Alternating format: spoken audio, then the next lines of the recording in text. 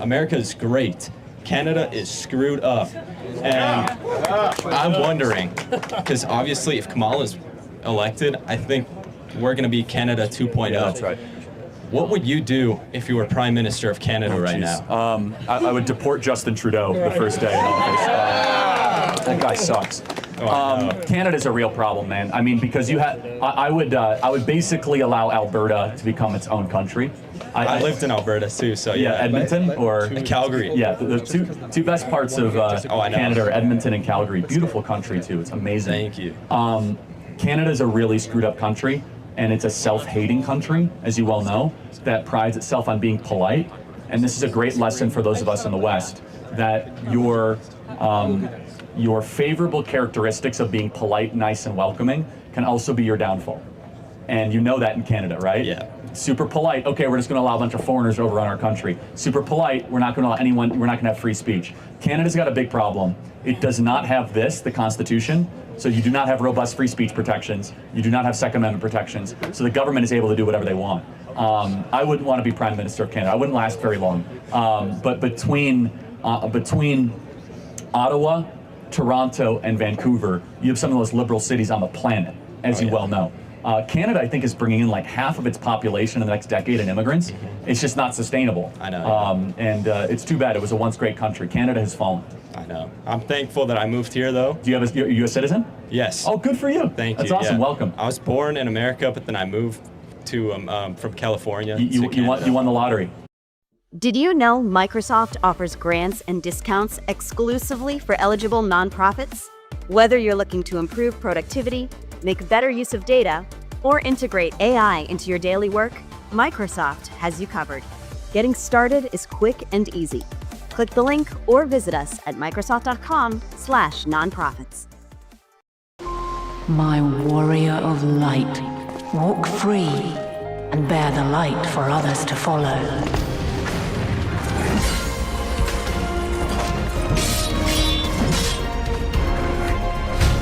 You do know you're not alone in this, don't you? We Scions will fight until our last breath. Become light. Become hope. I know. God bless, man. Right, thank you. so Glad you're much here. for your time. Thank you. Hey, my name's Blair. Just got a question for you here. How do you feel about the black community receiving reparations? I'm against that. Yeah. Okay. Well, why so? Well, first of all, what is the black community? So, for example, do you mean like recent immigrants from Haiti or Nigeria? I do not. No. Okay, for sure. So you're meaning like ancestral descendants of slaves. Correct. That Yes, could sir. be proven with documentation. Absolutely. Right? Okay. So to be consistent, do you believe that other groups that have been mistreated in America should also receive reparations? What are those other groups? Well, they're not necessarily by America, but let's just take one. Jewish Americans, right? Okay. They almost got eliminated in the Holocaust. Should they receive reparations? Not from us. Okay, not from us. Not but- from the United States, that is. Okay. So here's my view, and I want to hear yours, Okay. which is that I did not own slaves, and you were not a slave. Correct. Right. So we are individuals, and therefore we cannot be held accountable or should receive something from something that didn't happen to us or something we did not do. That is a basic law of justice, that I can't be held accountable for something that somebody looked like me did, and you should not benefit from something that somebody you were related to. Now, you would probably say systemic racism and how that passed down to generations. Happy to address that. The problem with reparations, though, is basically what you're saying is I'm going to take money from Charlie Kirk for something he didn't do and give it to a group of something, to somebody of something they also didn't do. For what reason? How is that just? So not so much how is it just, but there are those arguments that says because of what happened in the past, this group of people have been negatively affected from this nation's crimes against humanity to that certain group of people. And that's how we see it, or how some people see it, if you will. Okay, sure, but I will say that even if there is some truth to that, which I wouldn't even be willing to grant very much, because Black America was doing incredibly well before the not incredibly well, they were pacing to be even richer than white America, is that we must look through the question of, is it just and moral to take from one group especially first and second generation immigrants that had nothing to do with this. So think about it. Your tax base would be taxing, like, if anyone here is Irish or Polish and your family came 100 years ago, we would be taxing people that had nothing to do with it. And I'll go a step further.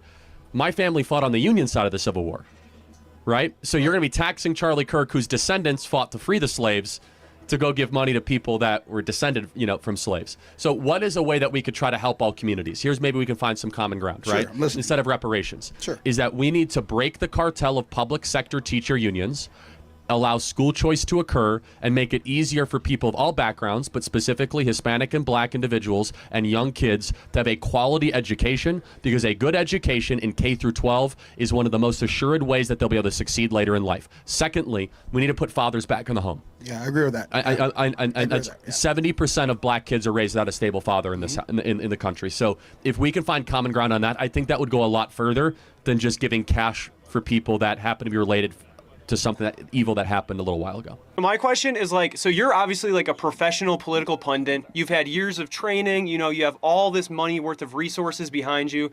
You have a PR team, you got security here. So why do you, as a professional pundit, think it's fair to come to college campuses and debate college freshmen? Doesn't that seem kind of unfair to you? Well, hold on. I mean, let's stop talking down to college kids. I'm talking to voters, right? This audience will determine the future of America. And as you could see with my first dialogue, I'm not here to be adversarial. We disagreed. I let him have his points in. And as far as the fair standpoint, I have no notes. You can go bring a professor. Why don't you go bring a professor and bring him up to the mic? Okay. Why don't you go find 5 professors that have PhDs? I didn't go to college. That's a fair fight, right? By the way, you guys are in college. I graduated high school. Okay. I mean, you come here, you say this is not adversarial, but I mean, on the text message you sent out, it says, come to the debate. You have this sign that says, prove me wrong. It seems like you want this debate to happen so you can put it on YouTube and upload a clip of you dunking on the libs or whatever, dude. It seems like a grift is what it seems like to me. Okay, but hold on a second. Don't you agree that more speech, not less speech, is better for a free society? Sure, I agree with that. Yeah, but I would agree that on this basis, it just seems like it's disparate levels of resources. You know what I mean? It doesn't seem to me. It seems kind of disingenuous in you coming here, because it seems like you don't really want to have this debate. You just want to dunk on people, bro. Well, let me say. I mean, so you're trying to play into my intentions, though. So why am I here? I'm here to support our Turning Point chapter. I'm here to help Tim Sheehy to defeat John Tester, as I said, which there's a lot of support for that. And we're going to have dialogue and disagreement. And yes, I've been doing this for quite a while, but you could also go phone a friend. Go bring 10 libs.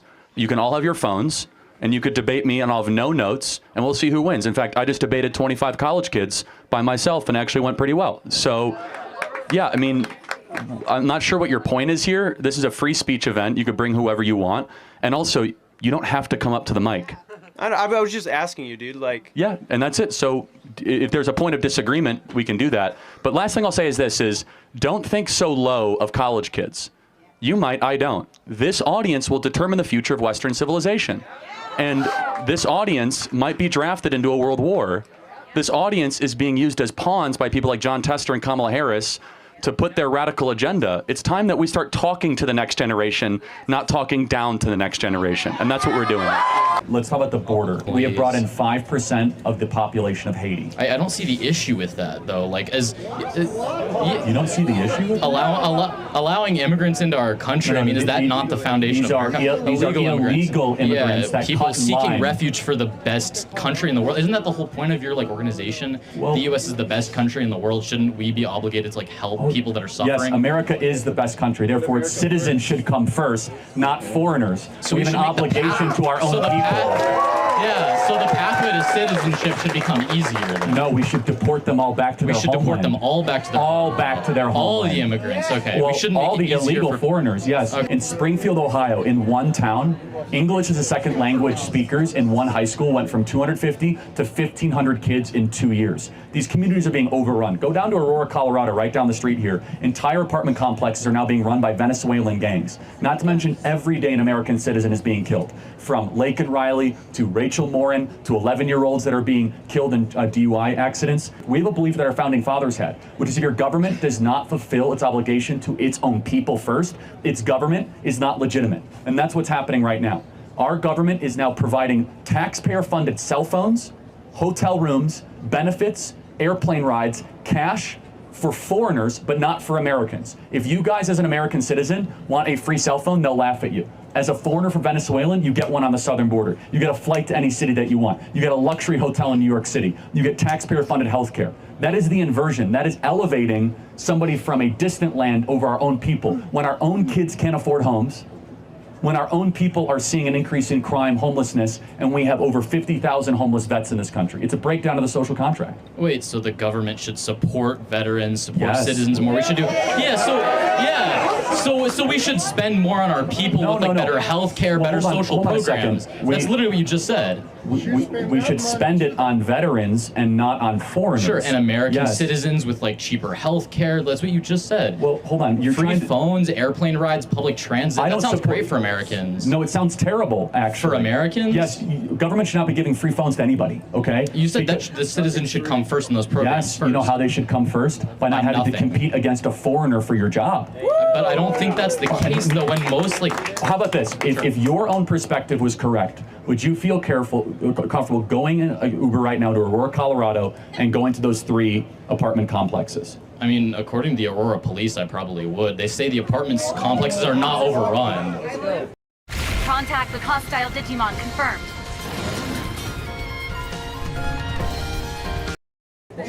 You should get in the car and go, go talk to anybody here and go knock on the door, and they'll extort you for cash, because we're a country that is open for looting right now. For the entire world, over 118 countries have entered the southern border. That we know of, at least 99 people on the terrorist watch list have come across the southern border. We're talking about people from Turkmenistan, Uzbekistan, from Iran, people from Pakistan that are coming here and mean harm to the interior of the United States. Not to mention, we're breaking down what it means to be a citizen. A citizen should be put first above anybody else. If a government does not do that, then the government is not fulfilling its basic obligation. And the number one obligation is to make sure that its people can have a pathway to a better life and a good life. Not a variety of free stuff, but not have to compete with somebody from Brazil for a home. Not have to, no, but not sure. The way that we're not doing that is that we're importing the third world, and we're quickly becoming the third world. So why don't we use our resources to improve the third world so they're not coming here rather than because just spending that's the not same the amount of role money? of the American government. You think we should be concerned about Central American politics? I don't care. I care about our own people. So then you Secure don't the border care about and, those people that are sex hold on. trafficking You know children. why? Hold on. Of course I care about it. You say you don't want to spend the money to make that change happen. Number one, we've spent trillions, hundreds of billions of dollars. It doesn't do any good. That's not true. Number two, it is not the role of the American government to solve the problems of Panama, El Salvador, and Honduras when our own citizens are suffering and are crying out for help. So why has the billions of dollars spent on Central American aid over the last 4 years been effective at slowing the rates of sex trafficking in Central America? It hasn't slowed anything. No, it's been effective. It hasn't affected anything. What you're talking about is bribing these governments, where they then go give it to cartel leaders and say, hey, this month send 20,000 people instead of 40,000 people. That's not what that money's going towards. It's going towards NGOs and bottom-up stabilization. You think NGOs spend the money correctly? Okay, not Man, all you are NGOs, so obviously, naive. sure. By the way, more people are crossing the Darien Gap than ever before. Not to mention, they're coming across on the CBP One app across the border into the interior of the United States in every single state. You cannot continue to have a country if you import an unfamiliar third world this quickly into America. So now there should be a path to immigration. No, we should have no immigrants in this country right now. No immigrants None. in the country. We need a total, complete shutdown of immigration in this country until every single Gen Z person can afford a home and can get their act together and be able to afford the American dream. So what's your path to Gen Z getting homes? Is it just kicking all brown people out? Not brown people. I think we should. Immigrants, yeah. We should. Anyone that's here illegally should be deported back to their country of homeland. By the way, it's a moral position. So H-1B visas that generate and stimulate the economy, kick those out. Well, that's interesting. H-1B. Who here studying computer? Anything? Anybody? Computer engineering? You guys have to compete against a foreigner for a job. That's wrong. American. Well, I actually care about the country more than the free market. So colleges should better prepare students and better utilize government resources. Well, college is a scam, but yes, we did that earlier. For computer science, they shouldn't go to college. Well, actually, you don't need to go to college for computer science. You don't need to go to college for computer science? You could do a coding class in a couple months. You could do and a get coding job. class. Yes. Yeah. Alphabet is hiring right now. You could get a job at Alphabet, Google, yes. taking a C++ class? Correct. Yes. Yes. They're hiring coders after a 60-day coding class. To answer your question, a country that ceases to secure its own sovereignty and does not think I care more about my own people than the foreigners ceases to be a country. You're a colony and you're something else. And we are seeing our generosity be taken advantage of. I am all for American charities going down to Panama and helping out. I'm all for people giving to charity. So we should reallocate U.S. spending towards things that are actually effective for people in and outside of our borders. Well, so then we don't have people coming into our borders, and then we can help our people. Well, no, the way, again, if they come to the border and the border is closed and you say, hasta la vista, go back to Nicaragua. Or we spend in Central America, they don't have to come to the U.S., and then we have a better U.S. It's the same amount of spending. No, first of all, to solve the problems of the third world would cost trillions of dollars, and that would all be laundered and not even work. And again, it's not the position of the American government to go throw money around in the Southern Triangle. Instead, it's our country's closed. We're not open for looting anymore. Go make Nicaragua great again, or go do what El Salvador has done. El Salvador is now a safe and stable country, and they're seeing their GDP go up, and it's not because of us. Yeah, it is. We put $4 billion into South Central America. Hold on, and Bukele barely took the money. You know why it's safe? Bukele has turned El Salvador safe because he locked up all the criminals. He locked up 40,000 criminals and put them in prisons, and El Salvador is now safer than America. El Salvador was the murder capital of the world, and now El Salvador is much safer than America. I think it's wrong if you guys are afraid to walk the streets of Denver at night. I wouldn't walk the streets of Denver at night, would you guys? No! That's a breakdown of the fundamental role of government. Would you guys walk the streets of LA at night? No. The streets of San Francisco? No. We can't walk our own greatest cities at night, and we want to bring in more people from the third world? Hell no. You said socialism is non-American, so what do you think is pro-American? Well, let's define what socialism is, right? Socialism is the government confiscation of private property. It tends to be the rule of the few, not the many, even though they profess to say it's the rule of the many. But the American, let's just say, economic tradition is private property rights, markets with proper restraint, entrepreneurship, the ability to flourish, trade, create new products. Socialism disincentivizes almost all those things. Socialism is built largely on envy and greed. And hilariously, the people that push for socialism, the rank and file, they don't realize that socialism actually just creates an oligarchy. It doesn't actually create a strong middle class, what they allege, to want. So do you believe in taxes? Ideally 10% across the board. Yeah. Okay, so you believe in the confiscation of people's private property? At some point it depends on if it's private property income or if it's necessary to fund government services. But that's still a confiscation with a gun through police if you don't. I fully acknowledge a moderate form of something I hate in order to fund a government, police, firefighters, EMT is necessary. But that's still government confiscating private property, which you said was socialism. Yes, but have you ever called the cops? No, I don't believe. Okay, I don't like cops. They don't like me. Okay, you ever gone to a hospital? No. Okay, well, one day when you go to a hospital or you use the social service you paid for. But I'm saying you define socialism as a confiscation of private property, and you're saying that you believe in taxes, which is a confiscation of private wages. Let me go for the unreasonable confiscation of private property, the elimination of private property altogether. You see, this is very sloppy intellectual thinking, that just because we want a police force, a border patrol, and we want clean streets, all of a sudden we become a socialist. But those are still socialism. Not every form of government is socialism. Would you acknowledge that? No, I don't. Okay, then when does socialism begin and when does it end? And I'm saying you're saying that some level of socialism. It's not like an entrance into Narnia. If you're saying I'm all of a sudden socialism is anti-American, I'm saying it's a socialism spectrum. is a part of America. Okay, so you want to know when socialism begins and when it ends? Yeah. When you leave the free state of Florida and you enter the unfree state of New York. What's the tax rate in Florida then? 0.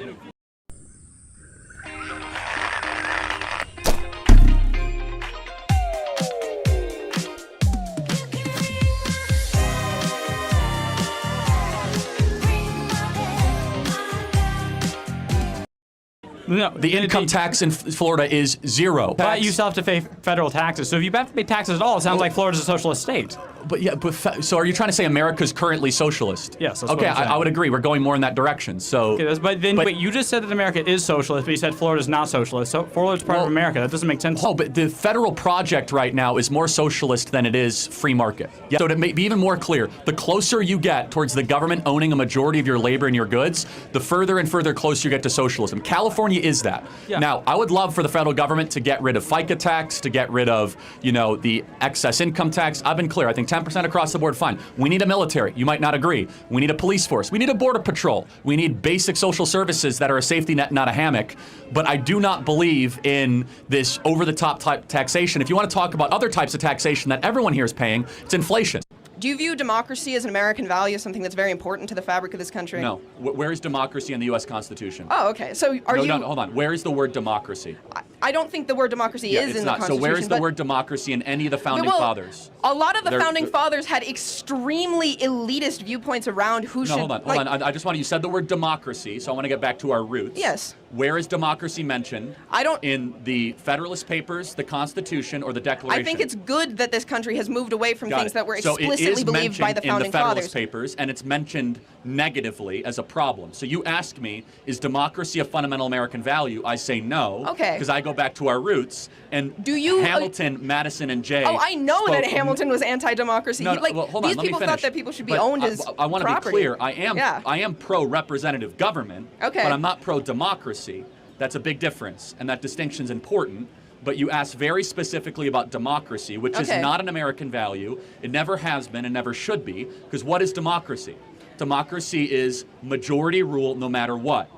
That there's no provisions of checks and balances, no inalienable rights, no separation of powers, pure if the majority gets it, the majority wants it as quickly as possible. I don't advocate pure democracy. I do understand that we live in a Cool. representative, like we live in a republic, and I understand these things. representative government. Okay. And you might say I'm splitting hairs on words, but I'm not. Well, just coming from a place where on some level we have a level of democracy in this country and people vote and it is part of their civic duty to vote. Sure. Yes. Do you not think it is in the greater interest of this country at large that its citizens are as educated as possible to therefore be able to participate in that system? I think they should be as wise as possible, and I don't think that education and wisdom are the same thing. Yeah, in fact, I understand. I think college disincentivizes the cultivation of wisdom. In the age where there is such a hypersaturation of, and we've seen this, extremely polarizing, different, people are getting their news from wildly different sources. Yes. People just don't interact with the other side at all. Do you think that being an autodidact in any sense of the term is going to give you a thorough and rigorous education if you are so likely to end up sucked into these holes where you're never interacting with people who That's not my only form of learning. I meet a lot of cool people. I learn from people like you and others. I mean, I'm listening when you're talking. It's not just a shtick. You haven't won me over on any of it, but you had an opportunity to. But I'm glad you attempted to. But yeah, I mean, you learn in other ways other than just sitting in a classroom, listening to a professor drone on for 90 minutes and pretending to read his book and paying $20,000 a semester to cheat on the exam at the end of the semester. I think college is what you make of it. I agree. So is life. People are selling themselves short on their education if they don't. You can listen to as many podcasts as you want. You can meet interesting people.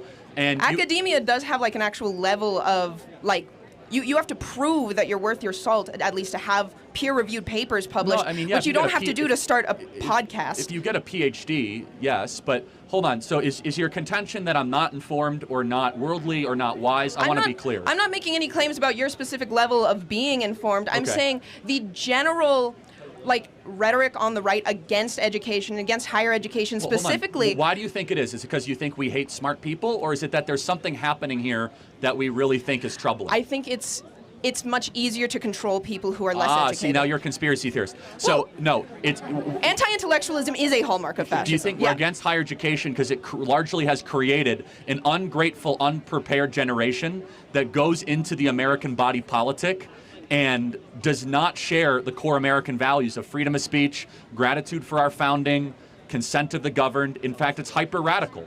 And it's against our traditions, our norms, and our customs, and it's created massive fissures.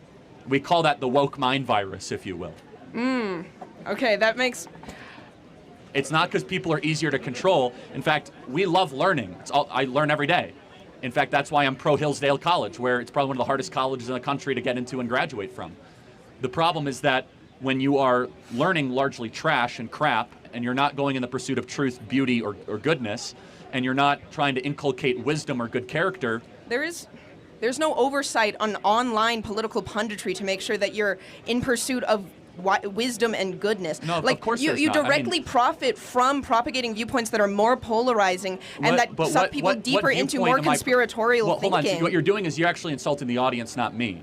because the vast majority of this audience actually enjoys watching my videos and they enjoy hearing from me. I never said your audience didn't enjoy watching your videos. Because you say I'm profiting. The way you do profit, like you financially, you make a ton of money from getting more clicks. The audience rewards me because they find that I bring some value. Well, I don't and necessarily that they learn think something from that me. whatever gets the most next eyes question. on a specific. But it's easy to attack me as exploitation. What I say is actually very popular and resonates with people. Thank you for your time. I appreciate it. Thank you. In the case of immigration, experience growth with Realize. Thousands of advertisers are already using Realize and experiencing growth. Realize, outcomes at scale beyond search and social. When logic bends and certainties shatter, when markets react and power tilts, when left is right and right is left, which way do you turn? The Economist goes beyond the headlines, more than news, a trusted global perspective. The Economist, know which way is up. If you hard restrict it and make it harder to get in, the only people who are going to make the attempts to get in, or generally going to make the attempts to get in, are more likely to commit crimes. Well, that's just not, there's no data or evidence to suggest that at all. When we've had the strictest immigration policies, crime was at its lowest in this country. Well, so in the 1950s, that's correlation. Well, no, it's actually direct causation. Right now, we have wide open borders, correct? DNA background testing from over 120 different countries. Sure, but I don't think that has to do with the process of getting into the country. It has to do with the process of getting in the country, because if it's extremely difficult to get in through legally, people are going to resort to coming through illegally. Well, is that not true? Well, but we should just prevent both. I mean, that's the point. You should prevent people getting in any way. Yeah, well, we should have a total immigration moratorium in this country. We have like the lowest unemployment we've had in a long time. Wouldn't we want more workers? No, we want wages to go up for American workers. Yeah, it's the opposite. Well. So you want to restrict the labor pool so that you guys get the jobs first, not some competitor from Korea or Japan that comes in and steals your tech job. Shouldn't we invest in American workers first before foreigners? We should. But why do you think wages are not keeping up with inflation? Because we're bringing in millions of people into this country every single year that you guys have to compete against, and they don't have student loan debt. So they're able to undercut wages every single year. Yeah, continue. If we're bringing in so many people, I don't think we would have as low unemployment as we would right now. Would we? There's two types of unemployment. There's structural unemployment, and then there's specialized unemployment. Specialized unemployment is very, very high, which is about 8 to 9%, which is more computer science, data engineering. But we have millions of people that have entered the disabled roles too. So, but to your point, we do have millions of people coming into the. I mean, it's not even a question. But how many of those people you think that are coming in or would come in if we made it faster and more easy are going to be taking these high specialized tech jobs? Well, very few, but the point is that they undercut the muscular class, which is the very people that pay the biggest burden for all these policies. You said that the high unemployment is in specialized, not in general unemployment. Correct. So if general unemployment is so low, then why are we worried about people coming in taking the jobs of like the labor? Well, that's not the only reason why we're worried. We're worried because many of them are coming in illegally, and they're criminals, every single one of them. So they break our laws. I think you're proving my point here, though. But no, you're just making one sliver of economics, though. Numbers aside, how many of you guys have seen things get so expensive in the last year and a half? Okay, so that's just. I agree, but I think we have different reasons, because I see that major companies. Why are prices going up? I see major companies are owning different things like cereal brands. There's like 2 companies that own all cereal brands, and when they can increase the prices continually and say, hey, look, guys, it's inflation, when they're making record profits that they've never made. If that's the case, then why are small businesses raising their prices? Small businesses are raising their prices because the products that they're getting in from these major 2-3 companies are. Okay, so how does inflation work?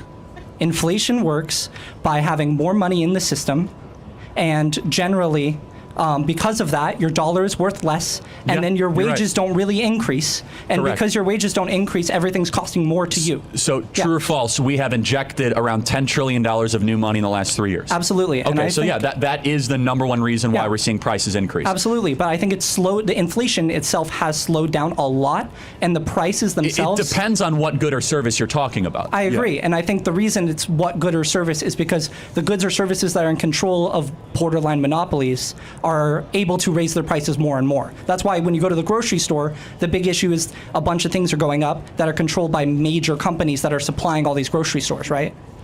Yeah, but a lot of them have competitors, and so I mean, I can list 5 or 6 examples where there's robust competition and prices are still going up. But we have too many dollars chasing too few goods and services. That's the big problem. Our worker base isn't really churning as it should because we have such low unemployment, which is why I'm saying immigration should be easier to come in, because when your workers aren't moving through positions and stuff, wages aren't going to increase that often because you're more likely to get a wage increase by switching to another job that pays you more. Yeah, so wouldn't it make, if you want to get wages up, shouldn't you want to restrict the amount of workers in the workforce? We may be down, but we are not out. We trained all year for this. Now go out there and give me 55%! Do you promise to love Sophia with 55% of your heart? I do.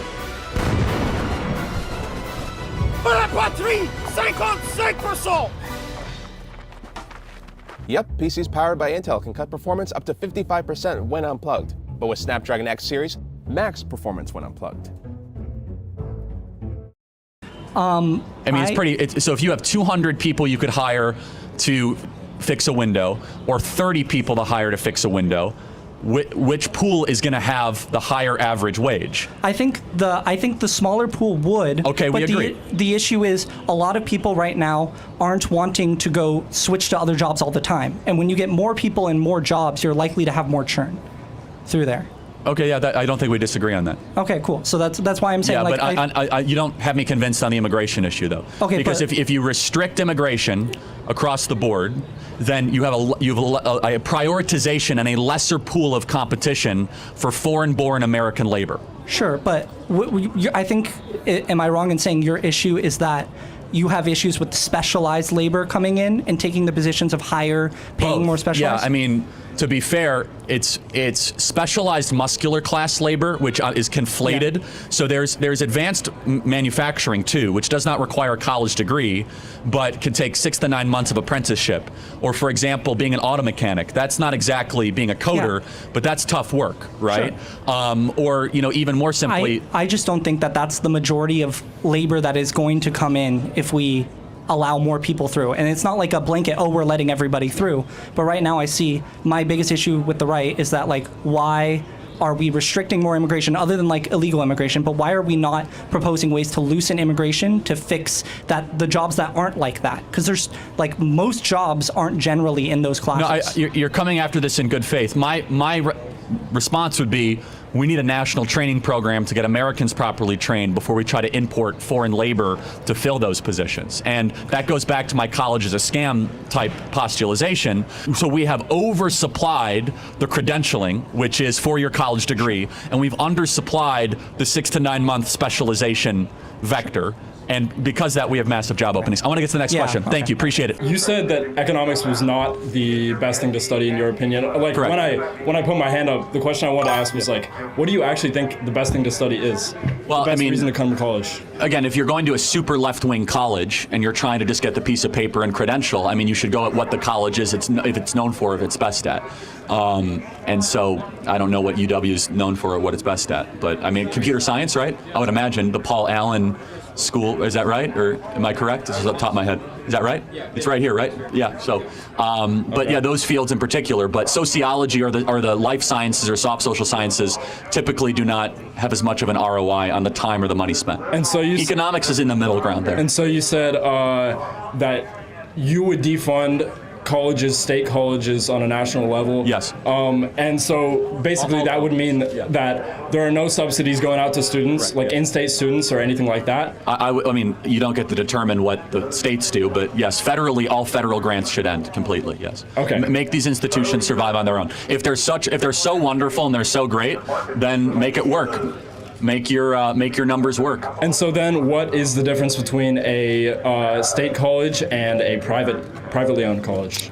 Well, so UW gets subsidized in-state tuition here, right? Yeah. So if you go to that's why I'm paying only $12,000 No, for sure. But you're paying it back in taxes. Let's be clear, right? So taxes make that possible, and your parents or you paid that in for 18 years, so you get that back. But a private school, I don't know, is there University of Seattle? Is that a thing? Or yes. Okay, which I'm guessing is private. Seattle U, yeah. Okay, that they do not get money from Olympia to subsidize the tuition. So they have to stand on their own 2 feet. Right. So they have higher tuition. Yeah. And they have to justify to donors how they're doing every single year. Yeah. But they still might get some federal money. Does that make sense? Yes. And you're saying this on the grounds of required like diversity credits? And no, I just think, like I mean, look around. Has college enriched our society? The young people are the most depressed. They're the most anxious, the most alcohol addicted, drug addicted, least married, most angry generation in American history. Is that all due to college? Where does it come from, though? I mean, they're the most college-educated, most credentialed generation in history. Where do these ideas come from? I would argue that they come from the fact that there are too many people and not enough jobs, and to stand out of the crowd, to stand out of the masses, you need to get yourself some credentials. I totally agree. So you want to stand out? Don't go to college. Then you're not going to get hired. Worked for me. Worked for you. Start your own business. By the way, that's not true. Half of employers no longer require a college degree requirement. Well, okay, I'm talking about more specialized jobs. That's fair enough. Yeah. As far as trades go, okay, that makes sense. 11 million 11 million job openings for trades. Yeah, you're using your muscles to get your daily wage. Well, right? it's not just muscles though. Like for advanced engineering is not easy. That's not just picking up lumber and putting it on one side of the warehouse. That's very specific. Very, And by the way, you can learn to code in 8 weeks and earn $100,000 a year. You can. Yeah. Yes. Maybe you don't need to go to University of Washington. The thing is though that you are not going to get hired over somebody that has graduated from UW You'd be with surprised. a computer science degree. You've been sold a lie. You've been surprised. You'd be really surprised. Employers less and less likely actually want to hire kids from college because they work the least, they're the most entitled, and they're quickest to run to HR about problems and mispronouncing people. Did you know that your favorite productivity solutions are 75% off for eligible nonprofits? Power your You'd be surprised. No, it's true for like the big firms like Microsoft, Amazon, Starbucks. Like they obviously want you to have a college degree. Yeah. But mid-major companies, mid-level companies increasingly don't care. They care about can you do the job? Like, do you have any sort of skill? Are you going to work really hard? Do you have good character? That makes sense for like startups and such. Yeah, yes. for sure. However, and here's the thing. Just sorry to interrupt, but after like 5 years, nobody cares where you went to college. Just so we're clear. Sorry to interrupt, but yeah. Yeah, all good. I mean, we just have a disagreement here. My whole point is to try to push the boundaries of discussion to make you guys open your eyes and realize you guys are getting ripped off by the institution here, and that's it. So yeah, so I do not believe that I'm getting ripped off because in my field it is very important, especially with how oversaturated it is right now. I'm studying CS. Computer science, yes. There's tons of jobs in computer, but I mean, there might not be though. I mean, there aren't. That's the point. AI might take all your jobs away sometime soon. By the way, to stand out, the whole point is that here and elsewhere around the country, we're doing a bunch of research on how computer scientists and like engineers in general are still going to be useful with the rise of AI. Elsewhere, you don't learn stuff like that. You learn the basics of programming. You've maybe heard about like the Harvard 8-week course, right? That you were probably talking about just a second ago. One of many. However, when you actually do take that course, you don't get a lot of the reasoning skills, a lot of the practical application skills, and a lot of the things that I'm learning every day in my classes. And so the fact that you can learn it in 8 weeks and get a job because you have the qualifications, it's true maybe, but in the market that we have right now, where the job market is super oversaturated, there are a ton of people getting computer science degrees. Yep. These employers, most of the like high level ones that are going to pay you a lot of money, are not looking for somebody who has the base level qualifications. They're looking for more than that. And one more thing is that to get these jobs coming straight out of college, even with a degree in computer science from UW, which UW is known for computer science, you are going to have years and years of internship and job experience in most cases. Otherwise, you're going to be doing the base level. Fair enough. Right? So we just have a difference of a worldview. I say, why not graduate from high school, learn to code, and go beg for an internship and bypass the college thing completely? You'd be amazed at how willing people are to help with that. Again, you guys have been largely sold a lie that you need to march through this place for 4 years and check the boxes and get the piece of paper, and it's been dangled in front of you. I'm here to tell you, and I'm only 10 years older than you, that the world doesn't really care you went to college. They care when you come out of college as your first job. Once you're in the door, it really is rather irrelevant. But we disagree. I think a lot of people, both men and women, they're kind of frustrated with the current dating landscape.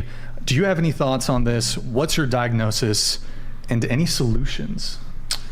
And we'll open it up. Sure. Yeah. I think people need to date with the intent to marry. Yeah, I'm a big critic of hookup culture in its current form. I believe sex should be sacred and is sacred, and it's really thrown away way too generously in this society and culture.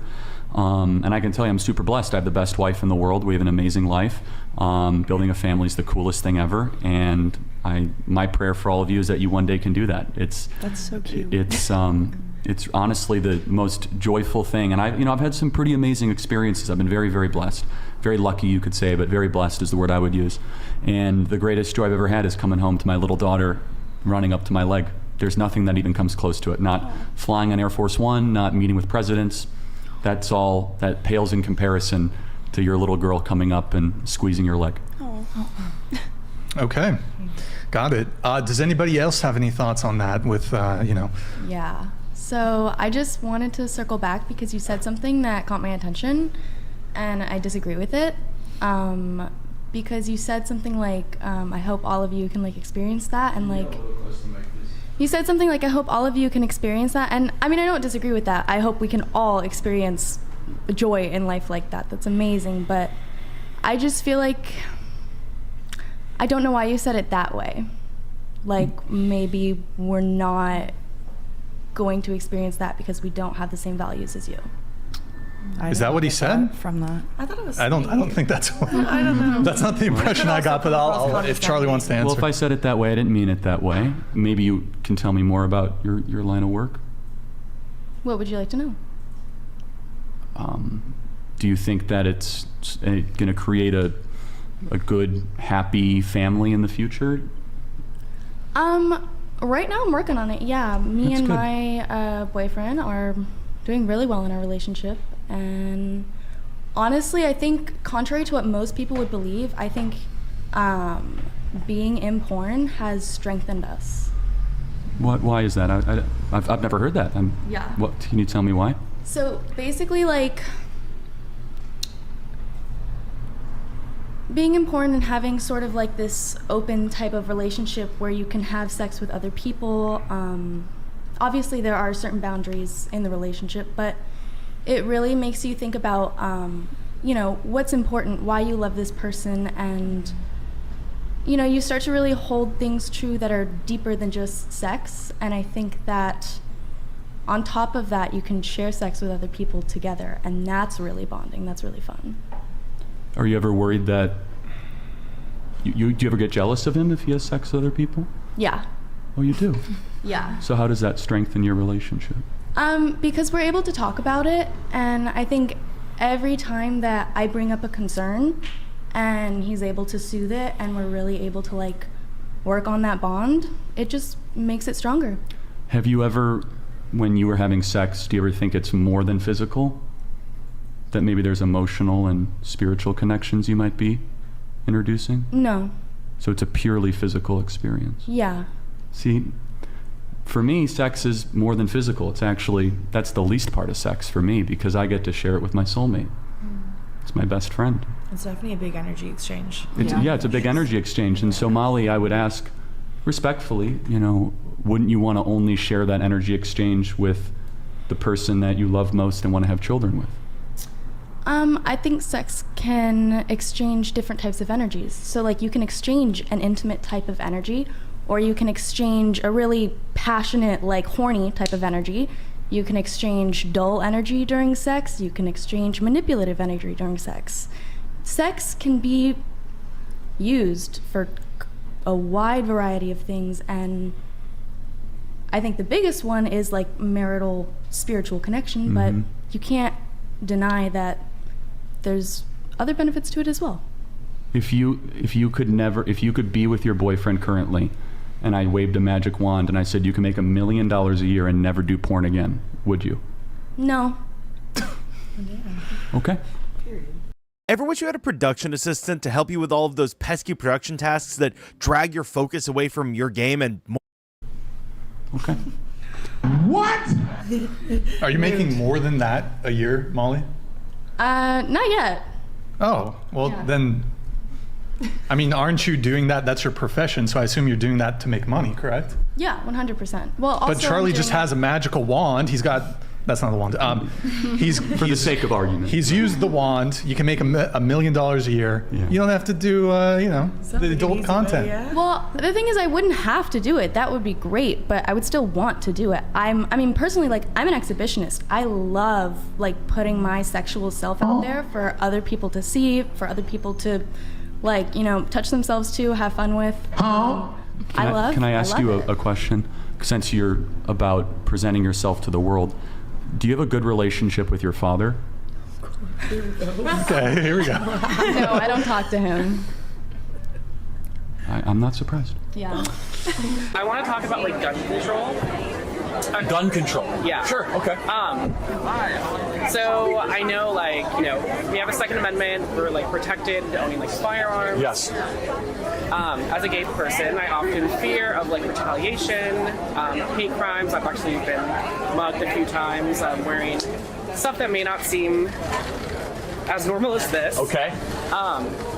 What can like we do from like a Second Amendment perspective to like help bring people into like the folds of like gun ownership in order for like self-protection?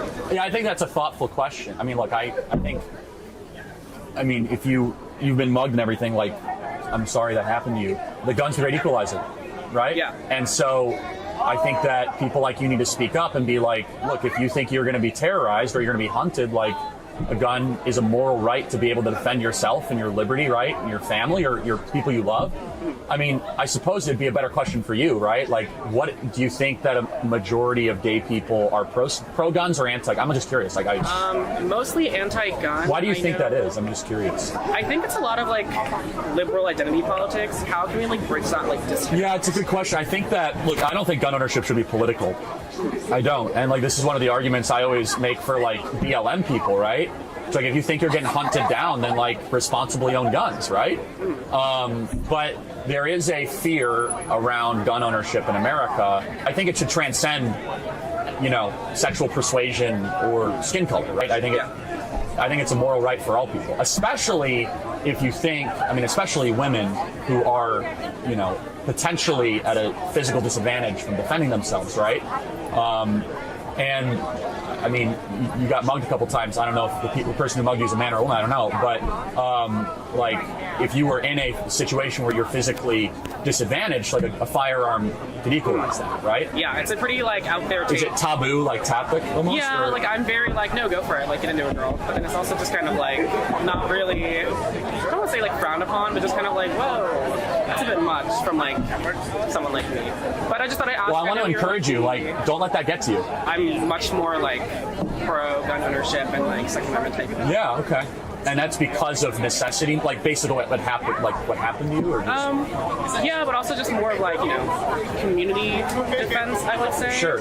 I mean, I don't think people should be like shooting each other on the streets or like dueling, obviously. No, I don't support that, obviously. I know, right, yeah. But like, it's definitely something that I think that like a lot more like LGBT people should really take into account, just to protect ourselves and like do something. Yeah, look, I totally agree. Like, I mean, if you believe you're being targeted or you're in a marginalized position, like, that's what the Second Amendment is partially there for, right? I mean, one of the reasons. So. Yeah, I just wanted to ask you because you're like a very big like political person. So yeah, I would just kind of take it from a moral argument too, right? Which is like, if you believe, like, who are you going to trust to defend yourself? That's what I would take, right? So it's like, if you trust, do you trust the police? Which obviously is not a big thing around here, right? Yeah.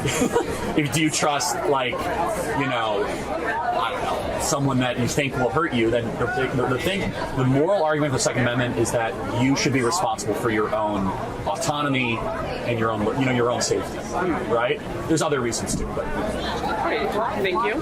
Have a good day. Thanks. Thank you. Appreciate it. Thoughtful question. I was speaking with some people who are kind of against you coming here today, and they say that you come here, you're media trained, you've memorized all these talking points, and I just kind of wanted to question, like, Are you truthfully like here to try to change people's minds, or is there kind of a benefit to keeping people divided? Like, I guess what I'm trying to ask is, do you think it's better for the country to be divided ideologically, or is it like preventing a more progressive debate?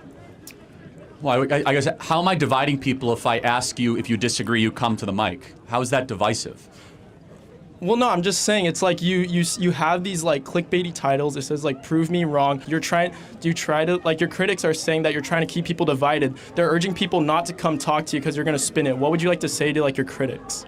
They're welcome to come to the microphone and say whatever they want to me, but they're intellectual cowards and they won't do that. Okay, you know how we heal our divides? By talking to people we disagree with. I would agree with that. We will get closer to a civil war if we act like that. We just yell at people we don't like. You dress with, I guess I'm all black, but, with masks on and just with stupid epitaphs. Okay, like that's how you get closer to dividing the country. You heal the country when you allow disagreement and you allow a microphone with people that have differing views. But I think when you come out and you say like civil war and you use these like fear-mongering words, I feel like you're definitely trying to like get people like riled up, and that helps. I mean, it's 100% factual. We're close to a civil war in this country, and I don't want that to happen. And people that act like that are going to further radicalize both sides, and you de-radicalize a population through speech. I would say that conversation and media and like spreading the word definitely like that's like how you bridge the gap. But like when you're talking about the immigration debate, you said if you were here illegally, then you should get deported. I feel like that is stopping. That's a very moderate view, by the way. I feel like that's stopping like a more progressive debate on how we could help solve the immigration crisis. And you solve it by deporting the criminals, aka every single one that broke our laws to come here. That's a very moderate position. But I'm just saying, like, there's like ideas out there that America's this free land, and if you come here, you make it rich. Like, there's a false narrative that's like going out, that's like causing people to come here illegally, and like they try to cross the Rio Grande, and they unfortunately, like, a lot of times, like, if Border Patrol can't save them, then it stops them. So I think there's a more progressive conversation. I'm sure there's a more progressive way to look at it. Yeah. No, but I'm not here to be progressive. Okay. Well. What's your thoughts on universal health care? I'm against universal health care. Why? Yeah. Well, I mean, look at the many trials in universal health care we have in this country. Waiting lines, waiting lists. Universal health care sounds good, but it lowers the accessibility, it increases wait lines, it increases costs. And by the way, we're already close to a universal health care system right now. You can just walk into an emergency room and you will get care. It's not good care, but you will get care. Okay. And Medicaid is a form of universal health care. Okay. Then what Medicaid, which is health care for the poor. Go ahead. Then what are your thoughts on people who don't have a lot of money, who break their arm or have to go to the hospital? The ambulance costs a ton of money just to be sent to the hospital. One night in a bed is insane amount of money. Right. So what are your thoughts on people? What are they going to do? What are people like who are underrepresented, don't have money, have worked their asses off every single day, and yet they have to give up their houses, give up loans just so they can get basic necessities? Isn't that like what universal healthcare is aimed to like mitigate? It is aimed, you're right, it is, but it doesn't mitigate. Here's my agreement with the advocates of universal healthcare. If you go to a hospital, they'll never give you a menu of prices. You have no idea what anything costs. Do you agree? There's no transparency. If you go to Chipotle, they'll tell you how many calories are in your burrito and exactly how much things cost. It is secrecy of pricing. These private-public partnerships that raise prices endlessly, that have destroyed lives. Medical debt is a huge problem in this country. And so, yeah, the solution was not, trying to have people compulsory have to take on health insurance through universal health care. It's a lot deeper and more sophisticated than that. Then can't you make the argument again that the reason that we have such bad public health care is because private health care has such a strong hold on society and American society? Well, part of American health care is awful. Part of it is great. The problem is most people can't access the great parts. So what is great about American healthcare? We have the most innovations. We have the most sophisticated life-saving surgery. If you have a heart attack right now and you have to go into the CAT room here locally, they'll probably save your life, right? The standard of care here, that's not the case, by the way, in like Southeast Asian countries. Like, you might live, you might not, okay? The problem is cost and accessibility. And so the question is, do you want to sacrifice the quality of our care for accessibility? And if the answer is yes, then be ready to wait 5.5 hours. Hi, my name's Erin. I'm a really big fan and I'm really excited to see both of you. I'm a little stressed because I feel like I could ask about, gun violence. I could ask about anti-Semitism on campus. But I feel like with an opportunity like this, I would really appreciate some personal advice. I'm here at the University of Pittsburgh as a social work major, and I'm really passionate about it. I really just want to get your advice moving forward for myself. There's some obvious things I think you can think that would conflict for me as an aspiring social worker. what would conflict? At IHG's Holiday Inn Express, you can guest how you guest. Whether you're running the show, going to a show, or showing love for your team. Tuck into a hot breakfast, included every morning. And into a comfy bed every night. All while earning points for reward nights with IHG One Rewards at any of our global destinations. With Holiday Inn Express, part of IHG Hotels and Resorts, you can guest how you guest.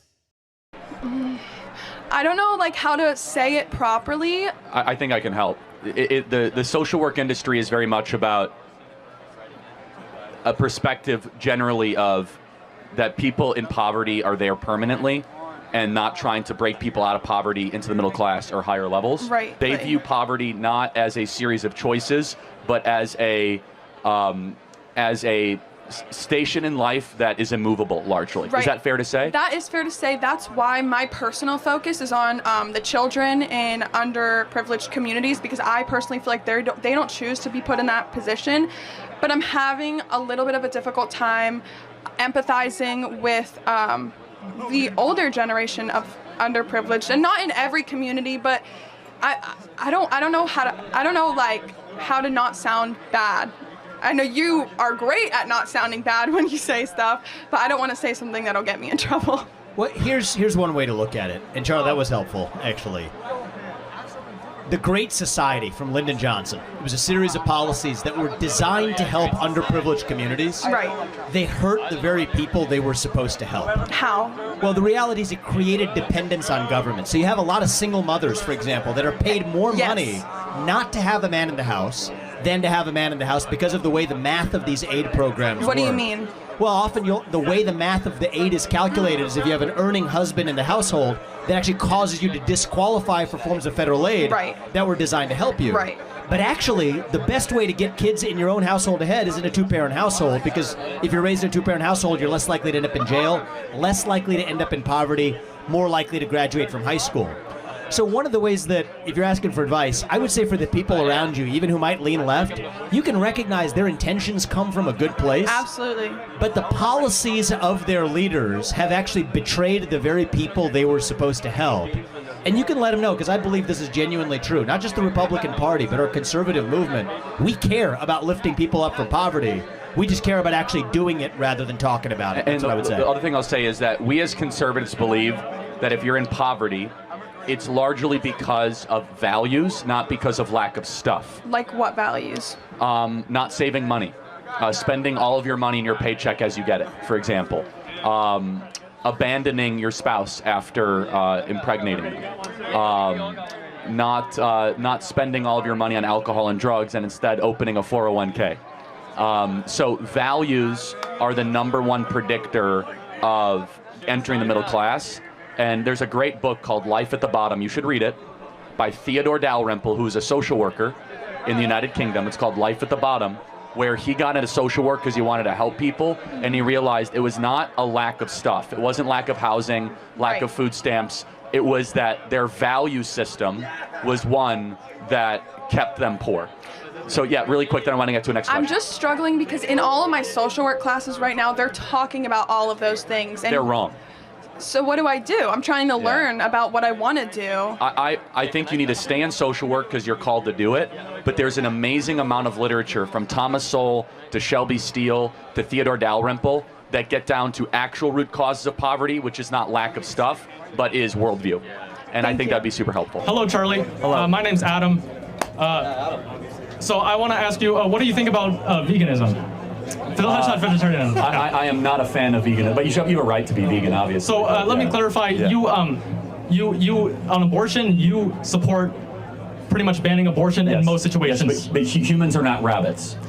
Yes. So and humans are not deer, and humans are not cows. Okay. So I want to ask you: do you think it's a little bit hypocritical that you oppose abortion, but you also oppose veganism? Most animals, most adult, like cows, pigs, chickens, they're more intelligent than fetuses and little children, small infants. I can't believe I have to answer this. Can I answer? Yeah. So how come you're saying that? Can I children? Answer? Okay. Yes. Yeah. Go ahead. Okay. If you leave a cow for 5 years, will the cow ever be able to talk? No? If you leave a fetus for 5 years, will the fetus be able to talk? Yeah. Okay. Sure. So Maybe. then which one has reason and a soul and can make sense of the natural world, aka an elevated being worthy of protection? But that's a cow or a human being? That's not a good argument. That's like saying mute humans that are born that are without the ability to speak can't have rights. It's not just about speaking, it's about reason. It's about having a soul. It's about being not an animal. What is a human being to you? A human being is someone who has personality, and someone who can speak. And if you mean like biologically, like someone of just give me a definition of, you have a dog and a human being. How do you know which is which? A human being can walk and talk and well, yeah. A dog can walk. Yeah, but I can't walk and talk. Sure. Here's the difference: a human being can tell you the difference between right and wrong. An animal can only tell you the difference between pleasure and pain. Yeah, but animals still suffer like human fetuses do. But again, the moral worth of a human being is objectively different because we are able to make moral contentions, not just contentions based on how we feel. Animals can only feel; they cannot reason. Yeah, but and therefore we should be treated different morally. Now, from a typical Western religious view, we have souls as human beings, and animals do not. And as a soul, I mean not just in the religious sense, but I also mean that there is a part of you that is not just your 5 senses, right? Okay, sure. Well, so for example, if you think you're only your 5 senses, which one of your 5 senses is telling you that? Well, I don't know what you mean by 5 senses. You mean my brain? Well, your 5 senses: sight, smell, taste, feel, hear. 5 senses. So an animal only has 5 senses. It does not have an ability to withdraw itself from its 5th sense, right? Yeah, but how do you believe that it's okay to kill an animal when it's not okay to kill a child? You defend a child more. Some children die. Some children never make it out of the womb. Well, because human beings are human. A is A, and human beings are worthy of protection, and animals are not humans, and they're not the moral equivalency, correct? No, but I don't believe that. I'm not trying to argue that a human is worth more than an animal. I'm saying that even if a human is worth more than an animal, you should give animals respect. You should kill them in a way that does not have unjust suffering. What about milk? But animals are all the time. Cows are to produce milk. Yeah, to produce milk, a cow has to be impregnated, and it's not like these farmers are waiting for the animal to get pregnant naturally. They have to be forcibly inseminated, which is a form of. I actually think it's a great thing that we have dairy.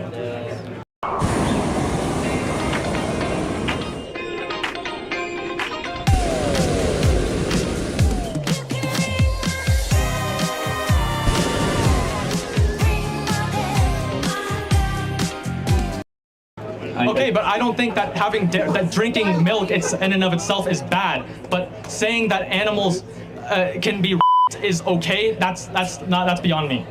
You think that cows are being? I got to be honest. Yes. I've been doing this for 12 years. I've never heard that before. Yes, but they are because they're not referred to as being. They're said to be forcibly inseminated. How come that's okay, but keeping a small child is not? I would not. Yeah. Welcome to Bull. I don't support anyone.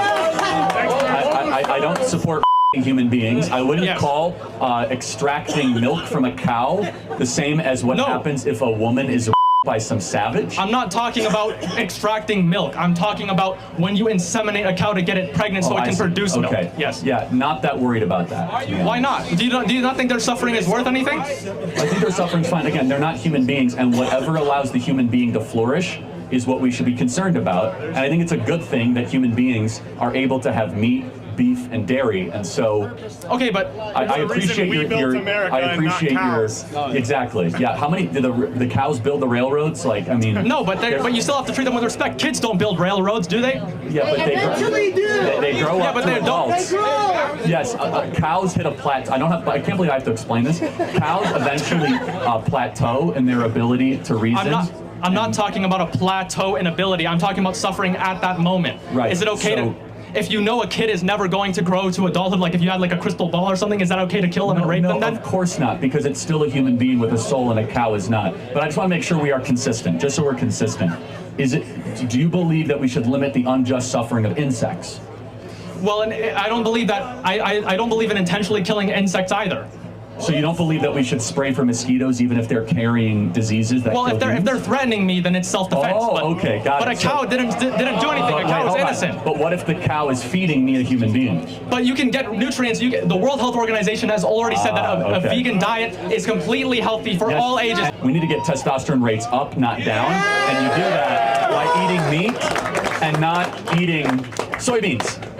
No, but you can get all of your protein. You can get nutrients all from a plant-based diet. Yes, you can. Look it up. Let me just say one final thing. Do you consider yourself a liberal or? I can. Well, it depends on the issue, but like say abortion, like I'd say I'm moderate. Okay, so you believe in human choice.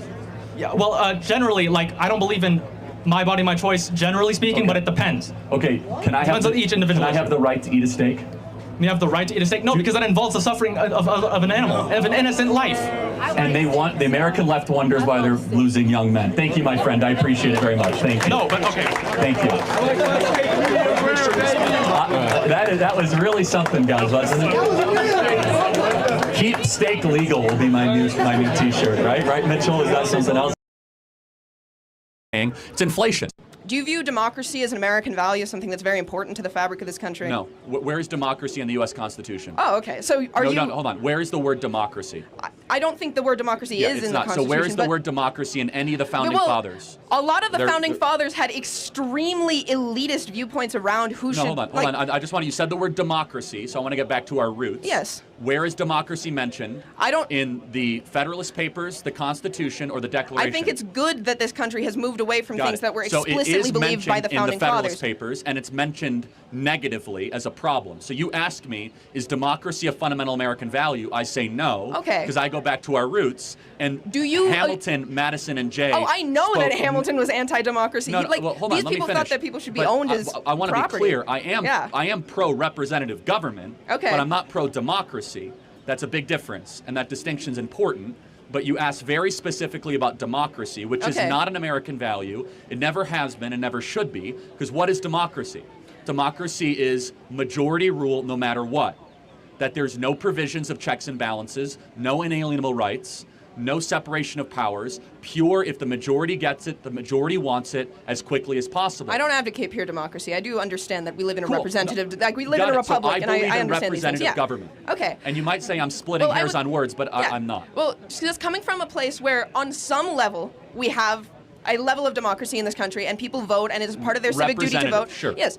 Do you not think it is in the greater interest of this country at large that its citizens are as educated as possible to therefore be able to participate in that I system? think they should be as wise as possible, and I don't think that education and wisdom are the same thing. Yeah, I In fact, understand. I think college disincentivizes the cultivation of wisdom.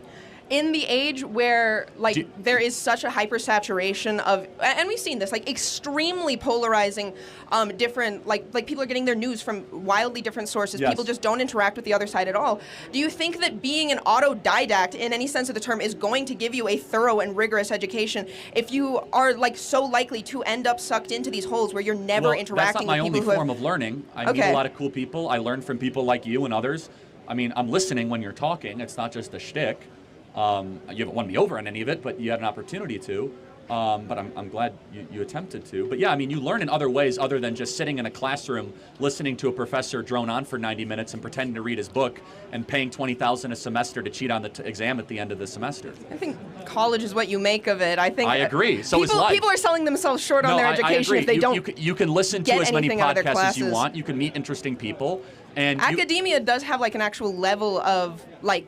You have to prove that you're worth your salt, at least to have peer-reviewed papers published, No, I mean, yeah, which if you you don't get a have to do to start a podcast. If you get a PhD, yes, but hold on. So is your contention that I'm not informed or not worldly or not wise? I want to be clear. I'm not making any claims about your specific level of being informed. I'm Okay. saying the general rhetoric on the right against education, against higher education Well, hold on. specifically. Why do you think it is? Is it because you think we hate smart people, or is it that there's something happening here that we really think is troubling? I think it's much easier to control people who are less educated. See, now you're a conspiracy theorist. So, no, it's... Anti-intellectualism is a hallmark of fascism. Do you think we're against higher education because it largely has created an ungrateful, unprepared generation that goes into the American body politic and does not share the core American values of freedom of speech, gratitude for our founding, consent of the governed. In fact, it's hyper radical, and it's against our traditions, our norms, and our customs, and it's created massive fissures.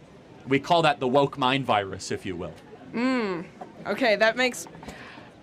It's not because people are easier to control. In fact, we love learning. I learn every day.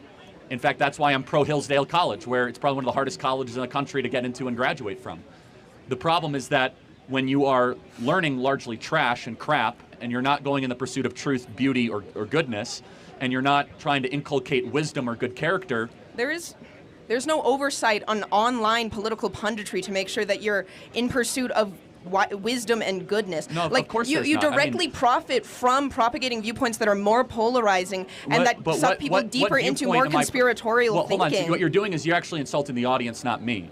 Because the vast majority of this audience actually enjoys watching my videos, and they enjoy hearing from me. I never said your audience didn't enjoy watching your videos. Because you say I'm profiting. The way you do profit, like you financially, you make a ton of money from getting more clicks. The audience rewards me because they find that I bring some value. Well, I don't and that they necessarily learn think something from that me. whatever gets I the want to get most to the next eyes question. on a specific. But it's easy to attack me as exploitation. What I say is actually very popular and resonates with people. Thank you for your time. I appreciate it. Thank you. In the case of immigration, if you hard restrict it and make it harder to get in, the only people who are going to make the attempts to get in, or generally going to make the attempts to get in, are more likely to commit crimes. Well, that's just not. There's no data or evidence to suggest that at all. When we've had the strictest immigration policies, crime was at its lowest in this country. Well, so in the 1950s, that's correlation. Well, no, it's actually direct causation. Right now, we have wide open borders. Correct. DNA background testing from over 120 different countries. Sure, but I don't think that has to do with the process of getting into the country.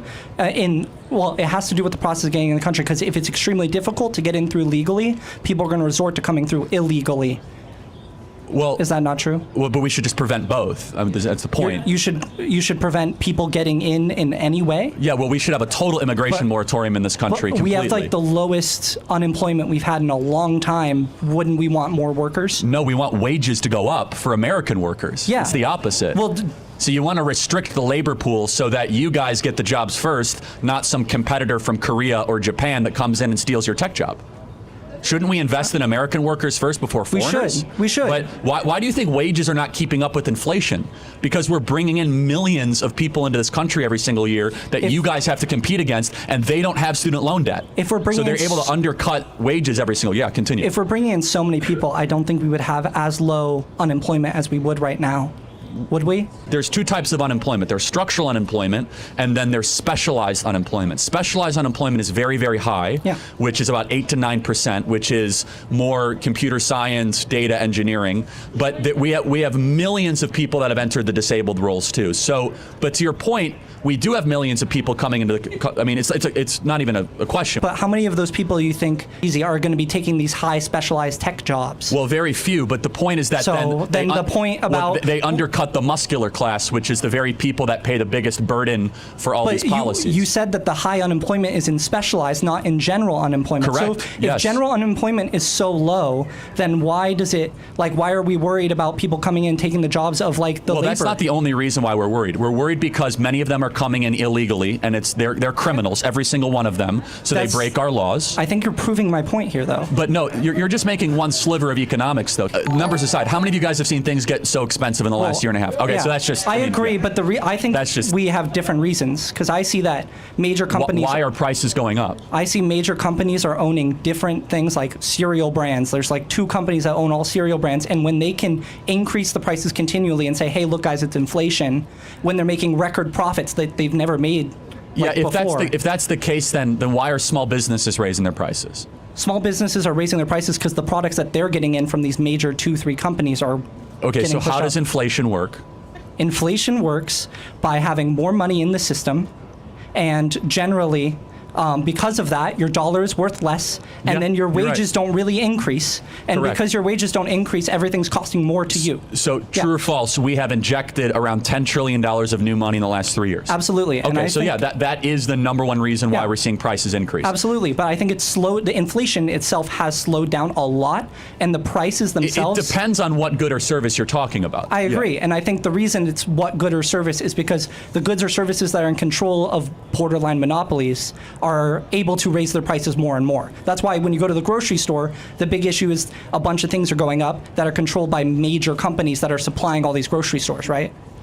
Yeah, but a lot of them have competitors, and so Yeah, I mean, I can list 5 or 6 examples where there's robust competition and prices are still going up. But we have too many dollars chasing too few goods and services. That's the big problem. Our worker base isn't really churning as it should because we have such low unemployment, which is why I'm saying immigration should be easier to come in, because when your workers aren't moving through positions and stuff, wages aren't going to increase that often because you're more likely to get a wage increase by switching to another job that pays you more. Yeah, so wouldn't it make, if you want to get wages up, shouldn't you want to restrict the amount of workers in the workforce? I mean, so if you have 200 people you could hire to fix a window, or 30 people to hire to fix a window, which pool is going to have the higher average wage? I think the smaller pool would. Okay, we agree. The issue is a lot of people right now aren't wanting to go switch to other jobs all the time. And when you get more people and more jobs, you're likely to have more churn through there. Okay, yeah, I don't think we disagree on that. Okay, cool. So that's why I'm saying. Yeah, but you don't have me convinced on the immigration issue, though. Okay, because if you restrict immigration across the board, then you have a prioritization and a lesser pool of competition for foreign-born American labor. Sure, but I think, am I wrong in saying your issue is that you have issues with specialized labor coming in and taking the positions of higher, paying more specialized? Yeah, I mean, to be fair, it's specialized muscular class labor, which is conflated. Yeah. So there's advanced manufacturing too, which does not require a college degree, but can take 6 to 9 months of apprenticeship. Or for example, being an auto mechanic, that's not exactly being a coder, but that's tough work, right? Sure. Or even more simply, I just don't think that that's the majority of labor that is going to come in if we allow more people through. And it's not like a blanket, oh, we're letting everybody through. But right now I see my biggest issue with the right is that, like, why are we restricting more immigration other than like illegal immigration? But why are we not proposing ways to loosen immigration to fix the jobs that aren't like that? Because there's like most jobs aren't generally in those classes. No, you're coming after this in good faith. My response would be, we need a national training program to get Americans properly trained before we try to import foreign labor to fill those positions. And that goes back to my college is a scam type postulation. So we have oversupplied the credentialing, which is 4-year college degree, and we've undersupplied the 6 to 9 month specialization vector. And because of that, we have massive job openings. I want to get to the next question. Thank you. Appreciate it. You said that economics was not the best thing to study in your opinion. Like, correct. when I put my hand up, the question I wanted to ask was like, what do you actually think the best thing to study is? Well, the best reason to come to college. Again, if you're going to a super left-wing college and you're trying to just get the piece of paper and credential, I mean, you should go at what the college is, if it's known for, if it's best at. And so I don't know what UW is known for or what it's best at. But I mean, computer science, right? I would imagine the Paul Allen School, is that right? Or am I correct? This is up top of my head. Is that right? Yeah. It's right here, right? Yeah. So, but yeah, those fields in particular. But sociology or the life sciences or soft social sciences typically do not have as much of an ROI on the time or the money spent. And so economics is in the middle ground there. And so you said that this PC is powered by Snapdragon X Series platforms. That PC isn't. What's the difference? Here's a little intel on what's really inside. This PC runs at max performance when it's unplugged. That PC drops to as little as 55%. In fact, this PC is the fastest with multi-day battery life, while that PC is getting left behind. Snapdragon X Series, the max performance that you deserve.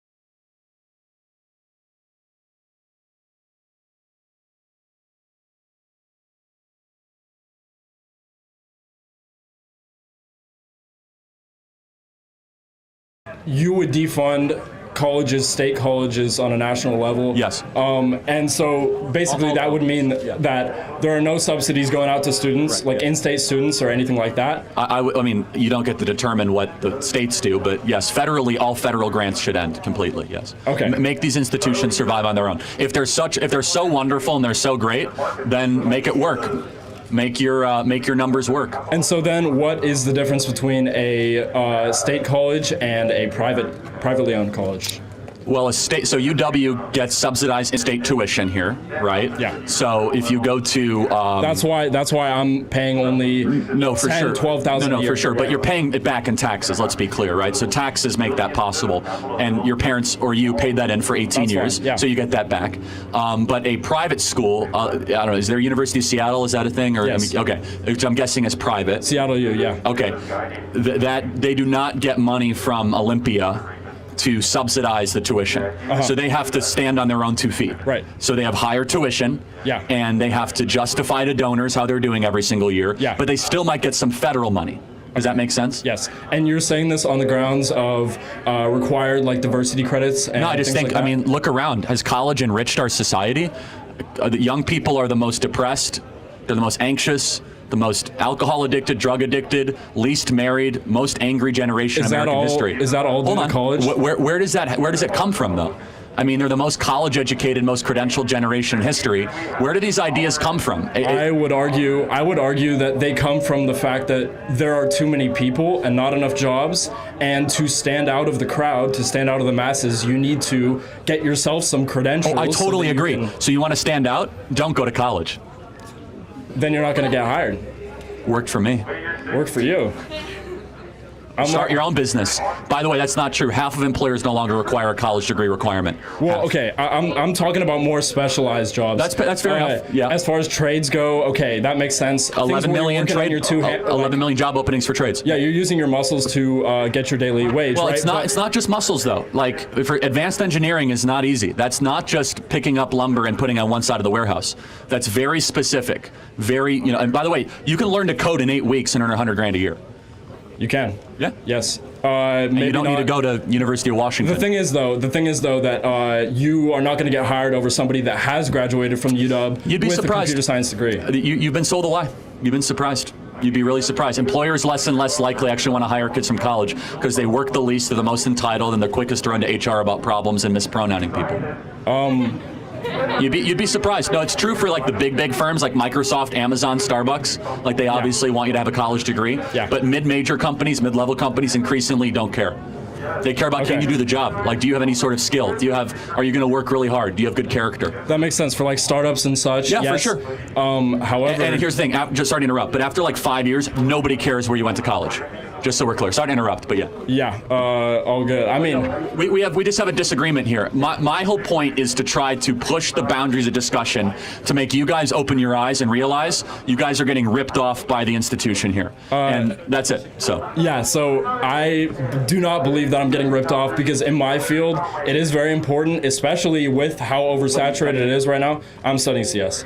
Computer science, yes. There's tons of jobs in computer. I mean, there might not be though. I mean, there aren't. That's the point. AI might take all your jobs away sometime soon. By the way, to stand out, the whole point is that here and elsewhere around the country, we're doing a bunch of research on how computer scientists and like engineers in general are still going to be useful with the rise of AI. Elsewhere, you don't learn stuff like that. You learn the basics of programming. You've maybe heard about like the Harvard 8-week course, right? That you were probably talking about just a second ago. However, when you actually do take that course, you don't get a lot of the reasoning skills, a lot of the practical application skills, and a lot of the things that I'm learning every day in my classes. And so the fact that you can learn it in 8 weeks and get a job because you have the qualifications, it's true maybe, but in the market that we have right now, where the job market is super oversaturated, there are a ton of people getting computer science degrees. Yep. These employers, most of the like high level ones that are going to pay you a lot of money, are not looking for somebody who has the base level qualifications. They're looking for more than that. And one more thing is that to get these jobs coming straight out of college, even with a degree in computer science from UW, which UW is known for computer science, you are going to have years and years of internship and job experience in most cases. Otherwise, you're going to be doing the base level. Fair enough. Right? So we just have a difference of a worldview. I say, why not graduate from high school, learn to code, and go beg for an internship and bypass the college thing completely?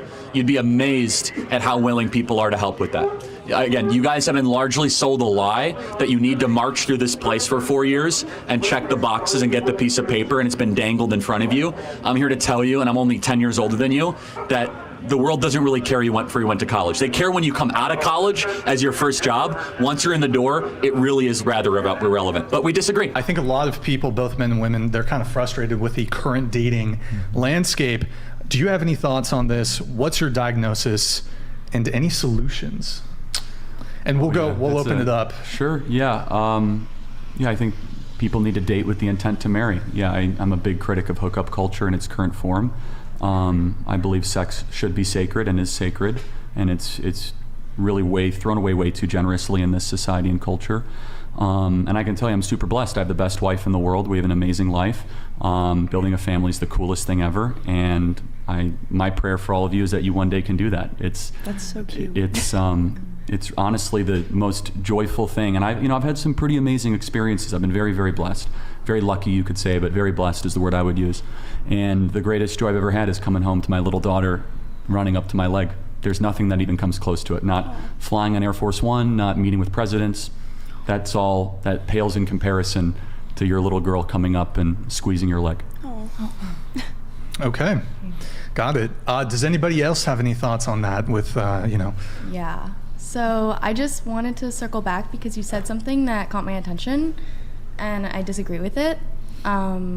Because you said something like, I hope all of you can experience that, and you said something like, I hope all of you can experience that, and I mean, I don't disagree with that. I hope we can all experience joy in life like that. That's amazing, but I just feel like, I don't know why you said it that way.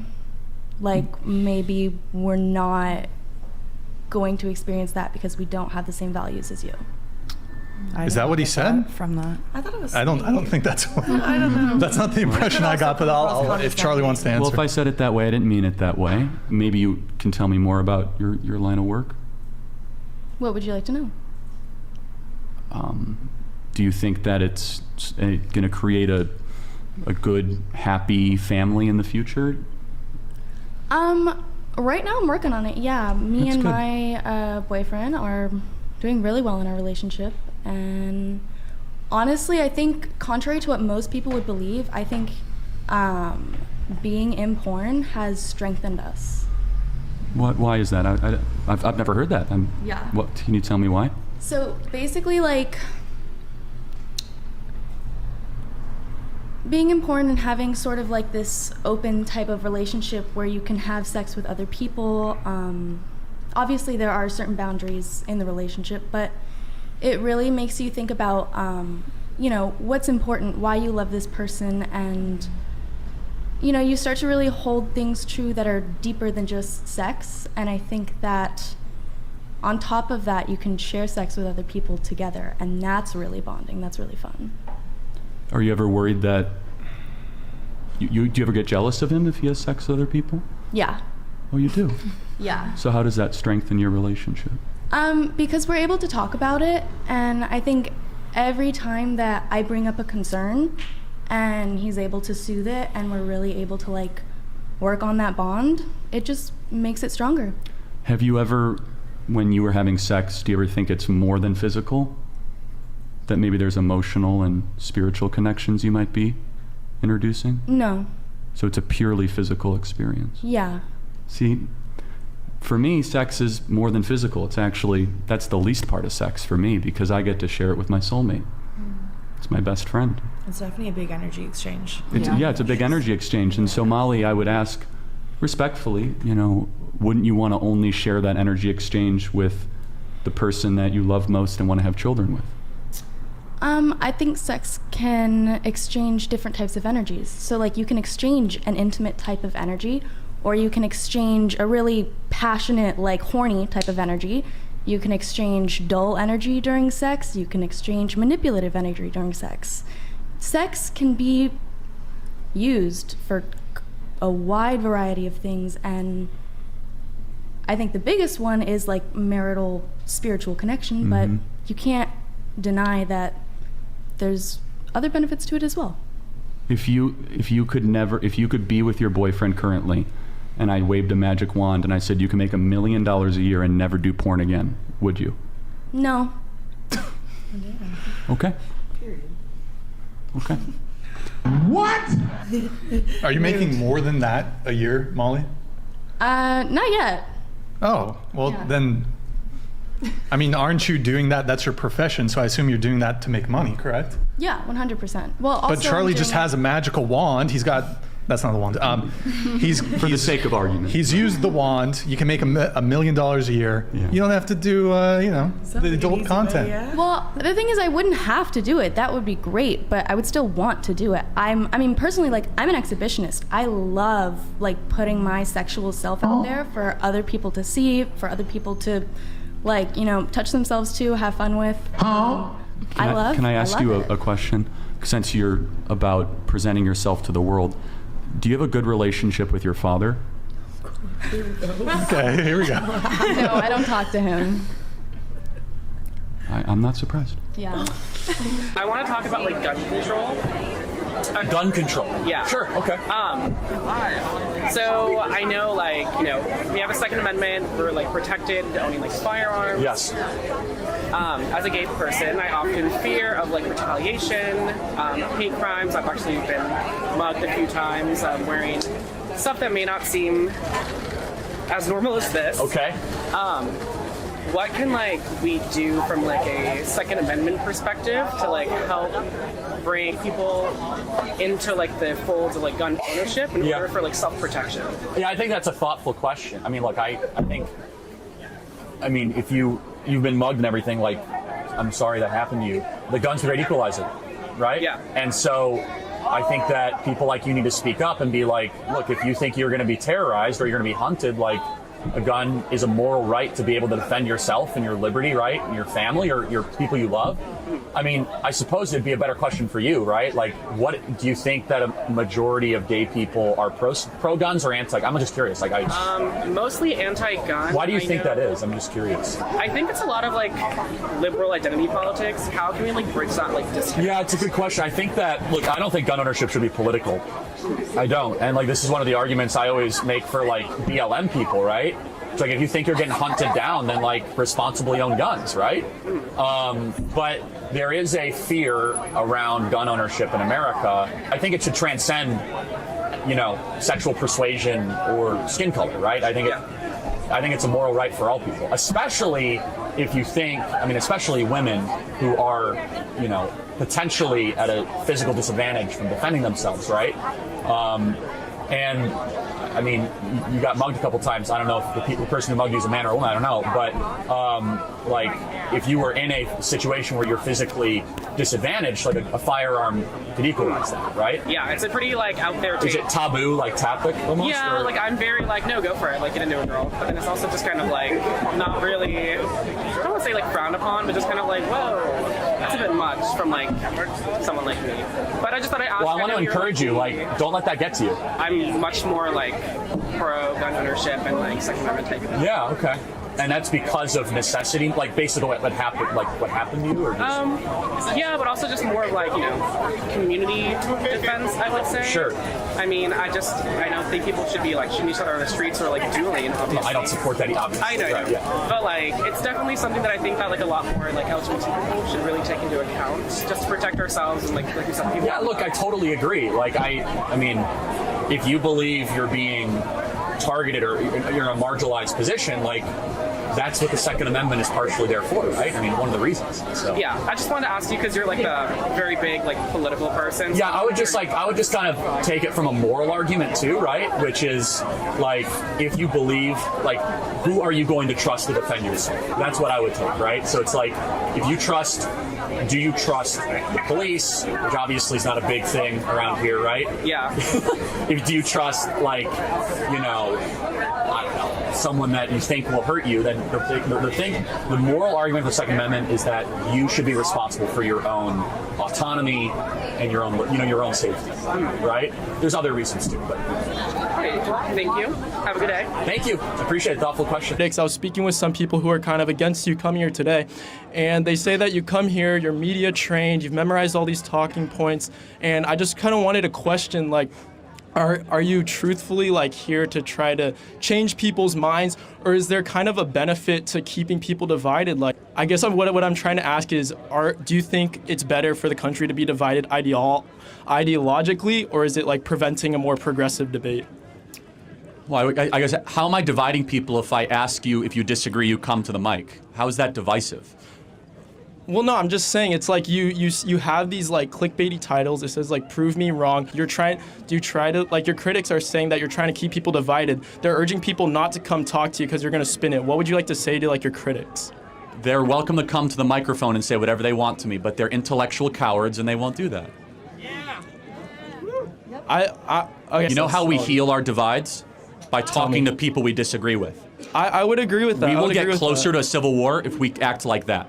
We just yell at people we don't like. You dress with, I guess I'm all black, but, with masks on and just with stupid epitaphs. Okay, that's how you get closer to dividing the country. You heal the country when you allow disagreement and you allow a microphone with people that have differing views. But I think when you come out and you say civil war and you use these fear-mongering words, I feel like you're definitely trying to get people riled up, and that helps. I mean, it's 100% factual. We're close to a civil war in this country, and I don't want that to happen. And people that act like that are going to further radicalize both sides, and you de-radicalize a population through speech. I would say that conversation and media and spreading the word definitely that's how you bridge the gap. But when you're talking about the immigration debate, you said if you were here illegally, then you should get deported. I feel like that is stopping. That's a very moderate view, by the way. I feel like that's stopping a more progressive debate on how we could help solve the immigration crisis. And you solve it by deporting the criminals, aka every single one that broke our laws to come here. That's a very moderate position. But I'm just saying, there's ideas out there that America's this free land, and if you come here, you make it rich. There's a false narrative that's going out, that's causing people to come here illegally, and they try to cross the Rio Grande, and they unfortunately, a lot of times, if Border Patrol can't save them, then it stops them. So I think there's a more progressive conversation that could happen. I'm sure there's a more progressive way to look at it, yeah. No, but I'm not here to be progressive. Okay, well. What's your thoughts on universal health care? I'm against universal health care. Why? Yeah. Well, I mean, look at the many trials in universal health care we have in this country. Waiting lines, waiting lists. Universal health care sounds good, but it lowers the accessibility, it increases wait lines, it increases costs. And by the way, we're already close to a universal health care system right now. You can just walk into an emergency room and you will get care. It's not good care, but you will get care. Okay. And Medicaid is a form of universal health care. Okay. Then what Medicaid, which is health care for the poor. Go ahead. Then what are your thoughts on people who don't have a lot of money, who break their arm or have to go to the hospital? The ambulance costs a ton of money just to be sent to the hospital. One night in a bed is insane amount of money. Right. So what are your thoughts on people? What are they going to do? What do people who are underrepresented, don't have money, have worked their asses off every single day, and yet they have to give up their houses, give up loans just so they can get basic necessities? Isn't that what universal healthcare is aimed to mitigate? It is aimed, you're right, it is, but it doesn't mitigate. Here's my agreement with the advocates of universal healthcare. If you go to a hospital, they'll never give you a menu of prices. You have no idea what anything costs. Do you agree? There's no transparency. If you go to Chipotle, they'll tell you how many calories are in your burrito and exactly how much things cost. It is secrecy of pricing. These private-public partnerships that raise prices endlessly, that have destroyed lives. Medical debt is a huge problem in this country. And so, yeah, the solution was not, trying to have people compulsory have to take on health insurance through universal health care. It's a lot deeper and more sophisticated than that.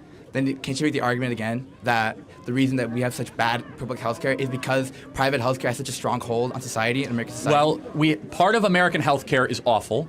Part of it is great. The problem is most people can't access the great parts. So what is great about American healthcare? We have the most innovations. We have the most sophisticated life-saving surgery. If you have a heart attack right now and you have to go into the CAT room here locally, they'll probably save your life, right? The standard of care here, that's not the case, by the way, in like Southeastern Asian countries. Like, you might live, you might not, okay? The problem is cost and accessibility. And so the question is, do you want to sacrifice the quality of our care for accessibility? And if the answer is yes, then be ready to wait 5.5 hours. Hi, my name's Erin. I'm a really big fan and I'm really excited to see both of you. I'm a little stressed because I feel like I could ask about, gun violence, I could ask about anti-Semitism on campus. But I feel like with an opportunity like this, I would really appreciate some personal advice. I'm here at the University of Pittsburgh as a social work major, and I'm really passionate about it. I really just want to get your advice moving forward for myself. There's some obvious things I think you can think that would conflict for me as an aspiring social worker. What would conflict?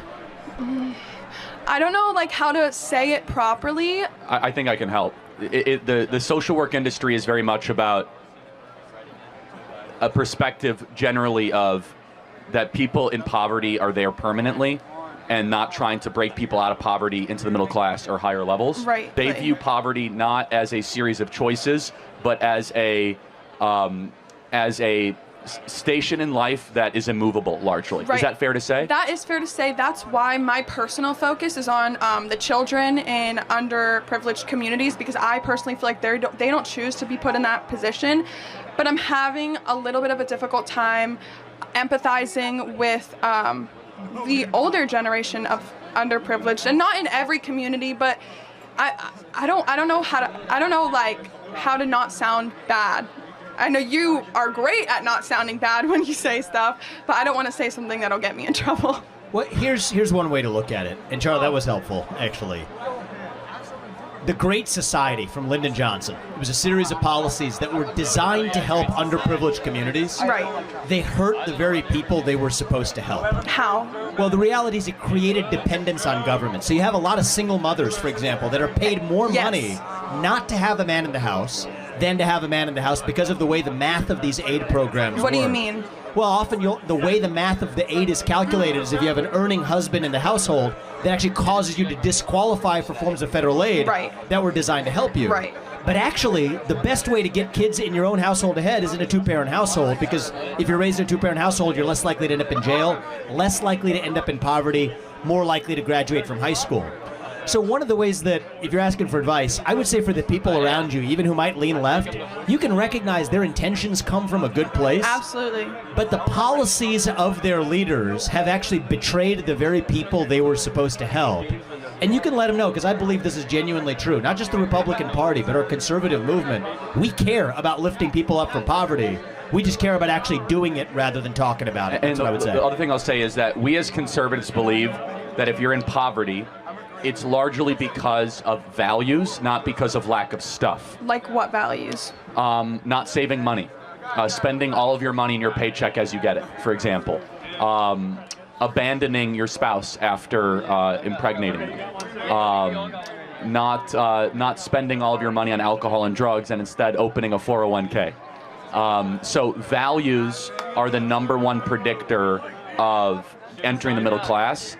And there's a great book called Life at the Bottom. You should read it, by Theodore Dalrymple, who is a social worker in the United Kingdom. It's called Life at the Bottom, where he got into social work because he wanted to help people, and he realized it was not a lack of stuff. It wasn't lack of housing, lack of food stamps. It was that their value system was one that kept them poor.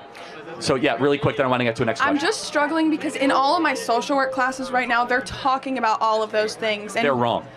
So what do I do? I'm trying to learn about what I want to do. I think you need to stay in social work because you're called to do it, but there's an amazing amount of literature from Thomas Sowell to Shelby Steele to Theodore Dalrymple that get down to actual root causes of poverty, which is not lack of stuff, but is worldview. And I think that'd be super helpful. Hello, Charlie. Hello. My name's Adam. So I want to ask you, what do you think about veganism? Vegetarianism. I am not a fan of veganism, but you have a right to be vegan, obviously. So let me clarify. You on abortion, you support pretty much banning abortion in most situations. Yes, but humans are not rabbits. Yes, so And humans are not deer, and humans are not cows. Okay, so I want to ask you, do you think it's a little bit hypocritical that you oppose abortion, but you also oppose veganism? Most animals, most adult, like cows, pigs, chickens, they're more intelligent than fetuses and little children, small Okay, so infants. I can't believe I have to answer this. Can I answer? Yeah, so how come you're saying that Can I children... answer? Okay, yes, yeah, go ahead. Okay, if you leave a cow for 5 years, will the cow ever be able to talk? No. If you leave a fetus for 5 years, will the fetus be able to talk? Yeah. Okay. Sure, So maybe. then which one has reason and a soul and can make sense of the natural world, aka an elevated being worthy of protection? But that's a cow or a human being? That's not a good argument. That's like saying mute humans that are born that are without the ability to speak can't have rights. It's not just about speaking, it's about reason. It's about having a soul. It's about being not an animal. What is a human being to you? A human being is someone who has personality, and someone who can speak, and if you mean like biologically, like someone of... No, just give me a definition of, you have a dog and a human being. How do you know which is which? A human being can walk and talk and yeah. A dog can walk. Yeah. But I can't walk and talk, sure. Here's the difference. A human being can tell you the difference between right and wrong. An animal can only tell you the difference between pleasure and pain. Yeah, but animals still suffer like human fetuses do. But again, the moral worth of a human being is objectively different because we are able to make moral contentions, not just contentions based on how we feel. Animals can only feel. They cannot reason. Yeah, but that's... And therefore, we should be treated different morally. Now, from a typical Western religious view, we have souls as human beings, and animals do not. And as a soul, I mean not just in the religious sense, but I also mean that there is a part of you that is not just your 5 senses, right? Okay, sure. Well... So, for example, if you think you're only your 5 senses, which one of your 5 senses is telling you that? Well, I don't know what you mean by 5 senses. You mean my brain? Well, your 5 senses: sight, smell, taste, feel, hear. 5 senses. So an animal only has 5 senses. It does not have an ability to withdraw itself from its 5th sense, right? Yeah, but how do you believe that it's okay to kill an animal when it's not okay to kill a child? You defend a child more. Some children die. Some children never make it out of the womb. Well, because human beings are human. A is A, and human beings are worthy of protection, and animals are not humans, and they're not the moral equivalency, correct? No, but I don't believe that. I'm not trying to argue that a human is worth more than an animal. I'm saying that even if a human is worth more than an animal, you should give animals respect. I do give animals respect. We should treat them humanely. If you are to eat them, you should kill them in a way that does not have unjust suffering. What about milk? But animals are all the time. Cows are to produce milk. Yeah, to produce milk, a cow has to be impregnated, and it's not like these farmers are waiting for the animal to get pregnant naturally. They have to be forcibly inseminated, which is a form of... I actually think it's a great thing that we have dairy. Okay, but I don't think that that drinking milk in and of itself is bad. But saying that animals can be is okay, that's beyond me. You think that cows are being... I gotta be honest, yes. I've been doing this for 12 years. I've never heard that before. Yes, but they are, because they're not referred to as being... They're said to be forcibly inseminated. How come that's okay, but keeping a small child is not? I would not... Yeah. Welcome to bull. I don't support anyone. I don't support human beings. I wouldn't call extracting milk from a cow the same as what happens if a woman is by some savage. I'm not talking about extracting milk. I'm talking about when you inseminate a cow to get it pregnant so it can produce milk. Okay. Yes. Yeah, not that worried about that. Why not? Do you not think their suffering is worth anything? I think their suffering's fine. Again, they're not human beings, and whatever allows the human being to flourish is what we should be concerned about. And I think it's a good thing that human beings are able to have meat, beef, and dairy, and so... Okay, but... I appreciate exactly. Yeah, how many... Did the cows build the railroads? Like, I mean... No, but you still have to treat them with respect. Kids don't build railroads, do they? Yeah, but they grow up to adults. Yes, cows hit a plateau. I can't believe I have to explain this. Cows eventually plateau in their ability to reason. I'm not talking about a plateau in ability. I'm talking about suffering at that moment. Right. Is it okay if you know a kid is never going to grow to adulthood, like if you had like a crystal ball or something, is that okay to kill them and rape them then? Of course not, because it's still a human being with a soul and a cow is not. But I just want to make sure we are consistent, just so we're consistent. Do you believe that we should limit the unjust suffering of insects? Well, and I don't believe that, I don't believe in intentionally killing insects either. So you don't believe that we should spray for mosquitoes even if they're carrying diseases that Well, kill if they're threatening me, then it's self-defense. Oh, okay, got it. But a cow didn't do anything. A cow was innocent. But what if the cow is feeding me, a human being? But you can get nutrients. The World Health Organization has already said that a vegan diet is completely healthy for all ages. We need to get testosterone rates up, not down, and you do that by eating meat and not eating soybeans. No, but you can get all of your protein. You can get nutrients all from a plant-based diet. Okay. Yes, you can. Look it up. Let me just say one final thing. Do you consider yourself a liberal or? I can. Well, it depends on the issue, but like say abortion, like I'd say I'm moderate. Okay, so because you believe in human choice. Yeah. Well, generally, like I don't believe in my body, my choice. Generally speaking, but it depends. Okay. Depends on each individual. Can I have the right to eat a steak? You have the right to eat a steak? No, because that involves the suffering of an animal, of an innocent life. And the American left wonders why they're losing young men. Thank you, my friend. I appreciate it very much. Thank you. No, but okay. Thank you. That was really something, guys, wasn't it? Keep steak legal will be my new T-shirt, right? Right, Mitchell? Is that something else? Now let's look at some of the key moments from Charlie Kirk's funeral. There were so many poignant moments, so many fantastic speeches, none more so than Erica Kirk, who brought the whole stadium to tears. It took extraordinary strength, extraordinary grace to do this.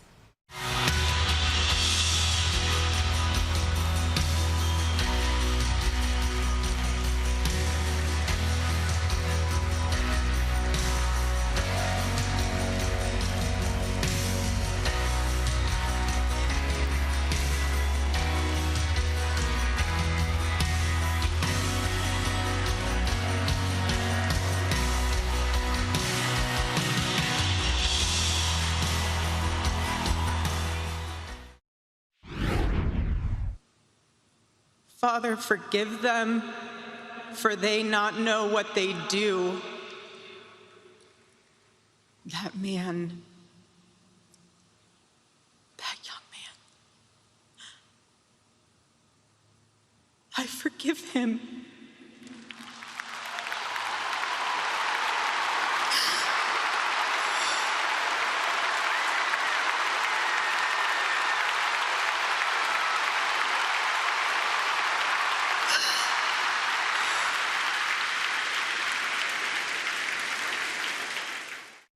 She explained that she forgave Charlie's killer because that's what Jesus would have done and that's what Charlie would have done.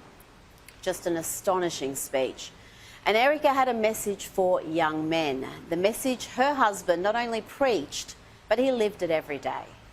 To all the men watching around the world, accept Charlie's challenge and embrace true manhood. Be strong and courageous for your families. Love your wives and lead them. Love your children and protect them. Be the spiritual head of your home. But please be a leader worth following.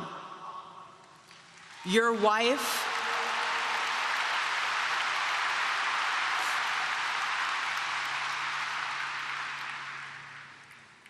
is not your servant.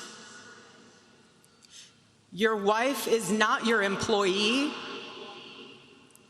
Your wife is not your slave.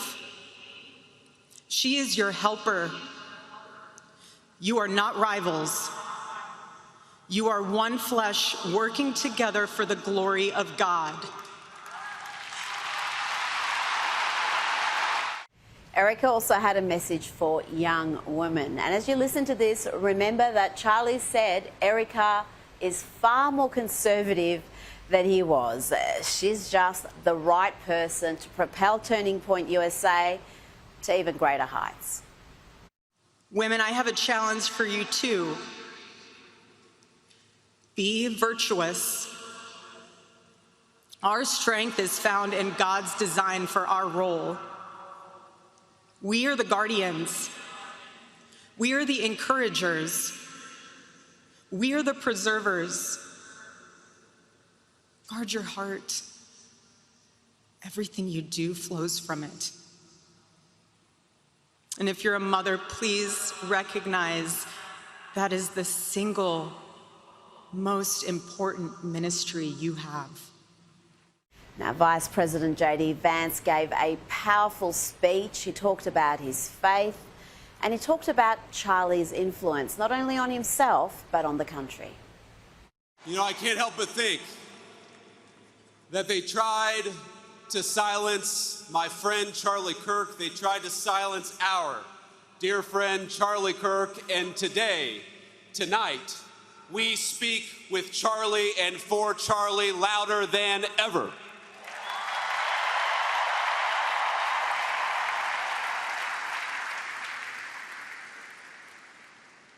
The evil murderer who took Charlie from us expected us to have a funeral today, and instead, my friends, we have had a revival in celebration of Charlie Kirk and of his Lord Jesus Christ. That I always felt a little uncomfortable talking about my faith in public as much as I loved the Lord and as much as it was an important part of my life. I have talked more about Jesus Christ in the past 2 weeks than I have my entire time in public life. But J.D. Vance wasn't going to sugarcoat the crisis facing America, with the modern left becoming increasingly violent and unable to tolerate differing views in peace. I know that this makes you angry just as it has made me angry. But it is easy in these moments to see only the worst of our fellow man. I found myself wishing that I could pick up the phone and talk to my friend and ask him for his advice and his counsel, to ask him how to respond to such hate and the souls from which that hate springs. But I can't call my friend because he was murdered for speaking the truth. I can only guess at what he might say and what he would encourage me to do. And here's what I think. I think he would encourage me to be honest that evil still walks among us. Not to ignore it for the sake of a fake kumbaya moment, but to address it head on and honestly as the sickness that it is. And that was a theme that senior Trump advisor and White House Deputy Chief of Staff Stephen Miller also explored. Here he lays out the difference between conservatives and the anti-West forces of the left. The light will defeat the dark. We will prevail over the forces of wickedness and evil. They cannot imagine what they have awakened. They cannot conceive of the army that they have arisen in all of us. Because we stand for what is good, what is virtuous, what is noble. And to those trying to incite violence against us, those trying to foment hatred against us, what do you have? You have nothing. You are nothing. You are wickedness, you are jealousy, you are envy, you are hatred. You are nothing. You can build nothing. You can produce nothing. You can create nothing. We are the ones who build. We are the ones who create. We are the ones who lift up humanity. You thought you could kill Charlie Kirk? You have made him immortal. You have immortalized Charlie Kirk. And now millions will carry on his legacy. And we will devote the rest of our lives to finishing the causes for which Charlie gave his last measure of devotion. You cannot defeat us, you cannot slow us, you cannot stop us, you cannot deter us. We will carry Charlie and Erica in our heart every single day and fight that much harder because of what you did to us. You have no idea the dragon you have awakened. You have no idea how determined we will be to save this civilization, to save the West, to save this republic. Secretary of State Marco Rubio got a standing ovation, well, most of the speakers did, and he talked about the fact that people around the world are grieving for Charlie and that senior members of Trump's administration were all in the one place to pay tribute to this man. Charlie Kirk was impactful.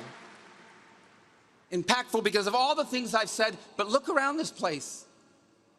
There's 100-something thousand people here. The President of the United States is here. His entire cabinet is here.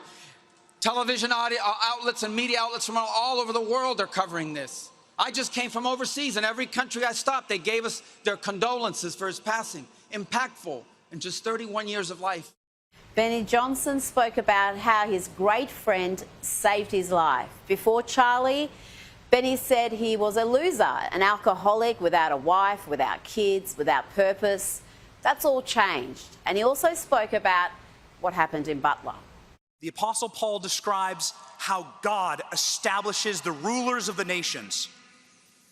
In the audience right now, there are rulers of our land.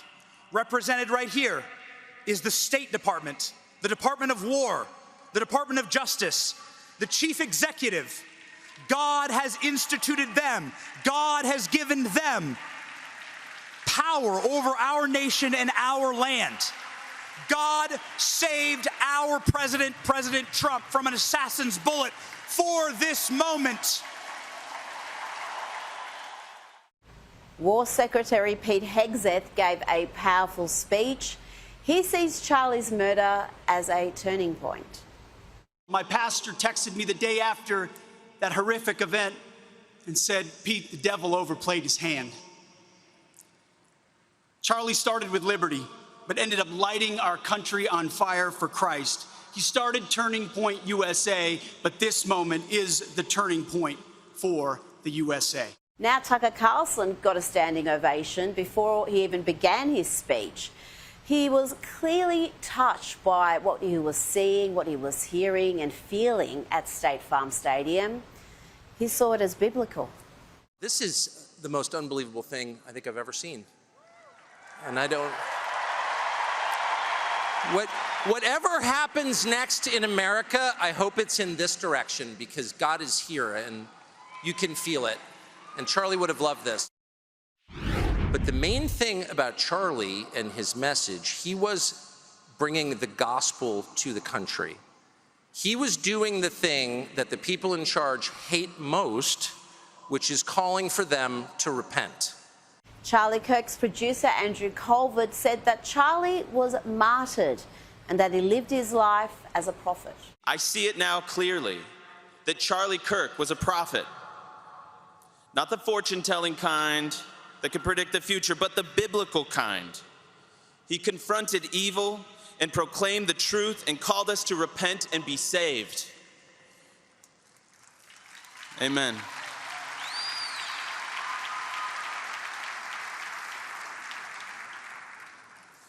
And he wasn't mean about it. He was kind and he was loving. The president gave a quintessential Trump speech, and it contained some lighter moments as he remarked on how he and Charlie differed. And I'm proud to be an American, where at least I know I'm free. And I won't forget the men who died, who gave that right to me. He did not hate his opponents. He wanted the best.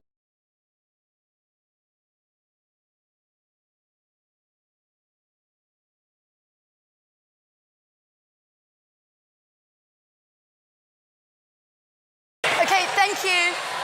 Can we settle down, please? We're going to move on to our questions. Our first question is from Zinosha Zubair from Sydney, Sussex. Come up and ask a question.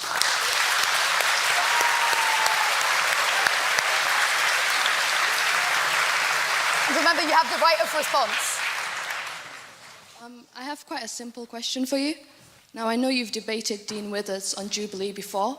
I was wondering why you now refuse to engage with further debate with him. Wait, hold on. First of all, he's coming on my show this summer, and let me get this straight. I flew 5,000 miles across the world to have you ask why I'm not going to debate a left-wing YouTuber?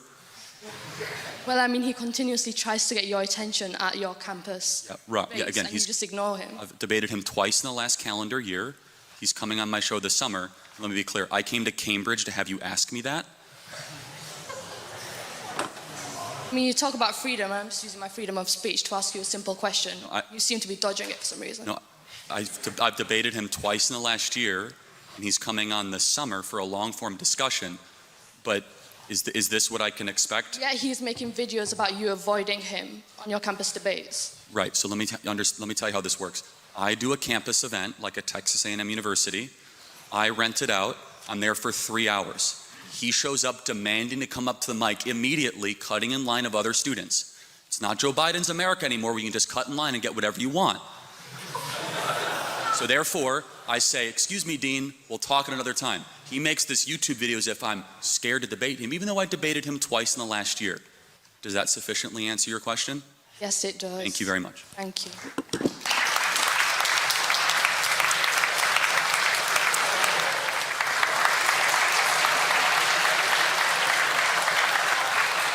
Right, so thank you for coming, Charlie. My question to you, I mean, I'm a medical student, and so I'm going to throw out the big A word. I know you get asked about it a lot, but I want to hear it from you.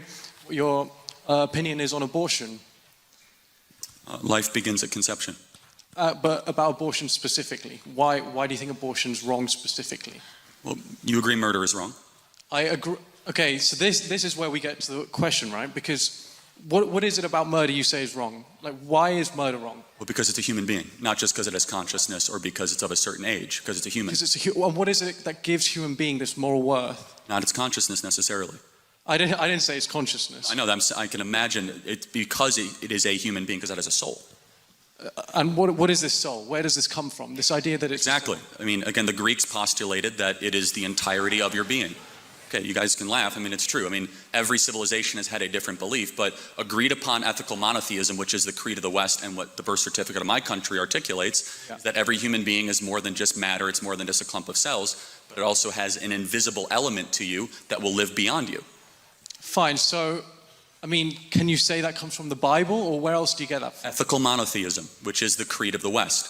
And again, the Declaration of Independence mentions God 4 times. The founders were explicitly believed not in a secular morality, but a divinely given one, of at least this idea that there is a God and you are not him. And let me ask you, what is the first stage of human development? So I mean, this is the thing, right? We can take it from the sperm being generated in the father and the oocyte being generated in the mother, right? They fuse at birth, conception, sorry. The only thing that happens at conception is these 2 cells fuse. Right? No, DNA is created. A zygote. DNA is not created. A DNA, no, that's not true. The DNA, Charlie, DNA coding at the zygote. Hold on, time out. Yeah, let me finish. Does a zygote have a unique marker? Charlie, DNA... Does a zygote have a unique marker? You have to let me speak. You have to... But answer it, yes or no. Does a zygote have a unique marker? Define a unique marker. Meaning, can you differentiate the DNA coding between the mother and the zygote if you examine it under a deoxyribonucleic acid analysis? Can you? Only purely because the addition comes from the father. Oh, so it is something different. Charlie, DNA is not created. DNA is not created. You have, the father has his own genome, the mother has her own genome. They fuse. This is why you have the same characteristics, similar ones to your mother, similar ones to your father. That's why you have similar characteristics to your siblings. DNA is not created, right? So when you ask me, where does a human being come from? I can say to you, it starts at conception, but all conception is these 2 cells joining, right? But these 2 cells were created, the mother's cells were created long before, they were created when she was a fetus. So there's none of this DNA being produced, right? So we can't establish, the only thing that happens at conception is these 2 cells fuse. Now this idea that means that for some reason, suddenly that moral worth comes in, but it wasn't there before when you had these 2 cells who had half the DNA, but suddenly there's a Correct, yes, something magical happens at that. It's not magical, Charlie, we know about this. Well, hold on. Charlie. Time out, hold on. I promise you, I'm not trying to score points. I'm not trying to score points on you. This is genuine. We call it the miracle of life for a reason. We've not been able to yet replicate human life development outside of the womb. We call it the miracle of life because yes, it's something beautiful, the ability to form a new... Magical. It's not... You say magical as in, oh, it's beautiful, it's an incredible thing that happens, of course. But it's not incredible in the sense we don't know what's going on. There's no new DNA coming out of nowhere. Hold on, but time out. Isn't there a separate DNA though than the mother? Like yes, from the father. Okay, yes, but it's not the father's DNA either. A new coding is created. Charlie, you are a blend of the two. And so when did your life begin? Okay, so when did your life begin?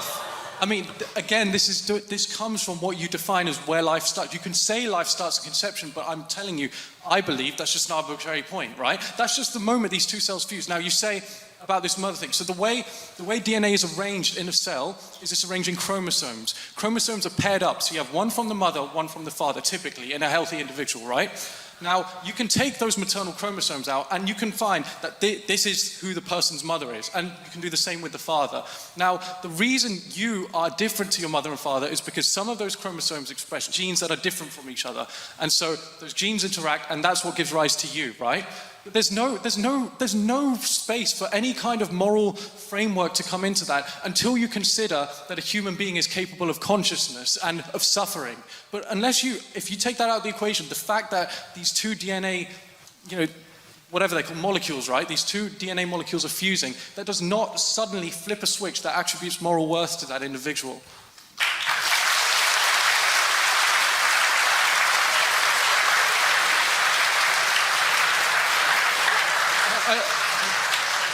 I mean, I'm just saying, I'm not trying to score points. I'm trying to understand. By what moral standard do you believe that?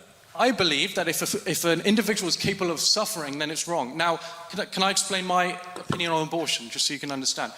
I would agree, as many reasonable people would, that at 9 months, it's unreasonable to expect someone to get an abortion, right? Unless you have some extreme circumstances. But for an elective abortion seems a bit radical to me.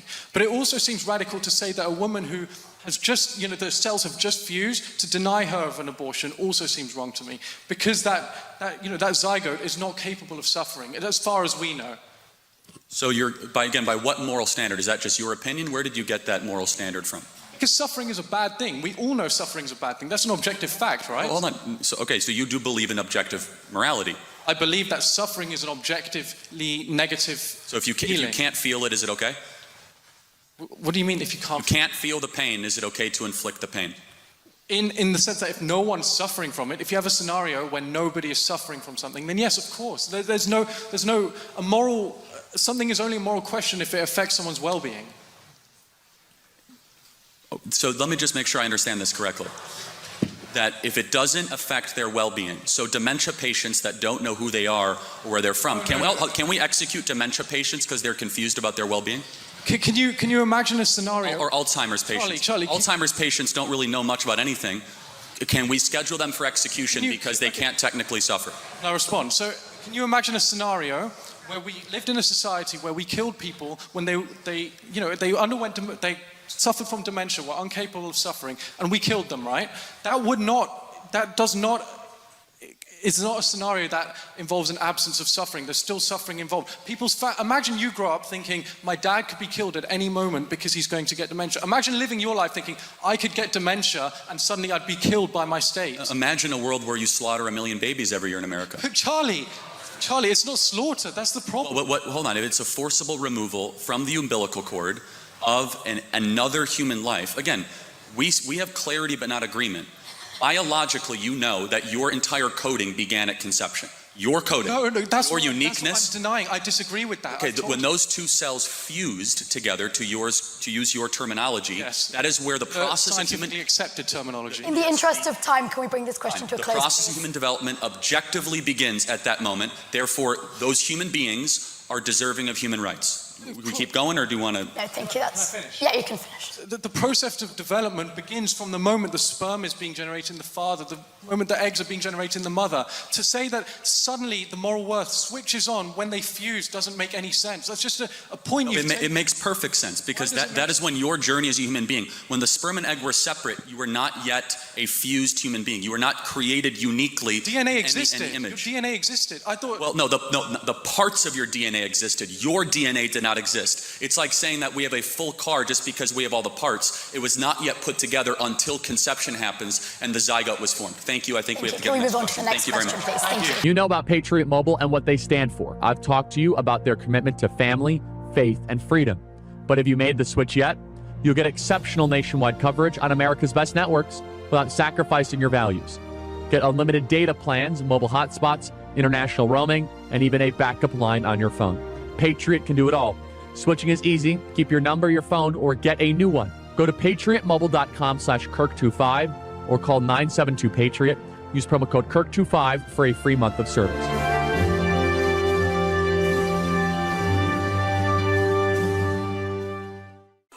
So first of all, my first question, or my only question is, you've advocated and applauded the reducing and removing of public funding for universities on the grounds they promote ideological biases. Given that universities play a critical role in driving national innovation, research, and upward mobility, especially through federally funded grants, how do you reconcile this position with the broader societal value that higher education institutes offer? Well, they can, but in Harvard's case, for example, is getting their funding pulled. They have a $50 billion endowment. Just so we are clear, in pounds, that would be like what, 42 billion, 45 billion? I mean, I'm trying to learn the conversion rate here. I mean, it's an extraordinary amount of money. They can either use their endowments to fund it, and if you have certain behavior and certain practices, then you should not get federal funding. Harvard is in direct violation of the United States Supreme Court fair admissions case, which says you cannot discriminate people based on the color of their skin.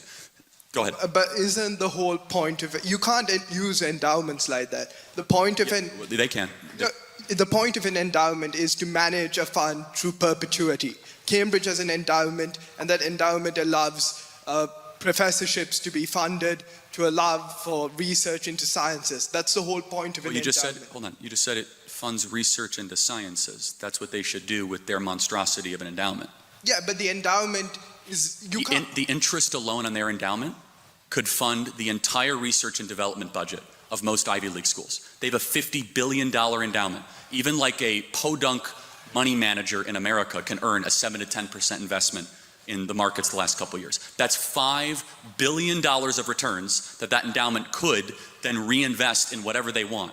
Instead, Harvard has become a hedge fund with a radical school attached. And I think that's very wrong for US taxpayers to continue to subsidize. But it's not just Harvard. You've called on colleges being a scam. You've constantly attacked higher education institutes. You've attacked liberal arts as a scam. For example, like a lot of conservatives, Peter Thiel studied philosophy at Stanford. Ronald Reagan studied sociology. A lot of them did study liberal arts, and you keep undermining these august institutions, which have provided a lot for society. Like society's backbones have been universities and higher learning institutes, and yet you keep attacking them.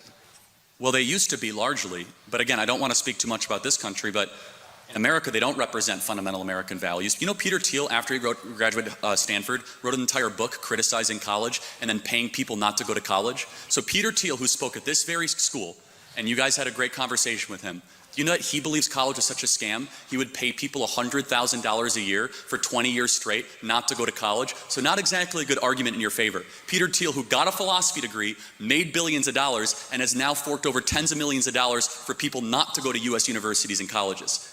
Yeah, but it's not just Peter Thiel. I know, but you mentioned him, I didn't. But to complete the point is that... Thomas went to, did liberal arts. Look, in America, there are far too many people going to college. We need people to become welders, electricians, people that work with their hands. There is a major trade deficit problem in the United States. We have 11 million well-paying jobs that we cannot find enough labor for, and instead we have a lot of people going to university to go study North African lesbian poetry. It might sound good, but it doesn't necessarily, A, either development, the content, the character, or the development of the soul, and B, it does not necessarily also give you the skills necessary. Some college is good for you. I'm a big proponent of Hillsdale College. Guys, can you please be quiet? I believe Hillsdale College is America's greatest college, and I'm a big proponent of that. But I would ask a question. In your own words, what do you believe the purpose of college is? It's critical engagement. But coming back to your point on lesbian poetry or whatever. North African lesbian poetry. North African lesbian poetry. So in the morning, I actually had a lecture on development policy. And one of the key authors on sort of development economics is Nussbaum, who talks about how liberal arts sort of engages you critically.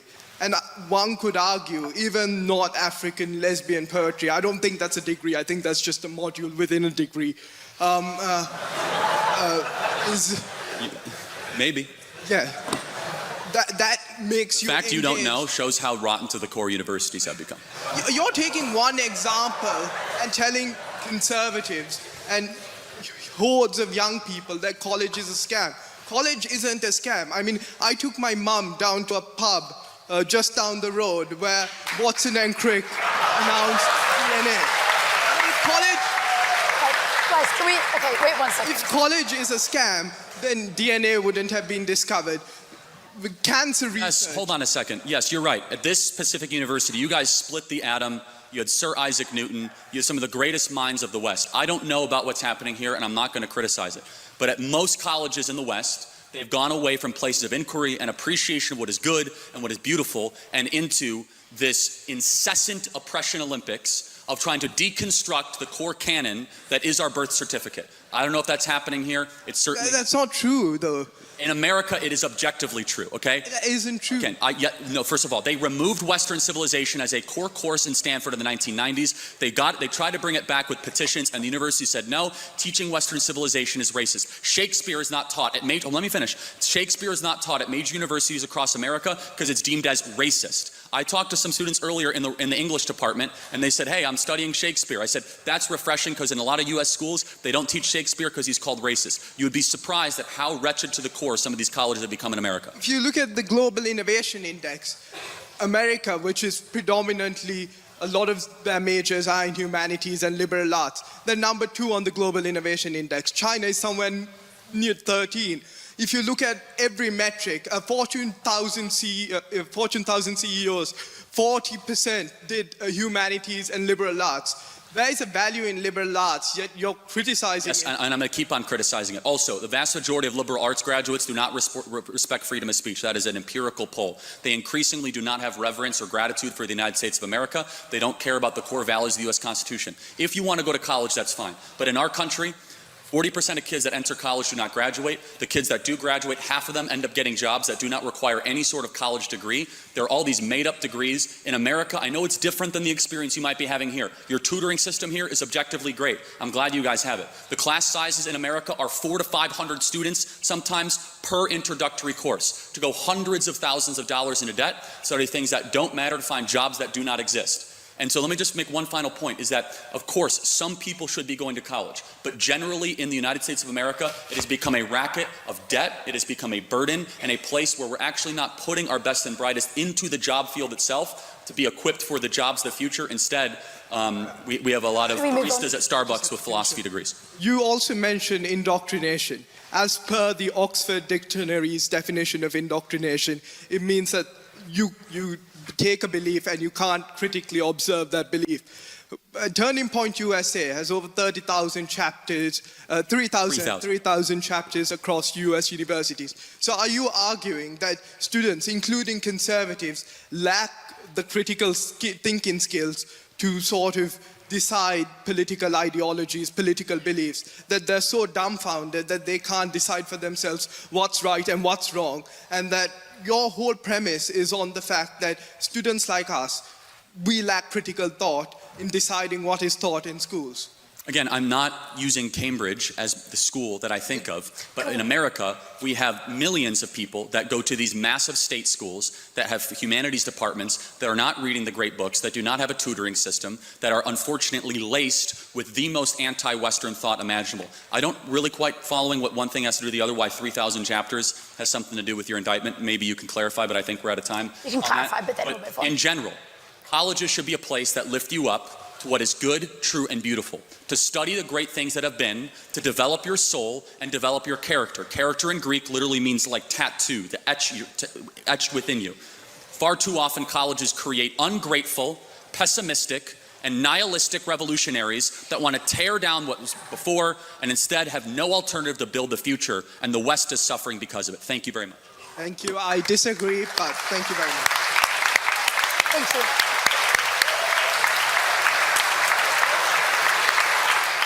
Good to meet you, Charlie. I hope you can understand first rule. I'm a little nervous. There's a very real chance I could wake up tomorrow, front page of YouTube. Charlie Kirk owns man bun idiot with facts and logic. So destroys. Yeah, destroys. Okay, so my question is, I I agree that stable monogamous relationships often produce the best outcomes for society, but if that structure really works for everyone, why do we consistently see societies, once they become safer and more prosperous, move away from traditional monogamy? And why do so many marriages still end in divorce, even among people who generally try to make it work? And just one final framing there.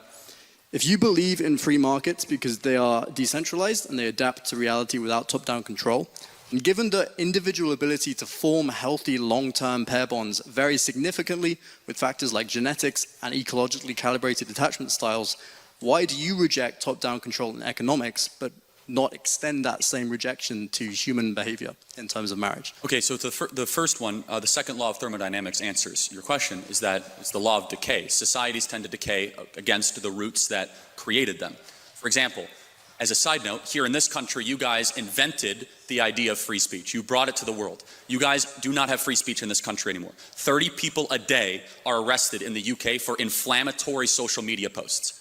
Someone by the name of Lucy Connolly is currently facing prison time for a Facebook post that was critical of migrants. It is normal, unfortunately, for civilizations to get away from how they once operated and how they once were. Now, to your question, does that answer the first part of your question? You were saying, why do they get away from monogamy? I want to make sure I'm answering your question. I would say I don't feel that that's a full answer. Okay, so you're asking why do they get away from what works? Is that correct? Yes. Well, why do societies make this change once they become more prosperous? Oh yeah, okay. I mean, because prosperity leads to degeneracy, for sure. That would be the answer. And so once you are prosperous, you tend to no longer have the moral guardrails or the limitations. Let's just say you no longer have delayed gratification because you have instant gratification, because you have a surplus of goods, and then you have a decline of a transcendent moral order. The second part of the question, can you remind me, please, what the second question was? About markets? Yeah. Oh yeah, okay. Well, for example, I believe in intervention in markets if there is something that is improper morally. So for example, I do not believe that you should be able to scam your neighbor or have misleading advertising, because I believe in a transcendent moral standard, and the same goes for my personal views on marriage. Okay, so I think we largely agree on the foundation. I would like to propose something that you might like to think about.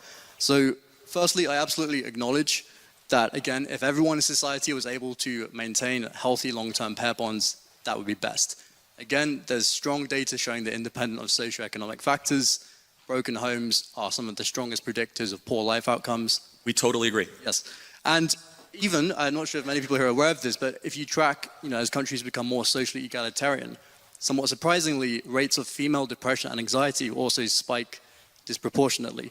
So I think one of the problems here is that when you try and impose moral absolutism, inevitably, again, due to variance in attachment issues, due to industrialized culture, absent parents, screens, raising kids, around 50% of adults in the West develop attachment disorders, which make it very difficult to maintain long-term pair bonds. And then additionally, you have things like variation in oxytocin receptors, in density, and shape, also in vasopressin.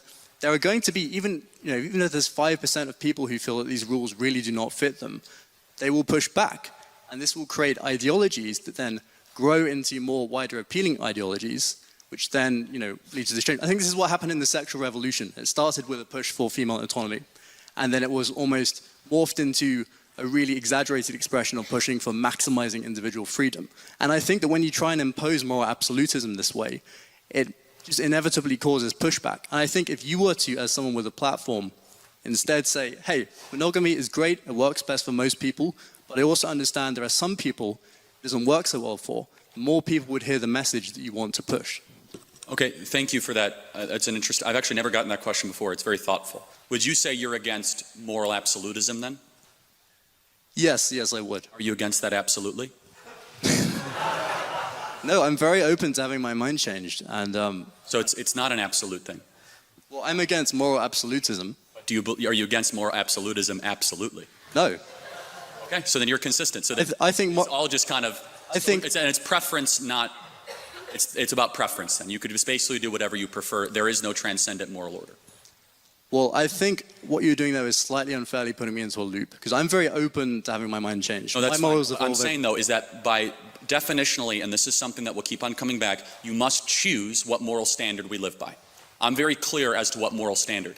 The lie of the West, of modernity, the last 30 years, is that we're going to have you live and let live and there will be no moral standard. That itself is a moral standard, and it's a really bad one. And to your point, that yes, it creates more suffering, it creates more despair. And no, I disagree with what you say, and I respect the heart of which you're saying it. I will say that I have a moral obligation not to accommodate when people fall short, but instead try to lift them up towards the standard that is true and that I know that works. So where I'd push this is I'd ask you, you describe people falling short when they fail to engage in long-term monogamy. What do you think causes that? Why do you think some people struggle? Many reasons. Economic is one of them, but the biggest is the death of religion and the death of Christianity in the West. As America, I'll just talk about America. The UK is unfortunately far less churched than America, but as America has become less churched, so many of these social ills rise. So one thing I'd say, I study the evolution of behavior, in particular sexual romantic behavior. If you track all the different hunter-gatherer cultures that we can study, and we track how agriculture shapes things, you see that ecological conditions really reliably predict the prevalence of monogamy, certain marriage systems, and what I think is what we refer to as attachment issues. They seem to be an ecological calibration to an environment. In environments that are more unstable, it's less optimal for an individual to grow up with a tendency to rely on long-term pair bonds. And I think there's a mismatch with the modern world, again, coming back to industrialization. There are so many people who raise kids as absent parents. Daycare is massively linked to attachment issues. This then causes people to struggle to bond long-term. And then again, coming back to the genetic part, there's again real research showing that especially vasopressin mutations and oxytocin mutations, some people really just do not have the proclivity for this. What brings stability? Because you say stability is a good thing, and what would bring stability? So first of all, I would say we had what you might consider stability in the previous century, and then it became unstable. And then things... Why? I'm saying because moral absolutism was imposed. Moral absolutism was lost. You see, modernity rose. We started to teach our kids moral relativism, and we got rid of moral absolutes. So it's the opposite. So why was it lost? Was it lost because people stopped pushing from top down? This question to a close. Why was it lost? That's a question for far smarter minds. I can only tell you that it was. In America, it's honestly one of the worst decisions, not just worst ideas ever, which is modern feminism, largely from Betty Friedan's feminist mystique, which acted as if every woman who's in a monogamous marriage in the States is in some sort of tyrannical environment. And it has led to the women of the West being the most miserable, most depressed, most suicidal, most prescription drug addicted cohort on the planet. And I think we need to appropriately challenge feminism and tell young women that it's okay, in fact, it's courageous to get married and have children again. I think it would solve a lot of our problems.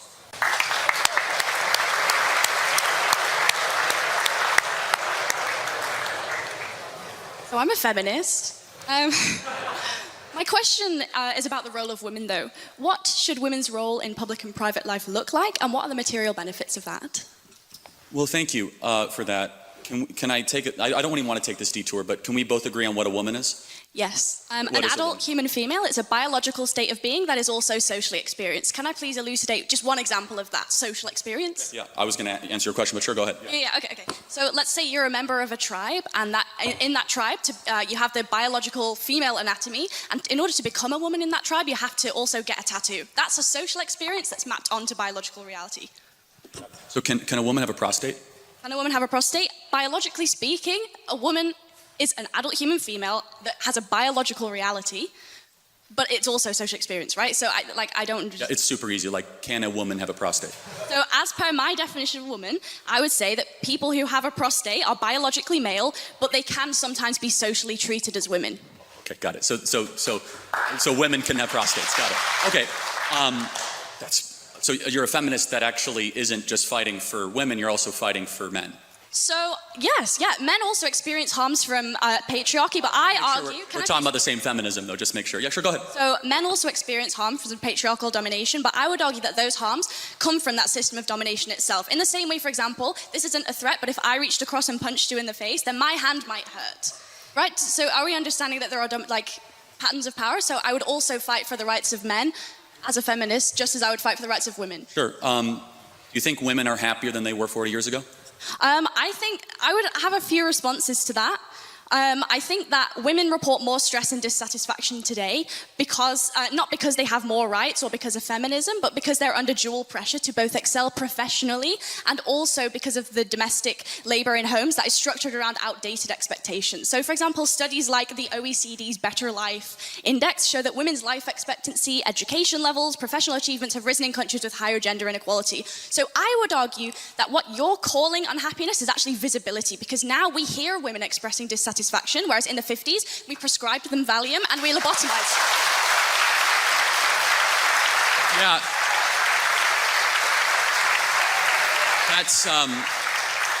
That's really rich. I didn't know women not to complain 50 years ago. That's funny. We've always been hold on a second. Why are suicide rates going up more for women? I think that Forget complaining. Materially, women are killing themselves more. Why is that?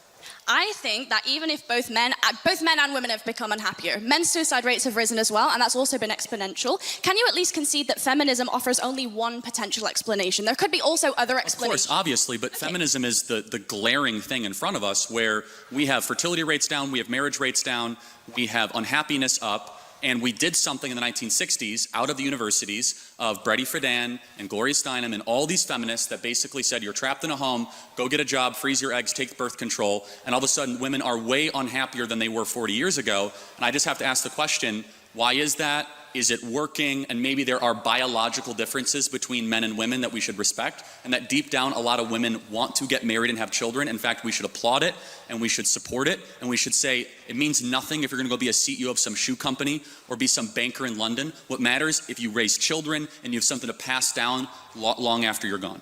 I think I would bring 2 points to that. The first one is just really simple, which is that you can ascribe liberalism all you want as the cause of the unhappiness. I would argue something else. I would say that it's certain economic policy that has very little to do with the social acceptance of alternative lifestyles.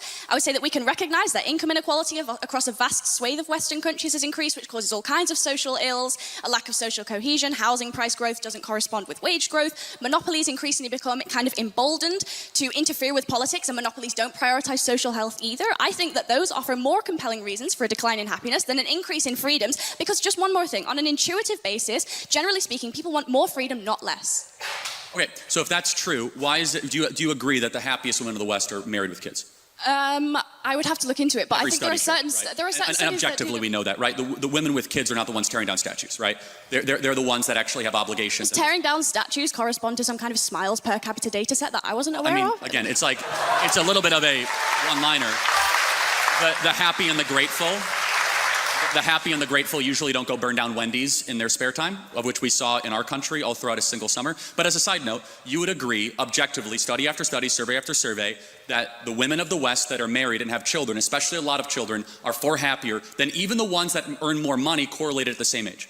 So I also don't think that happiness is a very good metric, and neither do you, because you think gay people shouldn't just pursue happiness by being gay. They have other moralistic considerations to be making. So I don't think smiles per capita is a particularly convincing way to measure whether or not we should encourage women to be autonomous. I think we should maximize agency within a fair system that has reasonable parameters, because it's expedient, it's good for the economy, it's logical, it's the moral thing, because if we can't prove the material harms, we shouldn't discourage it. And also, self-reported studies is a really flawed way to do psychology. It's the week before my university exams right now, and I'm standing here explaining the basic methodology behind survey collection in sociology, which you don't even think is a real subject, to Charlie Kirk. If I took one of those surveys right now, I'd check extremely miserable. But so would a Palestinian child who's been torn to smithereens. How are we going to measure? You would say extremely miserable? No, I'm kind of making a joke. No, I mean, but seriously, like, but hold on. I mean, like, that's an important point, though, is that the women in the West have it the best in the world, and yet they're way unhappier than women of sub-Saharan Africa. There's something fundamentally wrong here. Because the women of sub-Saharan Africa have something that a lot of women in the West do not have. The women in the West have cats and they have good jobs, and the women of sub-Saharan Africa, they have a belief in the divine and they have kids. And maybe there's a biological undercurrent that is keeping a lot of women from realizing their full potential. And so without reading your phone and just, like, you know, connecting. I'm not really reading my phone. Well, it's fine. Sure, then you can answer without it. Fair enough. Would you agree that it's a good thing that more women get married and have children in the West? I would ask you, would you say that a sub-Saharan African woman who's experienced female genital mutilation and checks extremely happy in a survey, and I also would check extremely happy in a survey, who do you think would be objectively more happy, even if they both check the same answer? No, again, so I fully, if you want to talk about how Islam mistreats women, we could talk all day long. Like, I'm all for that. Me too. Okay, good. So we agree. That, Absolutely, we actually agree have on agreement. many things. Then we should shut off Muslim immigration to the UK, right? We totally agree. I think that all religious fundamentalism is bad, and if you take that logic, we should also not allow evangelical Christians into Well, okay, the UK either. hold on. So hold on a second. Hold on. That's funny. Hold on. Can you show me a single, what would your example, because I have 50, of a single Christian country that you would say mistreats women, right? America. Oh, really? Yes. We had a female woman vice president. We had a female vice president, a female speaker of the House. Women earn more than men in America. In Rwanda, female representation in government supersedes the UK by quite a lot. Did women get treated better in Rwanda? Okay, I might be super off this. Like, is Rwanda Islamic? Like, I'm not totally sure. I don't think it is. Like, is it? Like, I don't know, actually. It's not. So, again, we were just talking about Islam. It's a little bit of a side note. But you must be morally clear, because you brought up female genital mutilation, which is a teaching of the Islamic faith. But as a side note, like, again, this is very important, which is, I'm not here to require you to do anything or not. I'm making a simple observation, which is objectively true regardless. The women of the West are miserable, and they're miserable for a reason, because we've told them to suppress how they are made by God and pursue something else and get a bunch of trinkets and get a bunch of promotions, and they end up at 38 years old with a big flat in London, and they're miserable. And we should tell them to stop freezing their eggs and start finding their partner earlier and have lots of babies. Yeah, okay, I think I'd bring two just final points to this. First one is just really intuitive, right? Which is that if you actually care about women's happiness, then the solution is to structurally support them. That means universal childcare, shared legally enforceable parental leave, and in Nordic countries where women have high workforce participation and also some state support, they report higher life satisfaction than in more conservative countries, including America. So if your metric is happiness, just use satisfaction equality surveys. You just told me they're matters. BS. So are satisfaction surveys bullshit or not? Because you told me they're bullshit. Do you acknowledge satisfaction surveys or not? You just told me that they're BS. Do you think they're we can use that as data? I don't think that yes or no? it is the only sole data set, but it is a data set that necessarily You told me they're so matters. flawed and you self-report. Okay, by the macro self-satisfaction data, I am correct. And you are right. When you have paid family leave, you are happier. I'm actually a proponent of that. At Turning Point USA, we pay for 6 months when somebody has a child. I think there's a lot of agreement we can have on that. We need to encourage having more children. I think the Hungarian child policy is phenomenal. We should look at that, because the greatest thing that is plaguing the West is we're not having enough kids. And it's not just bad because we won't have a future. It's also bad because the present is awfully miserable for too many women as well. Okay, in which case I think we get... Do I start bringing this to a close, please? Okay, I think just one final thing, which is that in which case we get to a really interesting argument about what parts of womanhood can be demarcated to the social and what kinds of womanhood can be demarcated to biological. So, for example, my anatomy is demarcated to the biological, but the fact that I might potentially be a better nurturer than a man, I would demarcate that to the social, you might demarcate that to the biological, in which case we have differing moral scales of value. I would ask why we should necessarily prioritize your moral scale of value, which prioritizes things like the birth rate, when in actual fact there are various other moral scales of value. And if you yourself are a free market American, why is it the case that you would not, like the previous speaker noted, I've already answered. Extend personal freedoms towards all spheres, including a private sphere? I believe in absolute truth claims, and it's absolutely wrong and bad when a society stops having kids to replace their own population. And then you have to import the third world, and you become the third world. It's bad. I disagree, but thank you. Okay, thank you. Mr. Kirk, you have supported Donald Trump. Is this fair to say? You've supported Donald Trump and have been quite vocal about this. Supportive of Donald Trump. Yes, sir. That's right. One of his main domestic policy agendas has been DOGE, trying to drain the swamp, get rid of the grift, ensure that we have a more functioning, more efficient federal budget. According to the Financial Times yesterday, Donald Trump and Elon Musk, among others, have cut roughly $37 billion from the federal government budget. This is a contested figure, of course. Some of these have already been paid out, etc. It's likely to be lower, but they've assumed about $37 billion. On the top of this, he has engaged in and tried to push tax cuts for the ultra-wealthy that would amount to several $100 billion in terms of tax breaks for the wealthy.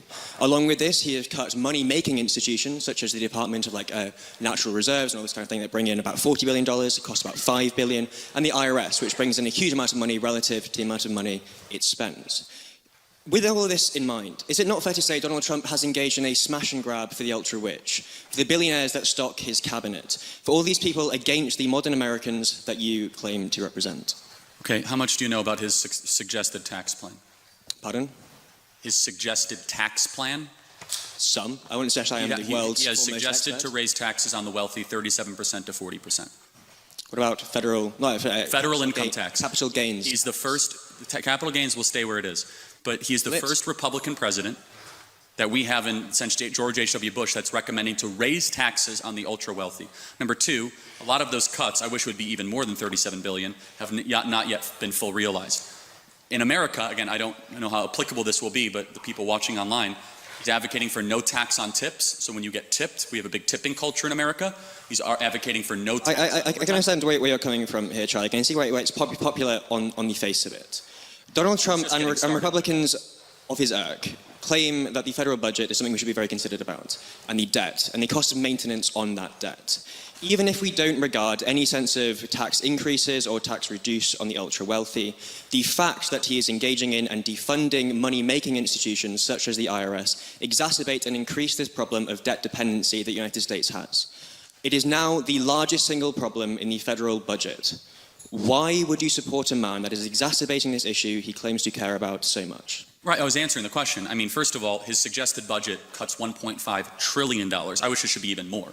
Just so that is not true. No, it is. It's okay, you could look it up. $1.5 trillion would be the equivalent of cutting the entire American military budget and a half. Where is he getting... This is number essentially pulled out again, of, it's $1.5 some would say, where the sun doesn't shine. Again, the way that we do budgeting in America in a reconciliation process is over multiple budget cycles. So we're doing 3 budgets this year. I don't know how interested people will be in this. Okay. But it's wonky. But again, it literally has $1.5 trillion through this reconciliation process. With the largest middle class tax cut in history, I wish the cuts would be even more. Also, to say he's just doing the pandering of the ultra-wealthy, he's advocating for raising taxes on the ultra-wealthy. We'll see if that materializes. That is an income tax. The ultra-wealthy generally do not take a large portion of their income from an income tax and take it instead from capital gains. Well, fundamentally, increasing an 8% tax on Elon Musk, who takes like $10,000 as a salary or something stupid, will not make any material difference. This is a straw man argument, and it is obfuscating from the fundamental issue. This is a government for and run by oligarchs. It's funny you say that. You do know the richest people in America vote Democrat almost 85%. That is fundamentally not true. Okay, the richest, can I finish? the most educated... Okay, again, 9 out of 10 of the wealthiest counties in America vote Democrat. If you earn more than $300,000 US a year, you vote Democrat at a 75% clip. I mean, it is so overwhelmingly the Democrat Party is the party of the rich. Secondly, though, he's going out of his way to cut taxes for working people. No tax on tips, no tax on overtimes, the extension of the middle class tax relief. Again, I don't know how interesting this is for a UK audience, but more broadly, President Trump is doing the impossible, something I hope your government does. He is trying to cut taxes for middle class people while also trying to balance the budget. I wish he would cut taxes even more. It's an ambitious project, and I support him completely in that endeavor. The extent to which he's attempting to balance the budget is not necessarily true, given that the budget is currently at a higher deficit this current year, as it was at any point under Biden, or I think any other president in history. I would also point to the fact that suggesting that wealthy people overwhelmingly vote Democrats is true to a point. After a certain income, they overwhelmingly vote Republican because the tax breaks, kind of business interests and all this that Republicans offer them. Given he is attempting, in your own words, to balance the budget, again, coming back to the root issue, why is he defunding the IRS, which brings in money? Why is he defunding national parks, which makes money? Why is he engaging in all of this if he is trying to balance the budget? First of all, some of them... Can I just finish my statement? Is it perhaps because when you defund the IRS, the wealthiest people, the people that fund his super PACs, people that buy his Trump coin, people that are in fact in his cabinet, generally pay a lower de facto rate of tax because the IRS can no longer fund to actually investigate and audit them? Okay, so by defunding, again, the IRS is our tax collection agency. If you guys don't know, it's the Internal Revenue Service. I don't know what it's called here in the UK. HMRC. Yeah, sure. So the favorite. The equivalent is number 2. That you're not totally wrong about one portion of this, which is that more agents do equal more revenue. You have to have a tension, though, of do you want to grow the IRS by 87,000 extra agents, which Joe Biden did. He's trying to peel that back. Do you believe in, or do you know the Laffer curve? Are you familiar with it? It's this, I can't say. It's a belief that when you lower taxes, you can actually increase revenues because compliance goes up and economic growth goes up. We saw this in the United States during Ronald Reagan, during a massive tax cut. It's called the Laffer curve. And so that's actually debated. Just because you cut taxes, you're going to run a deficit. But you're not totally incorrect. You are correct. And I will admit this point, that when you have less IRS agents, you are going to have less revenue. And I think that it's a good thing generally to have less IRS agents looking into the particulars of Americans. And we have a history over the last 10 years right now. Actually, the richest Americans. Well, not necessarily. That's the thing, is that the richest Americans actually are able to hire the tax attorneys and the accountants to get through IRS issues and get to settlement. What we see in the data is it actually ends up with middle-class Americans because they do not have the same infrastructure to deal with a very intense IRS agent. All right, I'm going to say one last thing. I think I've taken too much of your time. I think it is interesting to suggest that Donald Trump is the only president that is going to raise taxes on the ultra wealthy. I've already pointed out the potential flaws, the potential flaws in that.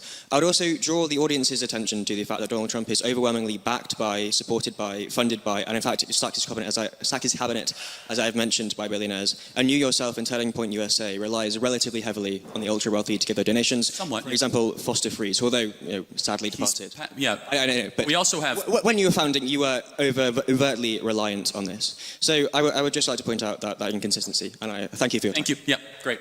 Thanks.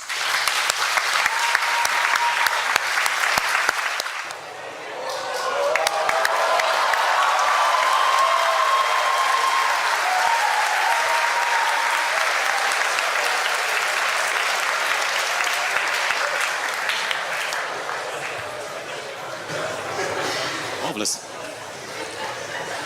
Thank you. A very, very short question.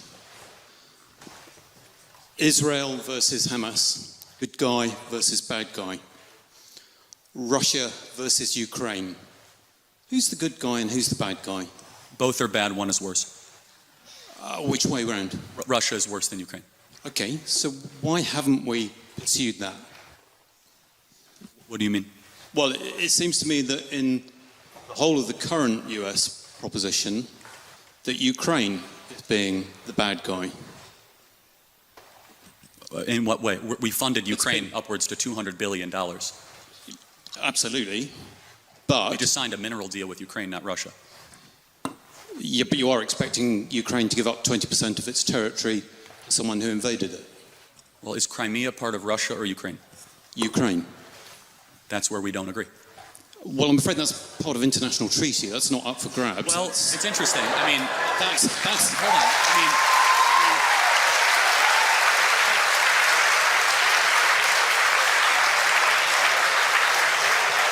even Zelensky has said he's willing to give up Ukraine. No. America signed the agreement that gave Ukraine Crimea. Right. When the Soviet Union ended. Right. It was done. First of all, it never should have been done. It was largely ceremonial. No. But however, it was annexed under Obama. Yes, and it was a mistake.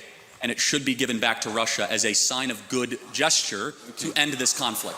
But who's currently controlling Crimea? Where was the Russian Navy headquartered in World War II? Where was the end of World War II signed? This is very important. I'm not doubting that. I'm just saying that if we're being logical on what has happened, that you are now arguing against that flow. And I don't understand it. Because actually, why is Ukraine the bad guy? No, I said they're bad. They're not the bad guy. Yeah, well, you said they were both bad, but one was more bad. Correct, yes. So why is Ukraine bad? Well, there's a lot wrong with Ukraine. First of all, they're not a democracy. Zelensky refuses to hold an election. Well, no, he can't hold an election. Oh, wait, did Churchill hold an election during the war? Because under his constitution... Hold on, Lincoln held an election during the war. That's not true. He can call an election. He can call a snap election. He's full dictator of the country. No. Because he knows that the people of Ukraine would kick him out immediately because he's deeply unpopular. In fact, if he wanted to show a statement to the world, he would call an election and win by 80% and say, see, I'm super popular. So that's number one. I have a problem with that. I have a problem with a person being propped up as a government we're sending $200 billion to that refuses even to face his voters. Okay, I can't agree with you factually on that at all. Okay. I mean, constitutionally, Ukraine is not able to hold an election because it's under military law at the moment, and that's just a matter of fact. Again, he can, as a prime minister or president, he could do whatever he wants. He can't. Okay, all right, we're going to just go back and forth. He can't sign an executive order and change their constitution. Okay. Neither can the American president either, so hopefully there's a bit of... He could even do a ceremonial election to see where he actually stands with the people. I think we call those opinion polls. Yes, and they're very negative. Firmly ahead in the opinion. Again, but you would agree that a person that holds on to power without the election of the sovereign is pretty questionable. No, not in those circumstances.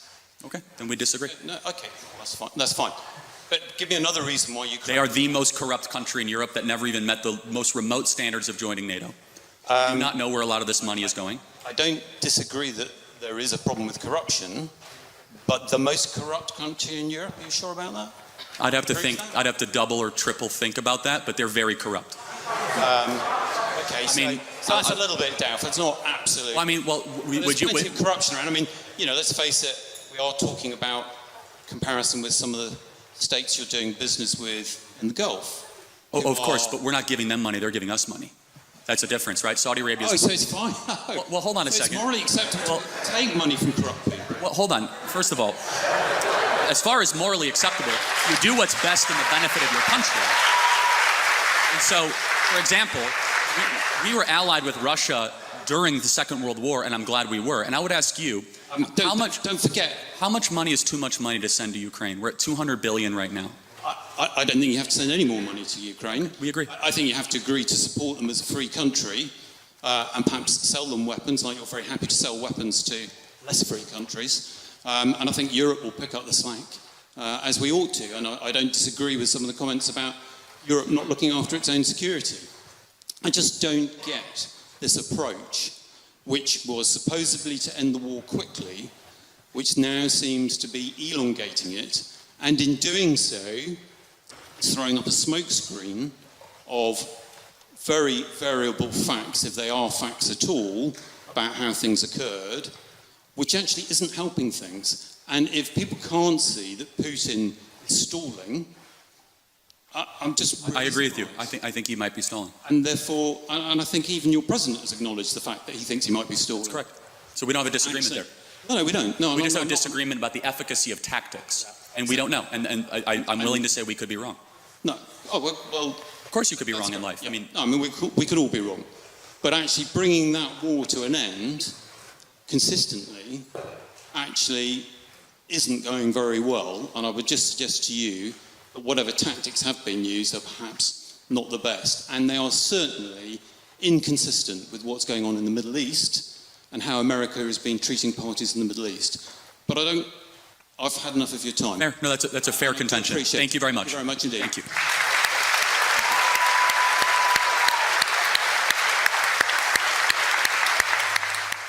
And the final question that we've got time for today is from Sammy McDonald from St John's College.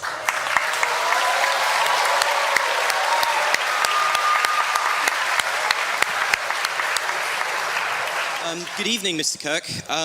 You've obviously devoted a lot of your life to electing, keeping in power Donald Trump, and you did so partly because you said Trump would put Americans first and take them out of foreign conflicts. Should we see how that is going at the moment? Currently, Trump has just accepted a $400 million debt from Qatar, which we're assured is perfectly above board.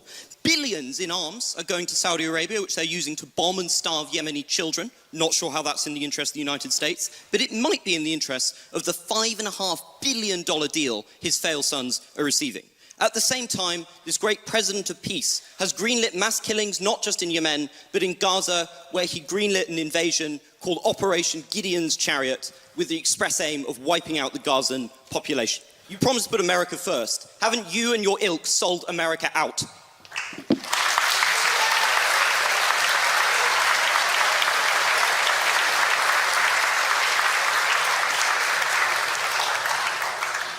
No. Well, I'm glad you have great intellectual substance and can answer. Because it's all the culture wars for you, isn't it? The second someone actually tells you what you're doing, which is bread. Can you calm down a little bit? Like, just a little bit? Pounding the table, you're all over the place. No. You want me to go piece by piece? Or would you like me to talk slower? I think you can... Number one, Donald Trump is convening a peace deal between Russia and Ukraine. Joe Biden gave them armaments. That's going well, isn't it? It's going well. Can you not interrupt me? Well. I allowed you to talk uninterrupted. You're famous for not interrupting. I haven't interrupted a single person here today. Can I speak uninterrupted, actually? Okay. He is convening a peace deal between Russia and Ukraine. I believe we will see an end to that war. Number two, he's actually talking to Iran and discouraging Israel to strike the interior of Iran, and has stopped many other international countries to do the same. Number three, can you give him credit for ending the Indian-Pakistan war? Both of them said he didn't do that. Well, hold on a second. Let's go back. No, that's important. Russia, Ukraine. Hold on, that's important. Can I speak now? Yes, but the Indian-Pakistan thing, you got to go deeper than that. Let's go in order. Is a peace summit where the main person in question, Russia, doesn't show up, is that a success, Mr. Kirk? I'm not even sure. I'm not even sure. Is that a success? Well, again, these are ongoing negotiations. And it's a lot better than when your Prime Minister, Boris Johnson, went alongside our Secretary of State, Tony Blinken, to Istanbul and unnecessarily blew up a potential Russian peace deal, which has resulted in hundreds of thousands of dead Ukrainians, one of the great unnecessary wars of the modern era. Donald Trump believes in conversation and police through strength. He has been president for well over 120 to 130 days, and he has already ended a war between two nuclear conflicts of India-Pakistan. He has secured our own U.S. southern border while we were being invaded by foreign powers. And thirdly, he is brokering a potential settlement with Iran that will prevent a major escalation in the Middle East. And finally, it is very difficult, but I believe they'll get it done, that will finally see an end to the Russian-Ukrainian war. I'm just going to disregard the enormous lies you just put out there about Russia and Ukraine. Okay. But do you really think leverage, negotiations work if you cut off all your leverage and scream at one party in the Oval Office? Don't you think that has just emboldened Russia? Because look at the approach. Putin thinks so much of your glorious president, he can't even be asked to show up. You have elected, or help elect, somebody who is at best an idiot and at worst is deeply corrupt. Okay, again, so Trump and Putin had a 2-hour phone call today. You'll acknowledge that's a good thing.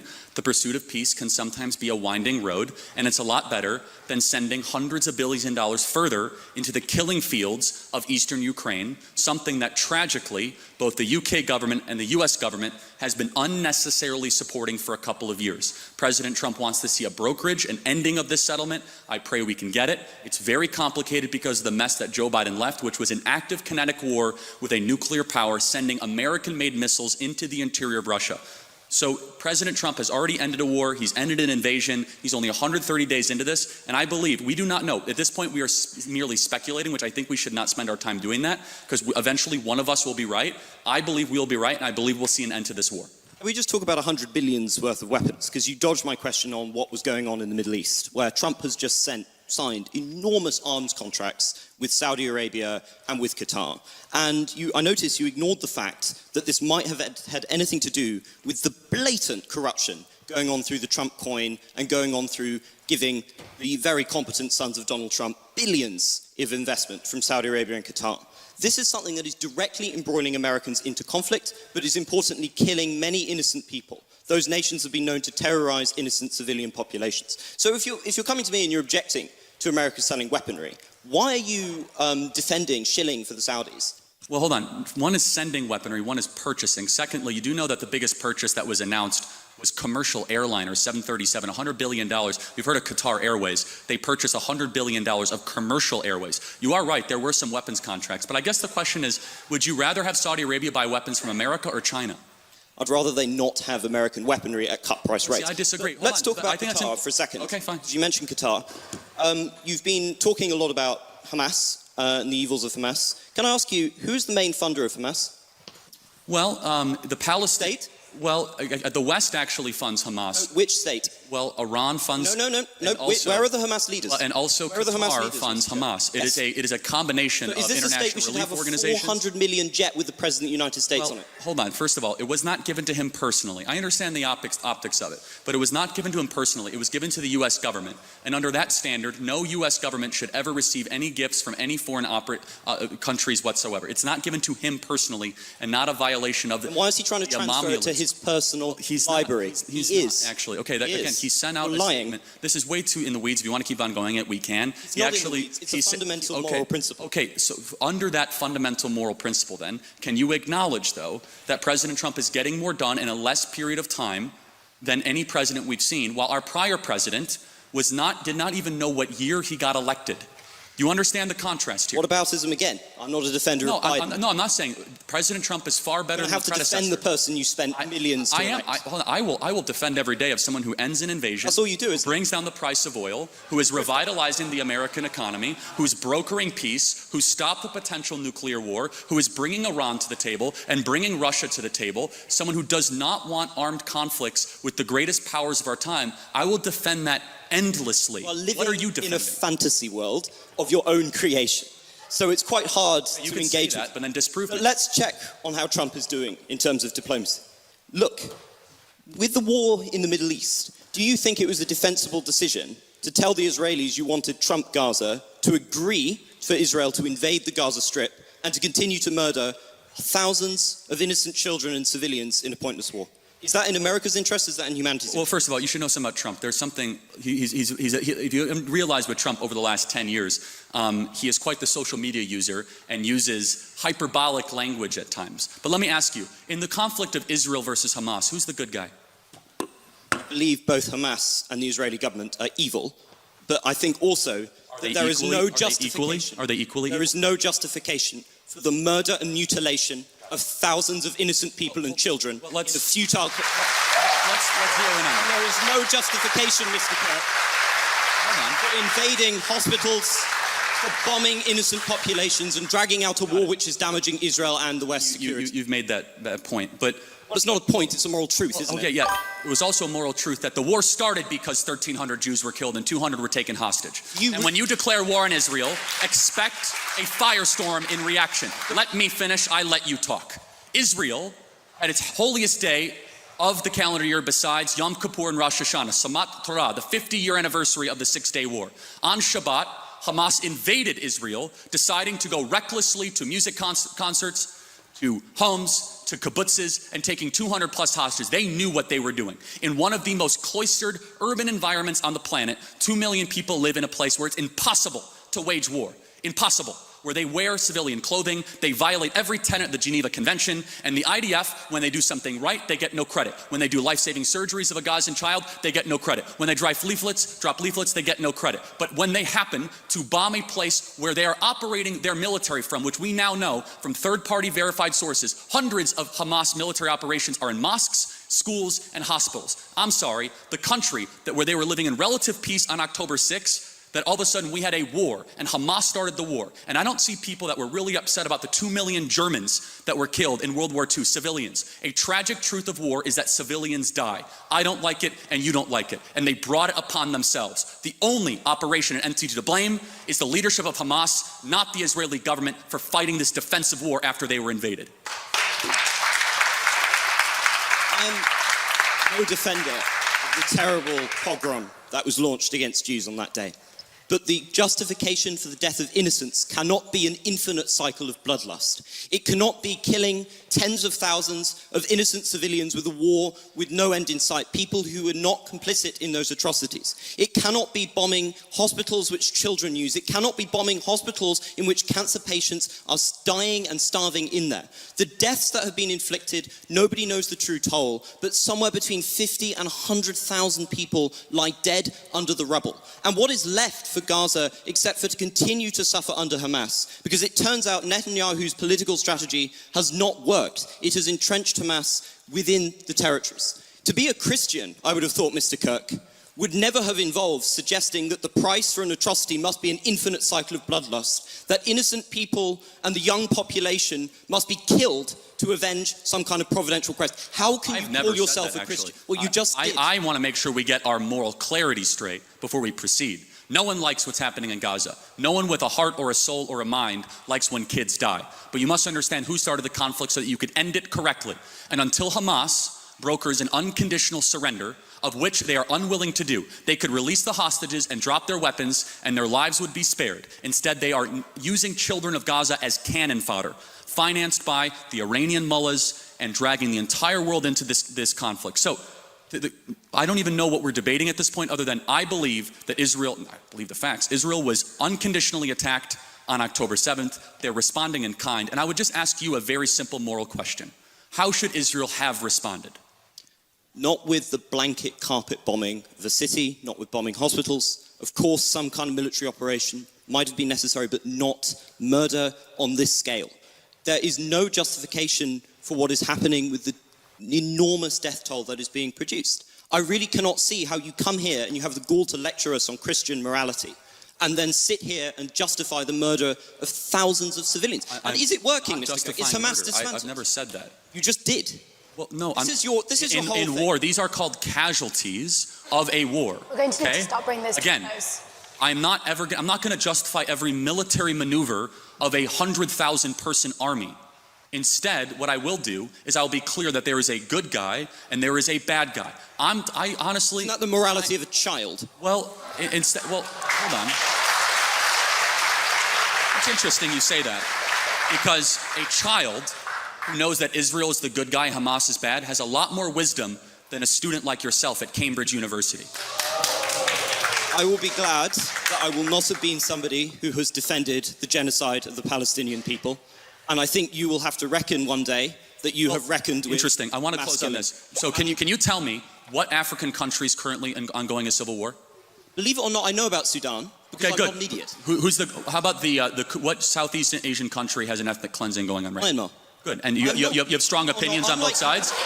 Unlike you, I take an effort to be informed about foreign policy and to come to conclusions. You are a culture warrior. I believe when everything is done, Mr. Kirk, people will see you and the people you've supported as corrupt, as selling the country out to the lowest bidder, and of doing irreparable damage to a country I'm sure we all deep down love. The difference, I think you will have to reckon with that. Difference Mr. Kirk. is when.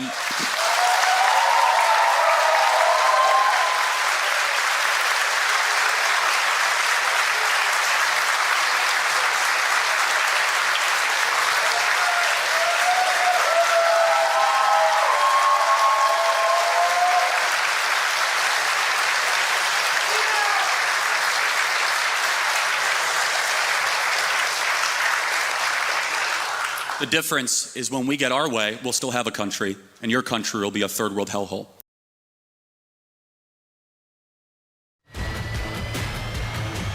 This is Power Hour with Gabriella Power. Hello and welcome to Power Hour. I'm Gabriella Power. Thank you for your company. Coming up on the show, he's back. The left-wing activist on $15 million a year who spreads disgusting lies, such as lying about the murder of a husband and father just so he could smear Republicans. Well, he's back, and according to the New York Post, Jimmy Kimmel has no intention of apologising, which says a lot about him, doesn't it? Since Jimmy Kimmel was taken off the air last week, there have been lefties protesting in the streets.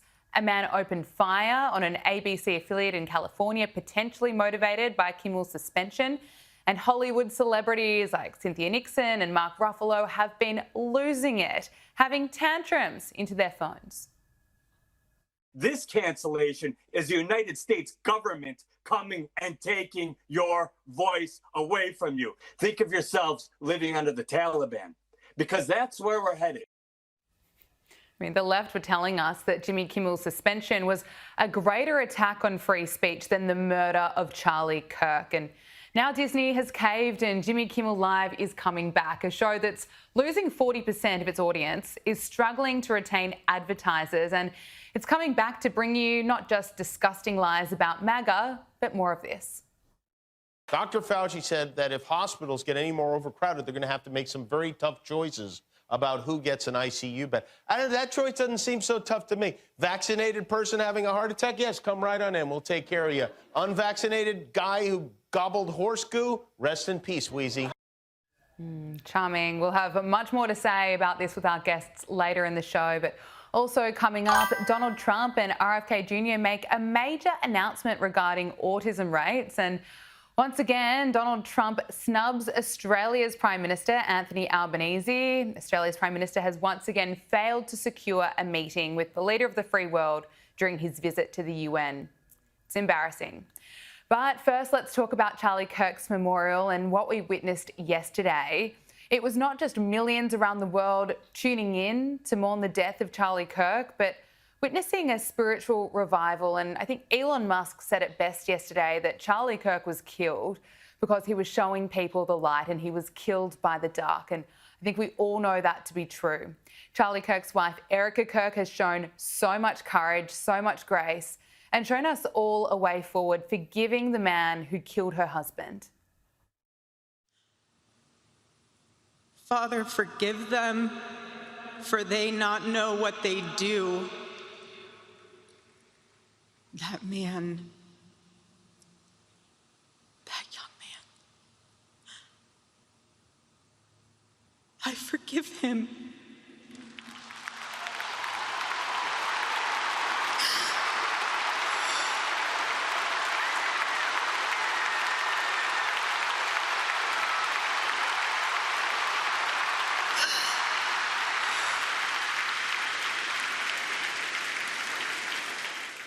How How incredible is Erica Kirk? And saying this is a spiritual revival, I do not think is overstating it. We are seeing not just an outpouring of love for Charlie Kirk, but we're seeing more and more people feeling called to go to church, to pick up the Bible and return to their faith. JD Vance said he's talked more about Jesus in the past 2 weeks than he has in his entire life. And Stephen Miller gave a very powerful speech as well, claiming that we will defeat the dark and millions will carry Charlie Kirk's legacy. The light will defeat the dark. We will prevail over the forces of wickedness and evil. They cannot imagine what they have awakened. They cannot conceive of the army that they have arisen in all of us. Because we stand for what is good, what is virtuous, what is noble. Joining us now is Hilary Fordwich, President and founder of Strellmark. Hilary, thank you so much for your time. Yesterday, tens of thousands gathered to honour and remember the life of Charlie Kirk in Arizona. And there were so many incredible moments throughout the memorial, and they could be felt right here in Australia and I'm sure all over the world. Now, this is part of the President's tribute to Charlie Kirk. Charles James Kirk was heinously murdered by a radicalized, cold-blooded monster for speaking the truth that was in his heart. He was violently killed because he spoke for freedom and justice, for God, country, for reason, and for common sense. He was assassinated because he lived bravely, he led boldly, and he argued brilliantly without apology. He did what was right for our nation. Hilary, I think the President was absolutely spot on there, and it was really heartwarming to see the President be such a source of comfort to Erica Kirk, and what an incredible woman she is for giving the man responsible for her husband's murder. Hilary, what did you make of that? Well, yes, thank you for having me back again, Gabriella. Always a pleasure to be with you, but a very sad subject. I do think she is absolutely incredible. It's not surprising, really, that Charlie would have an incredible wife. Obviously, she's extremely beautiful, but obviously he wanted her for her great depth and her intellect and her passion, her commitment to family, country, and her religious deep faith. I think what's most inspiring, and I've heard so many young women, you've seen this across the internet, He's addressed young men and young women, but I think he's inspired a movement. I would actually say, and to paraphrase what she said, Erica said, was, they thought they were silencing Charlie, but really they haven't. We're doubling down. And I think you're going to get double the amount of people. A lot of young women have said they're inspired with the message too. And very importantly, I think, Erica, when you look at this in contrast to other deaths, such as, say, for example, George Floyd, where there was burning and protests, a lot of arson and violence. This was peaceful. Over 90,000 people just in that stadium alone, and all peaceful. It really was, and JD Vance described it as a revival, and I don't think that's an overstatement. I mean, since Charlie Kirk was murdered in the most horrific way, the most evil way possible, killing someone who was so good, we've seen so many people right around the world kind of return to church, pick up the Bible for the first time, but lots of speeches yesterday. This is a bit of JD Vance. I can't help but think that they tried to silence my friend Charlie Kirk. They tried to silence our dear friend Charlie Kirk. And tonight, we speak with Charlie and for Charlie louder than ever.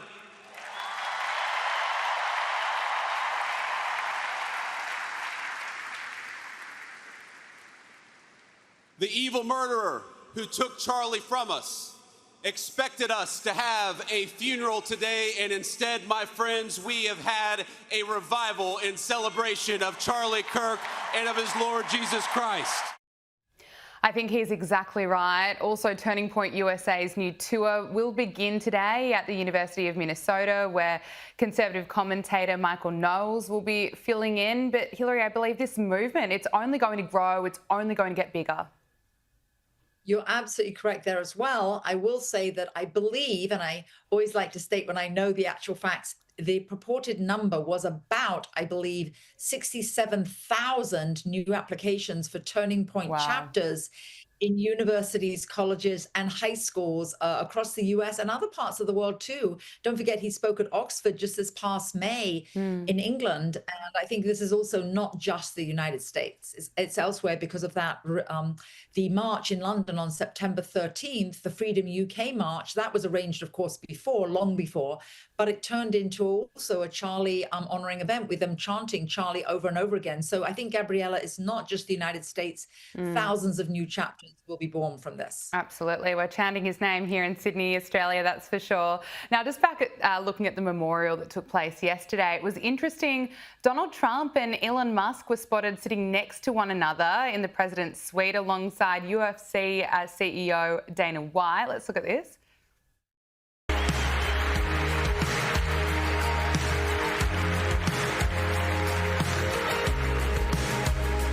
Now, Hillary, this is the first time that Trump and Elon Musk have been seen together publicly since their very public fallout. And Elon Musk posted a photo to his X account of the reunion with the caption "For Charlie." What do you make of this? Is this a sign that they're potentially going to be patching things up? Well, yes, and absolutely. And actually, Donald Trump posted the same thing, "For Charlie." So I think you can see that they're united. Also, I did read from lip readers the interpretation of what President Trump had said to Elon Musk. He said, good to see you again. How have you been? And then he said, "I've missed you." And I thought that was a really great admission and really very warm.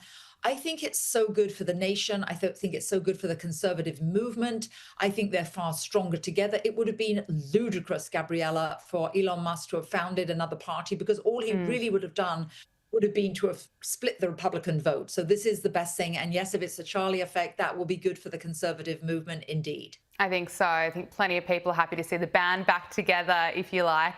But let's look at the Democrats. While many of us were mourning and remembering the incredible Charlie Kirk, dozens of Democrats decided not to join Republicans in approving a resolution honouring Charlie Kirk. So the House of Representatives adopted the resolution, which honours Kirk's life and legacy and condemns political violence in a largely bipartisan vote on Friday. But 58 Democrats voted against the resolution. They include Jasmine Crockett, AOC, Ilhan Omar, Maxine Waters.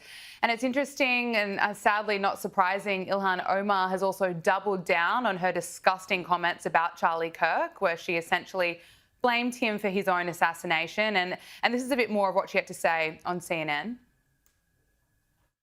What I find jarring is that there are so many people willing to excuse the most reprehensible things that he said, that they agree with that they're willing to have monuments for him, that they want to create a day to honor him, and that they want to produce resolutions in the House of Congress honoring his life and legacy.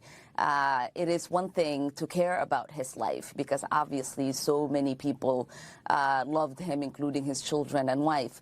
But I am not going to sit here and be judged for not wanting to honor any legacy this man has left behind. That should be in the dustbin of history, and we should hopefully move on and forget the hate that he spewed every single day.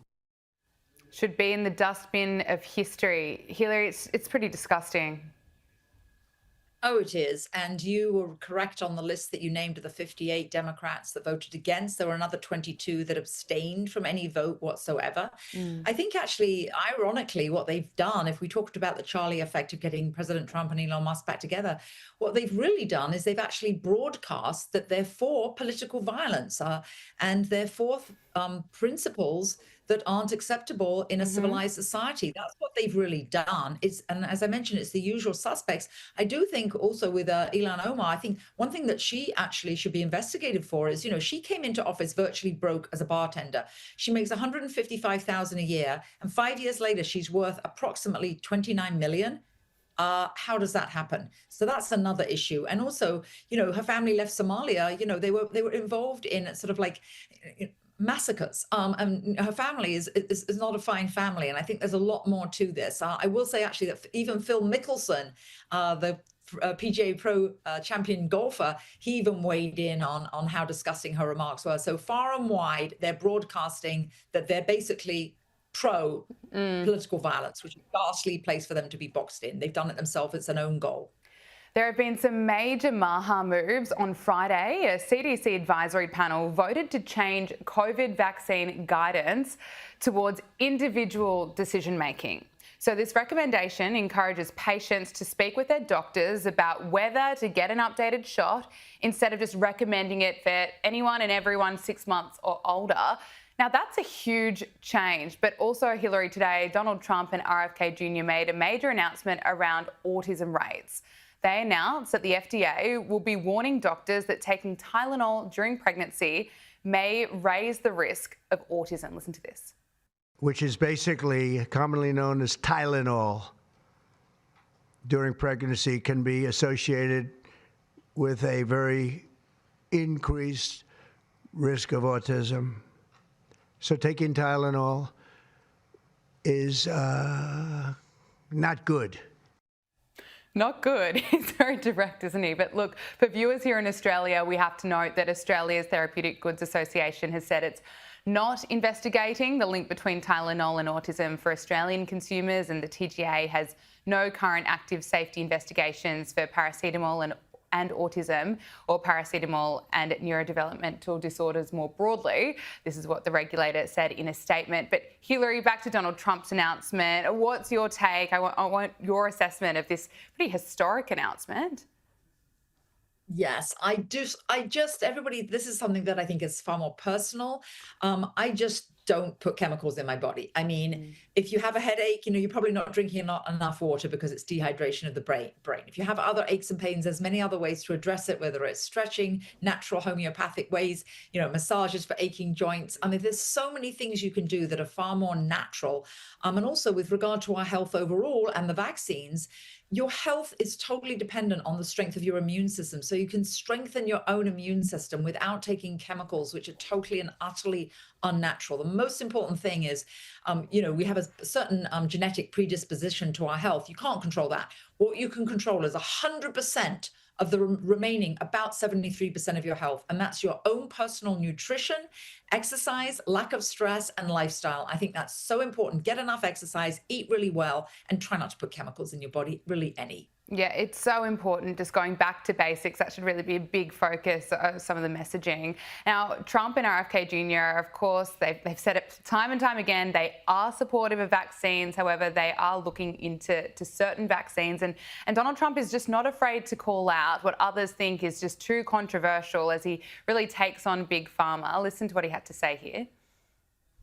Because when you go from 20,000 to 10,000, and then you go to 12, there's something artificial. They're taking something.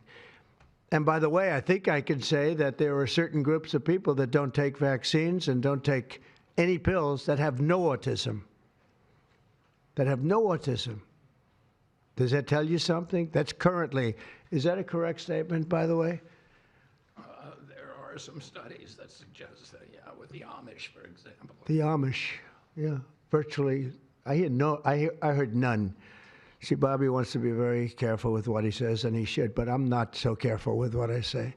But you have certain groups. The Amish, as an example, they have essentially no autism.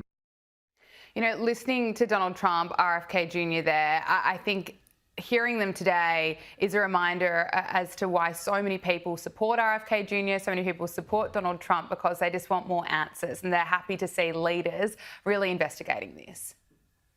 Yes, I think so. And there certainly is a place. I mean, obviously, pharmaceuticals and vaccines have been responsible for eradicating, some dreadful diseases, whether it's meningitis or polio, measles, etc. But I don't think that the vast majority of the population with this massive increase in vaccine in recent years is necessary. The vaccines that were developed, 20, 30 years ago, obviously have stood humanity well. Life expectancy is longer than ever. So that there's a certain degree that is beneficial. I think it's the excess, Gabriella. That's the big issue now. The point that President Trump made with regard to the Amish, there are also other, groups in society with different beliefs, and they don't take as many vaccines, and they don't eat things out of packets. There's an American expression, actually, always read the label. And I always say, don't read the label, because don't eat things out of packets. Eat fruits, vegetables, lean proteins, and natural things, and you won't have all these issues. Great advice, Hilary Fordwich. Thank you so much for joining us. Always brilliant to speak with you. Pleasure, Gabriella, absolutely. It's time for Media Meltdowns, and on the day that millions of people right around the world were mourning the death of Charlie Kirk as his memorial was being held in Arizona, CNN invites Democrat Jasmine Crockett on the air so she can continue trashing Charlie Kirk with barely any pushback from journalist Dana Bash. Here is Jasmine Crockett. She was, of course, one of 50 Democrats who voted against a resolution to honour the life of Charlie Kirk. And Jasmine Crockett didn't just defend her vote, she went a step further. One of the things I do want to point out that's not been laid out that honestly hurts my heart is when I saw the no votes, there were only 2 Caucasians. For the most part, the only people that voted no were people of color, because the rhetoric that Charlie Kirk continuously put out there was rhetoric that specifically targeted people of color. And so it is unfortunate that even our colleagues could not see how harmful his rhetoric was, specifically to us. Sorry guys, I forgot that Jasmine Crockett was the victim in all of this, and it didn't take Jasmine Crockett long at all until she just continued to unleash and lie about Charlie Kirk on the day of his funeral, claiming he was a racist and that he was the one inflicting harm on our communities. So to me, just like we wanted to make sure that those Confederate relics were taken down, the idea of a new age relic being propped up was something that I just could not subscribe to. And it is unfortunate that more of my colleagues, even on my side of the aisle, could not see the amount of harm that this man was attempting to inflict upon our communities. The father of 2 has just been murdered. What harm are you talking about? Again, not a lot of pushback from CNN. They just let her sit there and lie and lie. But we will give credit, of course, where credit is due. And CNN's Dana Bash asked Jasmine Crockett about her language, such as comparing Republicans to Hitler. I am using that language because it is accurate language. When we see the consolidation of power, when we see them trying to chill speech of jokesters, when we're seeing all of this, that is a playbook out of Hitler, and I won't deny it. She doubles down. Now joining us now is Sky News host James Morrow. James, thank you so much for your time. We really appreciate it. Great to be here, Charlotte. Can I get your reaction to Jasmine Crockett? I mean, trashing Charlie Kirk on the day of his memorial, and then CNN letting that interview go on for several minutes and not a lot of pushback. Well, no pushback at all. And the thing is here is CNN deliberately counter-programmed the Charlie Kirk Memorial Service with Jasmine Crockett. So, this is a real conscious decision here. It's not just Jasmine Crockett that we're talking about here. This is CNN, and this is CNN trying to send a message about what they believe in, and they think, oh, well, you shouldn't be watching Charlie Kirk and the memorial service, which, I found incredibly powerful. And I think a lot of people would have found incredibly powerful and just, fascinating from so many different perspectives, to just have this kind of unhinged bile from Jasmine Crockett. That is basically kind of, it's a little bit racist with all of the stuff she's talking about, white this and white that and all of that. It's the exact opposite of the message I think Charlie Kirk really was about, and particularly the speech or the eulogy given by his widow Erica, which is all about forgiveness and coming together. But the thing that in that speech she gave, in that eulogy she gave, the thing that really struck me was the line where she talked about not forgiveness, because we knew she was going to say that about forgiveness, because that's sort of very public Christianity and genuine public Christianity. I'm not just being cynical about it. Of the Kirk family, has been such a part of their being and their essence. But the key thing here was really, to me, the line where she said, there's no riots, there's no violence, there's nothing like that that's happened in the wake of this death. And to me, that's what that all comes down to. You know, this whole idea that when somebody big on the left gets killed or is elevated into the pantheon of the left gets killed, you know, there's violence, there's riots, there's street action, there's all sorts of things.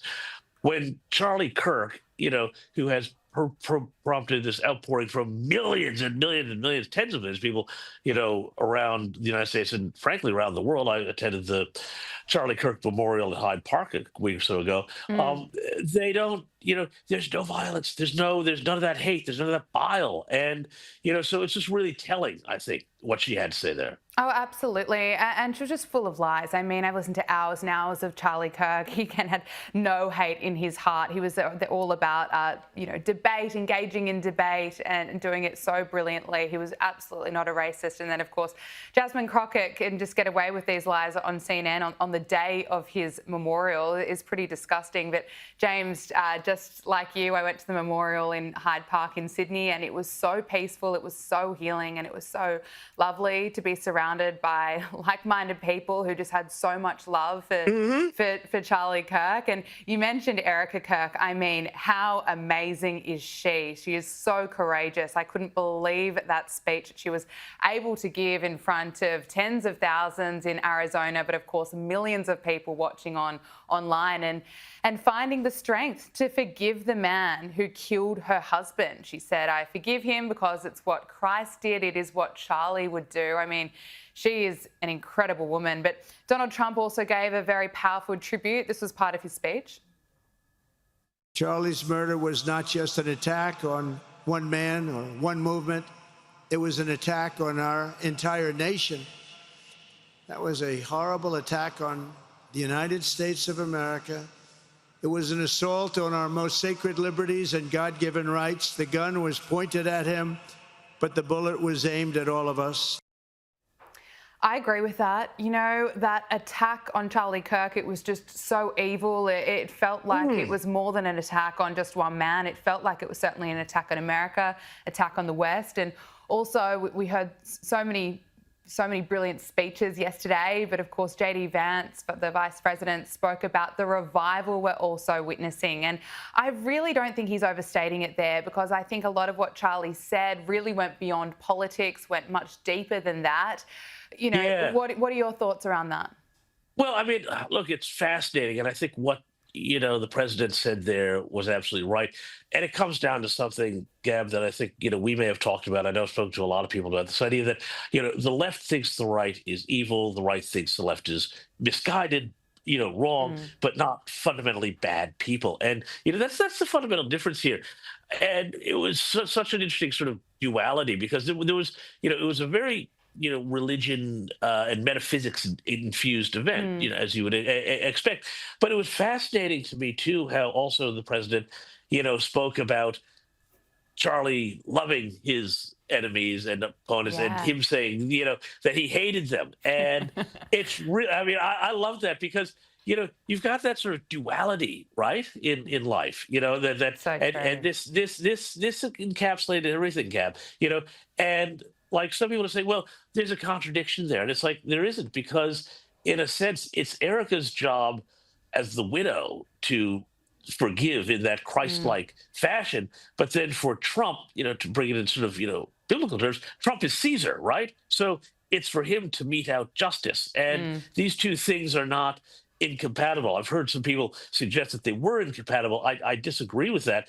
But, you know, I also kind of like feel, you know, having watched that and watched all that, that from now on, you know, whenever I've got a dilemma, it's not going to be like the old cartoon angel and devil on the shoulder. It's going to be like a little cartoon Erica Kirk here and a little cartoon Donald Trump here saying, you know, saying, how do you deal with these people who are, you know, coming at you, you know? Yeah. Absolutely brilliant. I completely agree with you there, James. Now, we know that the Trump administration is, of course, cracking down on extreme radical left groups fueling political violence. And it's now official. Donald Trump has signed signed an executive order designating Antifa as a domestic terrorist organisation. The president cited Antifa's pattern of political violence designed to suppress lawful political activity and obstruct the rule of law.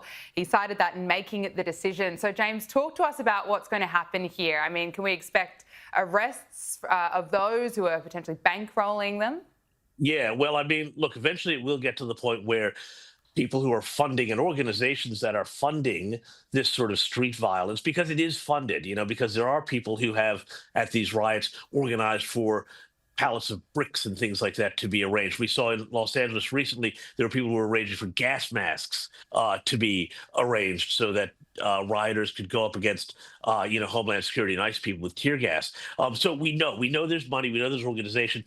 To me, Gab, the really interesting parallel here actually goes back to the 1960s. Now, Lyndon Johnson was president back then. There was a horrific series of lynchings and bombings in the South perpetrated by people associated with the Klan, the Ku Klux Klan, against both Black Americans and white civil rights workers who had also gone down to the South. And LBJ instructed J. Edgar Hoover, who was the head of the FBI, to use the Civil Rights Act to go and prosecute and smash the Klan. And that's exactly what they did. Now, there's a similar parallel here, but I don't think you could use the Civil Rights Act here. Instead, what they should be using is the RICO acts, which were the originally mafia targeting acts that are about racketeering, organized crime, and chasing down money and money laundering and money going to fund criminal enterprises, and use that, and I'm instructing Kash Patel to be using that in the same way that Hoover used the Civil Rights Act against the Klan in the 60s, to use that to go against Antifa here today in the 2020s. Okay, and look, James, I have to ask you about this. Prime Minister Anthony Albanese has been snubbed once again. He has missed out on securing an official meeting with Donald Trump during his time in New York for the UN General Assembly. I mean, what a joke this is. How embarrassing is this for Australia? It's interesting listening to the White House Press Secretary Caroline Leavitt kind of confirming that Trump will be holding bilateral meetings, of course, with Zelensky, with European Commission Chief Ursula von der Leyen, with Javier Milei, leaders of Qatar, leaders of Saudi Arabia, Indonesia, Turkey, UAE, Jordan. Not our Prime Minister. And why would Donald Trump make the time? I mean, and it says so much about the he should make the time. I mean, he should make the time. He should make the time, because Australia is an important part of the American security architecture in the Pacific. There's real reasons why we really should be having leader-to-leader meetings. And it's really bad, and it's a great discredit to Albanese that we are not having those leader-to-leader talks. I think it's a really, dangerous situation. But for the prime minister and the president, in a weird sort of way, this is kind of good for both of them, because neither one of them, I think, really wanted this meeting, particularly not a play. Albanese, the last thing he wants, it's not going to go well. He's going to look weak. He could get told off for any number of things, whether it's, having an e-safety commissioner or having, weak defense spending or whatever, so there's a million ways to go wrong for him. And for Trump, it's a meeting with somebody who he's going to have to, if they do meet, say something bad about potentially, about an ally. So it's bad for him. It's just too messy all around. But I think neither one of them really wanted to. And, for Albanese, he's done this sort of studious avoidance of Trump. And sometimes he's gotten lucky and now he's just, I think by avoiding and by, poking the bear of Palestine and all the other things so much, why would Trump meet him? Why would Trump meet him? And that's exactly the outcome he wanted. He didn't want to meet with Trump, and that's what he got. Oh, look, I think I would love that meeting to happen so Donald Trump could, give him a piece of mind, I'd love a leader-to-leader meeting. Wouldn't it be brilliant to see? Meeting with a good leader, with a real leader who understands, that our best interests are with the United States, not with China. And that's what we need in this country. But we're stuck with this for the next 2.5 years. I know. And it's so depressing, isn't it, that just yesterday, Anthony Albanese defended Australia's recognition of a Palestinian state just hours after footage was released showing Hamas publicly executing 3 men. So this is at the same time this was happening. Anthony Albanese was formally recognising Palestinian statehood. And again, it just shows, I suppose, where Australia's loyalty is, and it's not with Israel. Well, I mean, this is, this is so bad because it's like you can have legitimate grievances. I know some people have legitimate grievances with the way Israel has conducted itself in Gaza. That's fine, but it's like you don't, divorce somebody over this one particular thing. There's a long history here that will have to keep going on. There's a lot of different elements to that relationship, including again an important security relationship, an intelligence sharing relationship, which is really important. And to throw a bomb in this metaphorically by recognizing Palestine and annoying everybody, it doesn't help anybody. But this is the undergraduate student politics of Anthony Albanese. He's wanted to do this forever, so like he was going to do it and he doesn't care. And he's rewarded Hamas, and Hamas now thinks like, oh, this is great. We kill a bunch of people, we blow up a bunch of people, we rape a bunch of people, we act, like the worst savages imaginable. And hey, look, we're going to get a state. How good. It's a joke, Gab. Yeah, Come on. It is such a joke. It's disgusting, and I don't think Anthony Albanese, after doing that, deserves a meeting with Donald Trump, even though it does need to happen, and it's very sad for Australia that this is the state that we're in now, and that the US doesn't seem to want to have anything to do with us anymore. Now, James Morrow, I have to ask you, of course, about some lighter news, but just some pretty big news, of course, that Disney has caved. Jimmy Kimmel is now returning. So after lying about the most high-profile assassination since the 60s, being suspended for a week, lefties absolutely losing it. We saw Hollywood celebrities kind of in tears, protesters out taking to the streets, and now Jimmy Kimmel is coming back. Can I get your reaction? I don't care because I don't watch Jimmy Kimmel. I don't like, he's just really not funny. And he hasn't been funny for years and years and years, not since he did the Man Show, but you couldn't do the Man Show today. My God, imagine that. Wow. There'd be a cancellation for you, but that gets down to the huge hypocrisy of this whole thing. Like, I'm in all these arguments with people who say, oh, the right is now just, they're just embracing cancel culture. It's like, no. What has happened now, and it's a very helpful thing, is that the left made a whole set of rules. They made a whole set of rules that were really stupid, and they enforced them on everybody else, but not themselves, around, words of violence and, speech is murder and, all this sort of crap. And now it's like, Trump is turning it around on them, and they're being forced to abide by the rules that they set for everybody else. And so I'm like, well, why is this a bad thing? It's not a bad thing. This is actually like, really, really good. Maybe they'll stop now, but my fear is that, of course, when, they do eventually come back to power, which they will, they're going to say, oh, hey, let's go harder, So, Jimmy Kimmel is like, he doesn't mean anything in the course of this much bigger sort of debate. No, I agree with you there. James Morrow, thank you so much for joining us on Power Hour. Brilliant to speak with you. Thanks, Gab. Joining us now is Kinsey Schofield, host of Kinsey Schofield Unfiltered. Kinsey, it's great to see you again. Now, since Jimmy Kimmel was rightfully suspended for this disgusting lie about Charlie Kirk's murder, we've seen protests, we've seen lefties losing it, we've seen gunshots being fired, and of course, Hollywood celebrities going into meltdown as well. Here's Cynthia Nixon demanding Americans boycott Disney. I just canceled my Disney Plus and Hulu subscriptions, and they asked me why. I hit other, and I wrote, because I believe in the First Amendment, reinstate Jimmy Kimmel. Now, my whole family is really gonna miss Abbott Elementary. We are really gonna miss Only Murders in the Building. But you know what? We would miss the First Amendment a whole lot more. Don't go to the theme parks. Don't go on the cruises. Cancel your subscriptions. Now. And here is Mark Ruffalo losing it as well, saying, think of yourselves as living under the Taliban. We saw Jimmy Kimmel's show was canceled. We don't know what the reasons are, really. It's very cloudy and murky. I don't understand what's happening right now. My industry doesn't understand what's happening right now. But what they do understand is our freedom of speech is being attacked. I heard Mark Maron today talk about it. He said, you guys were so afraid of being canceled. You went out and you screamed and you yelled about being canceled. But the cancellation was coming from people who didn't like what you had to say. It was coming from people who didn't didn't agree with what you were saying and were speaking out about it. This cancellation is the United States government coming and taking your voice away from you. Think of yourselves living under the Taliban, because that's where we're headed. I mean, isn't it wild seeing parts of the left just pretending that Jimmy Kimmel being suspended was a greater attack on free speech than actually the murder of Charlie Kirk?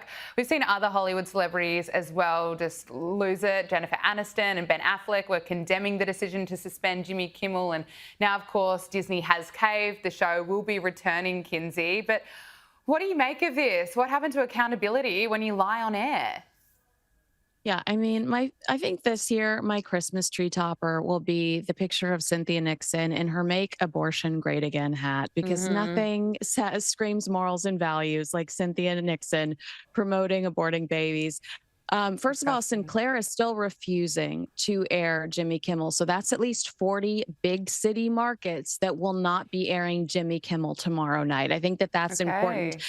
Claire said you need to apologize to the Kirk family, and you need to make a big fat donation to either Turning Point or the Kirk family directly. Jimmy's refused to do that. It's my understanding that he is refusing to apologize during his monologue when he does return. And so Sinclair said, that's fine. We're just not going to air you. But yes, that one New York Post headline that read Jennifer Aniston and Ben Affleck joined 400 celebs in condemning Jimmy Kimmel's suspension, a dark moment for freedom of speech. Nothing is darker than the inside of Charlie Kirk's coffin. America's freedom of speech was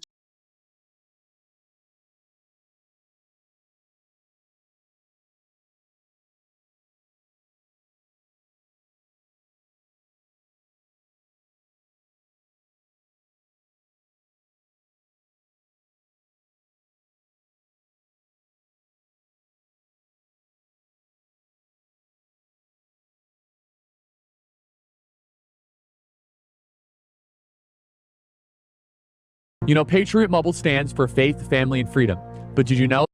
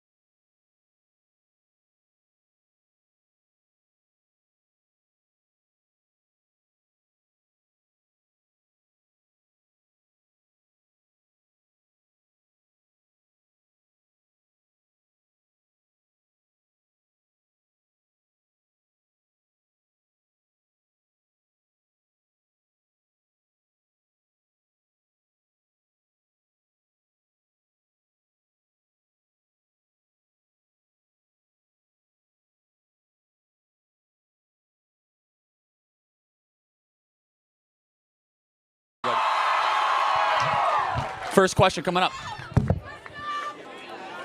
Charlie. If you were 5 inches in Elon Musk and Trump was 5 inches in you, which way are you moving? Which way are you moving, Charlie? Is that your question? That is my question. If you were 5 inches in Elon Musk and Trump was 5 inches you, which way are you moving? Thank you for your question. Which way? These are the pressing matters we want to know answers to, Charlie. You waited in line to ask that question. All right. You, Charlie.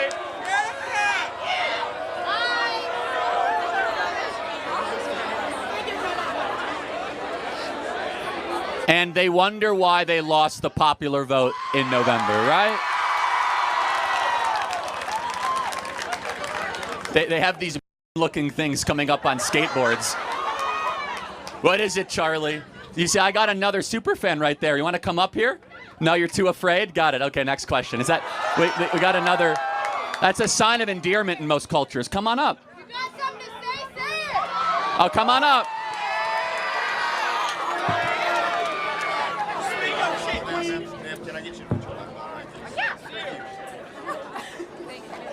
So why do you care so much about other individuals living their lives? Why is it affecting you? Do you have something up your ass or something? Well, I could throw that right back at you. Why do you care so much about what I have to say? Because you're affecting other people's rights. You're taking away people's choices. You are hurting people. What rights am I taking away exactly? You're trying to take away gender-affirming care for individuals. You are affecting abortion rights. You are hurting people. Got it. So what is a woman? What is a woman? It's what people identify as, is a gender. Sex is different. Sex is different from gender. So can anyone be a woman? Yes. At what point do you know you're looking at a woman?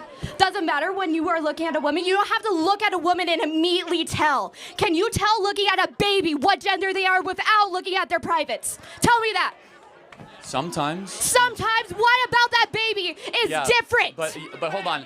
By the time they're 6 months old, you can actually tell a young boy tends to gravitate more towards balls and remotes. That's because of gender affirming. That is convincing individuals at a young age. You are socializing, putting them in situations where they want certain different things. Let's look at...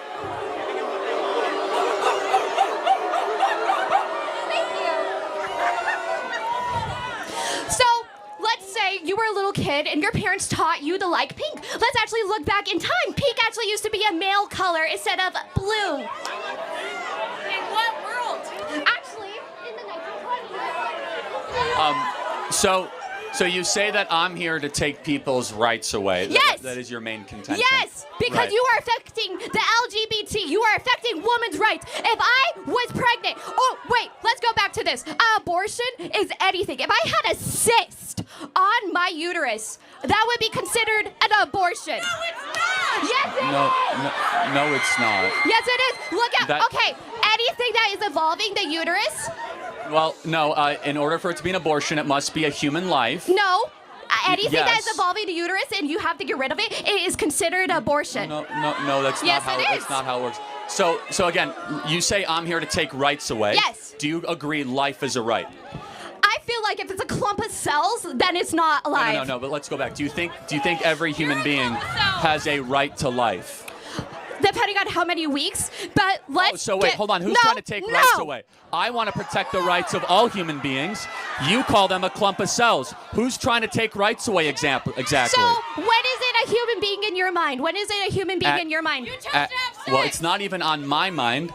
Human development objectively begins at conception. At conception. So even if I had a miscarriage, what are you going to say about that? It's a tragedy. It's a tragedy? Yes. Okay, then let's talk about, like, what if it's affecting the woman or anybody who is pregnant in this situation? What if they're going to die and they have to get an abortion? That's the only way they're going to live. Are they going to be over? Well, hold on. Just so we're clear, that's only a couple thousand cases a year. No. And so, yes, it is. Have you seen how many individuals have already died because they haven't been able to get abortion care? Abortion in the life of the mother can be put aside as something that needs to be considered. However, it's not always necessary. But let's talk about the main thing, because there's over 1.5 million abortions every single year that don't involve rape, incest, or life of the mother. 1.5 million. Yes. But let's just ask you a very simple question. When does human life begin? When does human life, in my personal opinion, is going to start around the second trimester, a little more farther along. But let's get to this. Most individuals that are having abortions are going to be mothers that cannot afford it. They usually have already 2 to 3 kids and a lot of time. So it's acceptable to be able to murder your young if all of a sudden you don't have the money to support them. That you can murder your offspring if you're poor. So in the first couple weeks, even though it's still not fully developed, doesn't even have a heartbeat, doesn't even have brain Development activity. does not equal dignity. A human being is a human being regardless of the process of development that it is in. Period. And so who's trying to take rights away? I actually want more human beings to be born. Then why are you affecting LGBT? Well, hold on. We're talking. Let me finish on abortion. I want more human lives, which, by the way, hilariously, would be more women would be born, because the right to life is paramount. You're trying to take rights away because you're okay with the massacring of little humans. Back to LGBT. It's been going throughout history, though. Abortion has been a big thing for a long time, and it affects people, and it hurts people. So has murder and slavery and child sacrifice. That is completely different. No, it is murder. Okay, so let me ask you a question then. Define what is murder. What is murder? Are you going to be talking about first-degree murder, like homicide, like going and having the intent to kill? having the intent to kill somebody, but Wait, I'm hold on. just saying So a a clump human of being, cells right? is yeah, but a clump of cells Well, is different. hold on, time out. If it's a clump of cells, what species is it? What species is Yes. it? What species? It depends. Whatever's going to be pregnant, whatever you're trying species. to abort. Is it a Homo sapien, a crocodile, or a raccoon? Which one is it? What We're species Homo is it? sapiens Oh, in this wait, sense, so I'm if it's a hoping. human clump of cells, then it's a human life deserving of human rights. And the first right is life. And so you could call it a clump of cells, which is dehumanizing language, but I'll go back to this. Ironically, you're the one that is actually intruding on human rights. We're the one protecting human rights. But you're which trying again, to get rid of the options so people can have rights to their own body. Oh, hold if on. someone does Time not want to out. have a child, they should not be forced to. If the- Oh, wait. If we're going to be doing this, then what are you going to do about the children in the systems that have been being assaulted, that are being hurted? Put more money into the system so people can actually get adopted, or actually other things like that. Okay, again, none of that is relevant. No, to because the, you want more no. babies to be born. What about people that can't afford Again, them? how They have many- to go into systems. How many people are on the adoption waiting list? Yeah, well, I know how many kids actually get adopted. 2 How many million kids people- that go 2 into million systems people or are being are on the fostered, that adoption get waiting assaulted, list. that get hurt? Are you going to be helping those Two- children that get well, f***ed over by okay. this system? So there are 2 million people on the adoption waiting list. There are 1 million abortions every year. There are twice as many people that want to adopt than discarded children every single year. Now I have to go back to a fundamental question though, which I think is very important. Human development objectively begins at conception. You say it's around 2 trimesters. Can we agree that every human being, once your DNA is formed, you should have the right to life, the right to live the life the way you want to live it? Can we agree on that? How many weeks are we saying? No, I say, again, once we so can like acknowledge. once the sperm is inside the egg? Correct, yeah. 'cause- No. Well, Once the sperm okay. is inside the egg in the first like couple of days? No. Well, okay, but let's go through that. Isn't that when your DNA was formed? Yeah. But then aren't you fundamentally at its core, you are the DNA is your blueprint for your life. That's who you are. It's a unique marker. It's my DNA, yeah. Yes. So if it's not your DNA, why is it your choice? Why is it my choice? Yes. If it's not your DNA, why do you have a choice to eliminate it? I don't It's have. up to the individual that is having them inside of it. Oh, It's okay. their So- body. I don't care if it is like a few weeks because that is not a human Got it. being's So life yet. Because outside of rape, that individual let's cannot go- survive got it. without the mother or who is Okay. ever Well, pregnant. let's- Therefore, Again, so let's get down to this because I think it's very important and a good way to end this question, which is outside of rape, how did the woman get pregnant? outside of rape, so we're not going to be talking about Well, incest or other individuals like rape that. and- Because incest again. is not only just So, rape hold or on. other situations. How about if I or say? let's talk how about about if how I eggs say? that get mixed up in How about clinics. if I How say? about that? How about if I say I'm okay with abortion for rape, incest, and life of the mother? Let's make it illegal in the other circumstances. Would you How agree? are we going to be able to term that all the time, though? Because what well, if it wasn't consensual? What if the First of individual all- was drunk, first of all, but they're You married? can report Let's say rape they're as a married crime. and they got You raped. can get a rape. Again, you keep on interrupting me, but you I can am. report rape as a crime. You can also do a blood test to find out if it's incest. But 99.9% of all abortions are not rape and not incest and not life of the mother. How did that woman get pregnant in those situations? Did she just walk through campus and it just appeared and all of a sudden a baby is in her uterus? Or did she do something to decide to potentially have a child? Sex, but Oh, also okay. contraceptives sometimes don't always Got work. it. So, but hold on a second. Shouldn't you take responsibility for your orgasms? I don't think most men can make me come. I'm going to be honest. Oh, okay. Well, again, outside of that statement, I'm not even sure how to take that, to be honest. You brought up orgasms. Okay. Shouldn't you take responsibility for the sex that you have? I mean, if I was wanting to have a child and my contraceptives, I didn't use any contraceptives, and I wanted to get pregnant, sure, I'm taking responsibility for that life because I wanted that life. But let's say I was having sex and my contraceptives didn't work and I got the chance of getting pregnant. I am not having that child. So, but you still decided to have sex. Yeah. And again, our opinion, when you go and decide, having sex is not something you need to survive. It's not like showering or eating or shelter. You can live without having sex. You can have a little bit of self-control. If you decide to go have sex, you should understand you play certain games, you win certain prizes, which might be another human life. And it is the I don't want to have another child, though. Hold on a second. Then don't go have sex. No. Oh, so you understand how narcissistic that is, that I want to keep on having fun, and if I have a human being and oopsie daisy, I'm going to eliminate that other human being because I don't want to have the human being, but I want to keep on having free sex. How is that not the most narcissistic worldview that one can possibly espouse? Is narcissistic that I want to have sex with another consenting individual just because I don't want to have children? I feel like a lot of people in the world have sex. I think a lot of people make money off of having sex, and they don't want to have children. I feel like it is something that everybody do. A lot of people have sex just for pleasure. Just because a lot of people do it does not make it right, number one. Number two, again, fundamentally, your view is I'm going to do whatever I want to do, and if it creates another human being, so be it. Sure. Do you have sex just to have a baby every single time then? Or are you doing it for pleasure? I am married and we have 2 kids. Yeah, so we're pretty good but at are it. you having? I'm assuming that you have had sex more than twice in your life, Again, not I'm just not to gonna have the babies. give you an inside look into my sex life, but you're doing it for pleasure, not just to have kids. Well, again, we actually always do it with God's trust that if we get kids, it's a blessing, okay? And we do it in the marital context. Again, you also are in a position where you can afford to have children. You are in a position where you are not the lower class. How about this? How about we have the maturity and the sophistication? Again, you keep on using words children and baby. Let me ask you a question. When someone is celebrating a pregnancy, do they call it a clump of cells shower or a baby shower? That's also when it's already been past those weeks. Oh, so it magically gets pixie dust. You're a human being now. No, because it develops. Oh, exactly, because it's all around the spectrum of human development, and human development starts at conception. Yeah, is it going to be completely developed at the first week? No. So you're not completely developed right now. A lot of people aren't completely developed.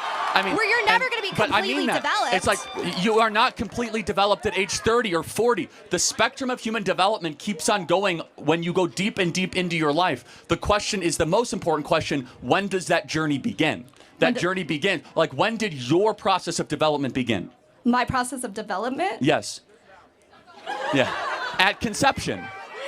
Every person in this audience, your life started at conception. And your own DNA, from your eye color to your hair color to your height, from your likes and your dislikes, whether you're an introvert, you're an extrovert, all of that was coded into your deoxyribonucleic acid at the moment that you were a zygote. And so that human deserves constitutional and human rights.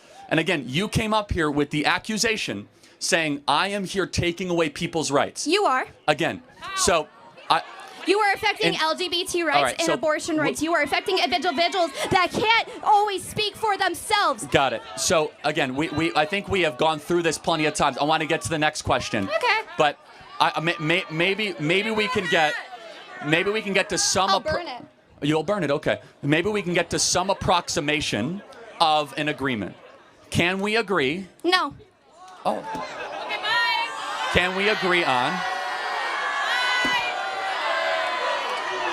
I will pray for you this Holy Week. Thank you for your time. Please don't ever pray for me.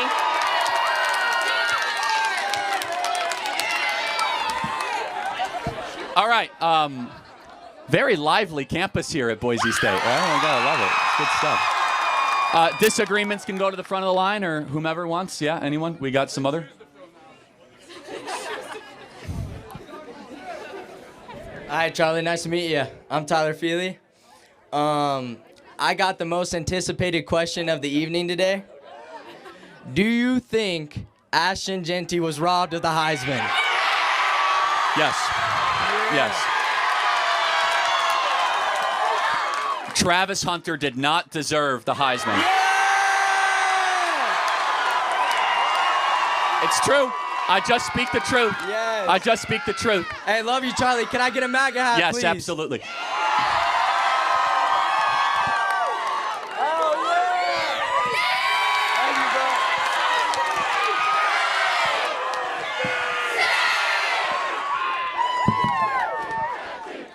All right, who's up?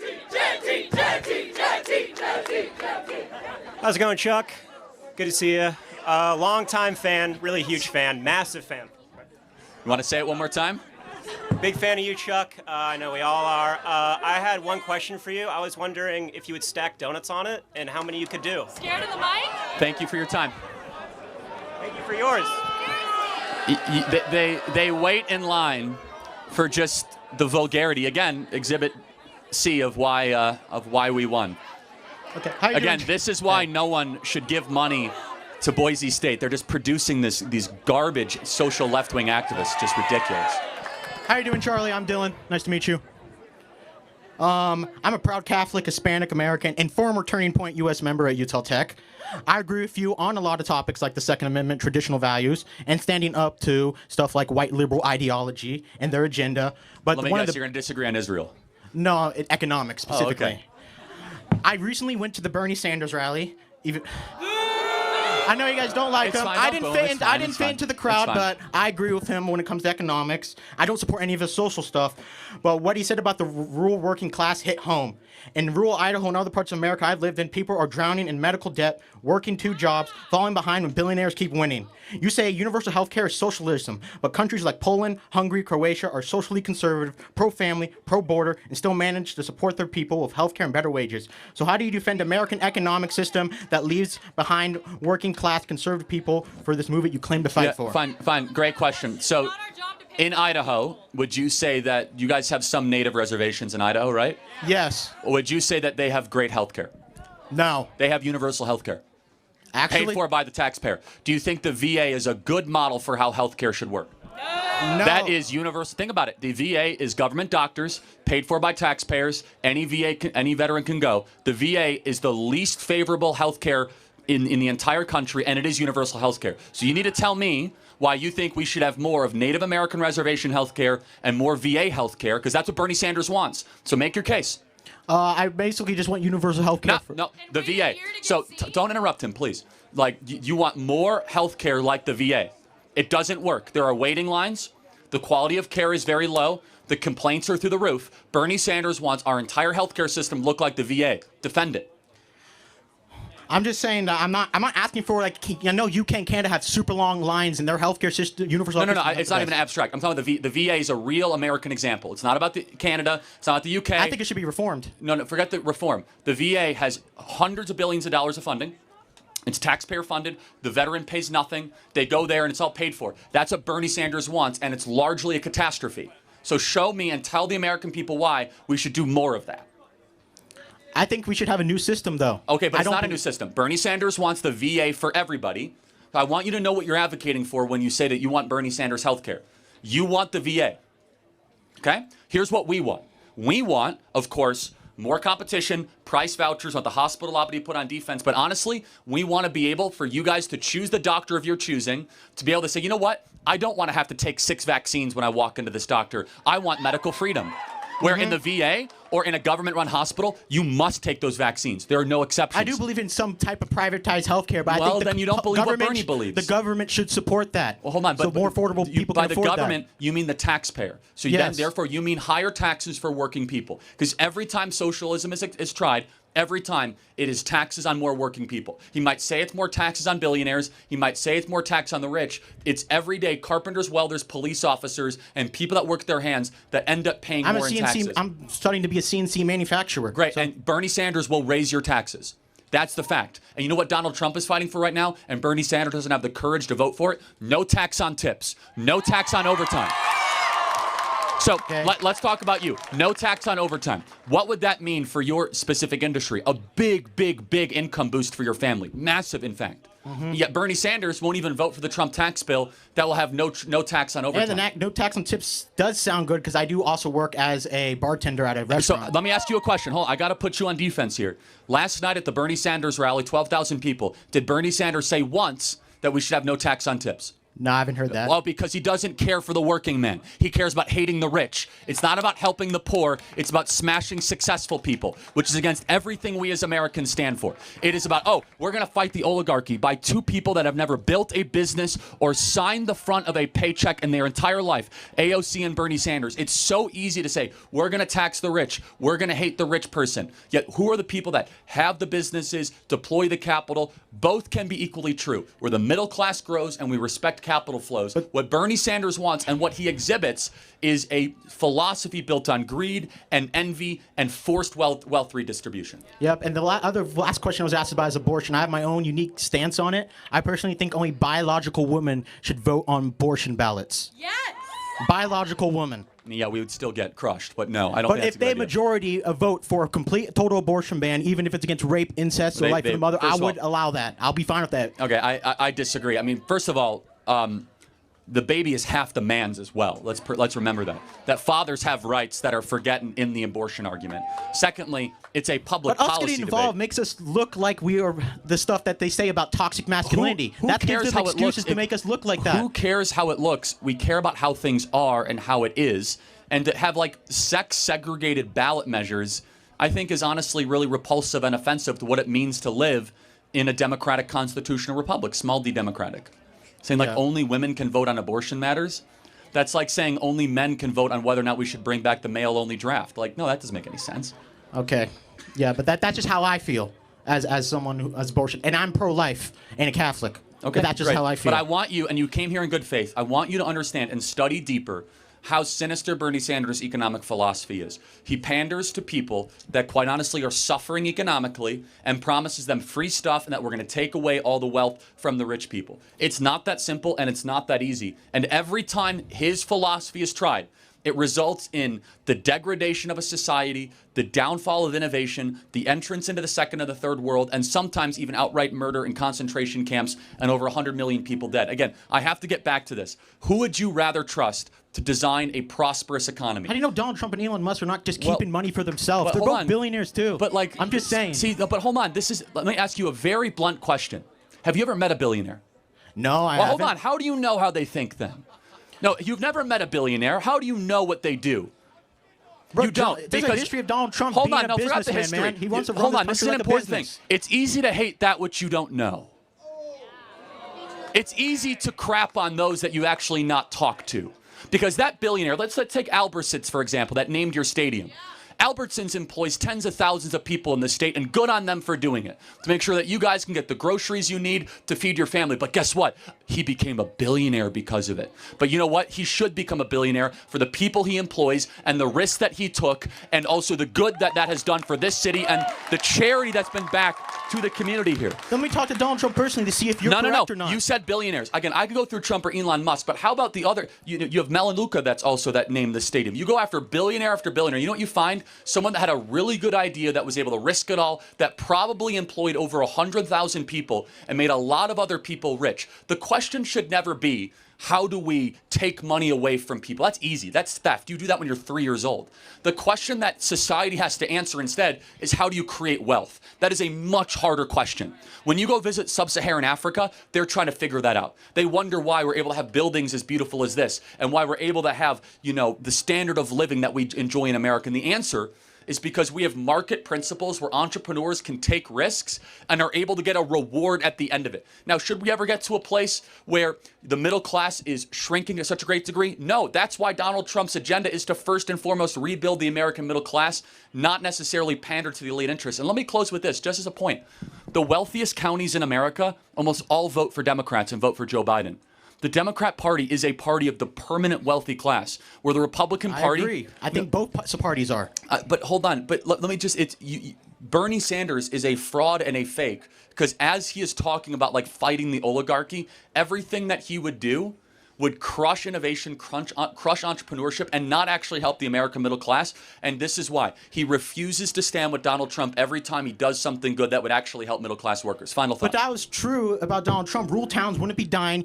Donald Trump gave CAC cuts to corporations that hired Goldman Sachs elites and didn't touch the wage system. The working class got slogans and sweets, while the billionaires he called out got richer. That's not draining the swamp. That's filling it. When Trump was there for 4 years, rural America actually saw more wage gains than urban America. For 4 years. From Obama's economy. Okay, that's... Hold on. You know that's rubbish, man. The next president inherits the economy based on what president? First of all, that's just such an oversimplification, sloppy, and shallow analysis of how economics works.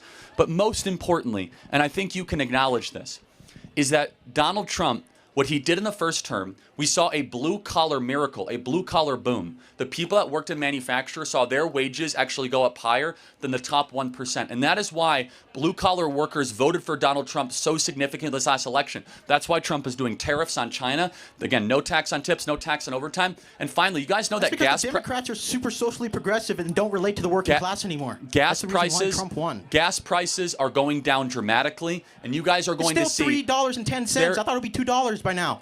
Again, it depends on where you are in the country, but as far as West Texas oil crude, it was at $75 a barrel almost a week and a half ago. Now it's near $55 a barrel. I'm not sure where it is today. But let me just kind of close with this. It's easy and tempting, and I want to just caution you, because you're a Catholic and a man of faith. I want you to pray about this, and I want you to think about this. It's tempting to want to believe in socialism. It is a fact that socialism, before you get to the second sentence, socialism violates 2 out of the 10 commandments. Thou shalt not covet, and thou shalt not steal. So what about the Eastern European countries that have this Zionist socialistic... Well, let's talk about it. Like Hungary, Poland? Yes, Hungary is very socially conservative, and they have some socialist, ideas. Let me ask you a question. Can you name a single Hungarian company? I don't know any Hungarian companies. Can you name a single Hungarian entrepreneur? Not I've heard of. Can you name a single Polish entrepreneur? No, because I don't live in Poland.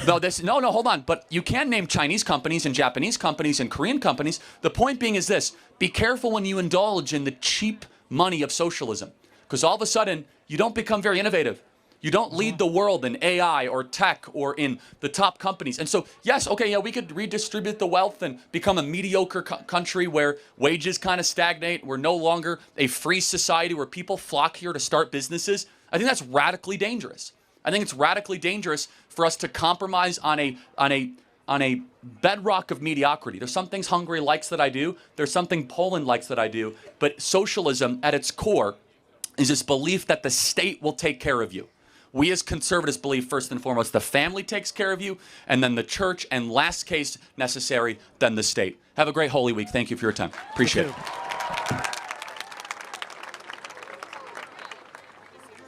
Hi, Charlie. I'm Aiden.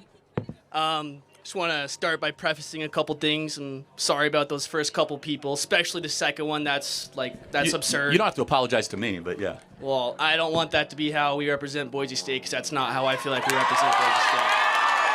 So, and then just a couple other things. I'm just kind of getting into politics, but I do have a disagreeing point, and I wonder if you can fill me in on some things. So, as you know, we get a lot of our imports from Canada, like semiconductors, microchips, oil, Mexico, fruits and vegetables, and, pharmaceuticals from China and Avocados India. from Mexico. Avocados. There you go.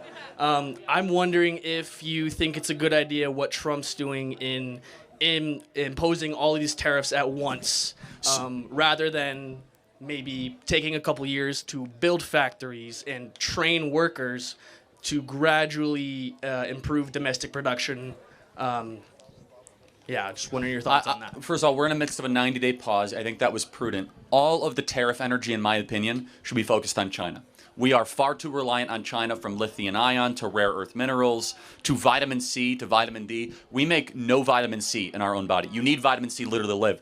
China has cornered the ascorbic acid market, which is vitamin C.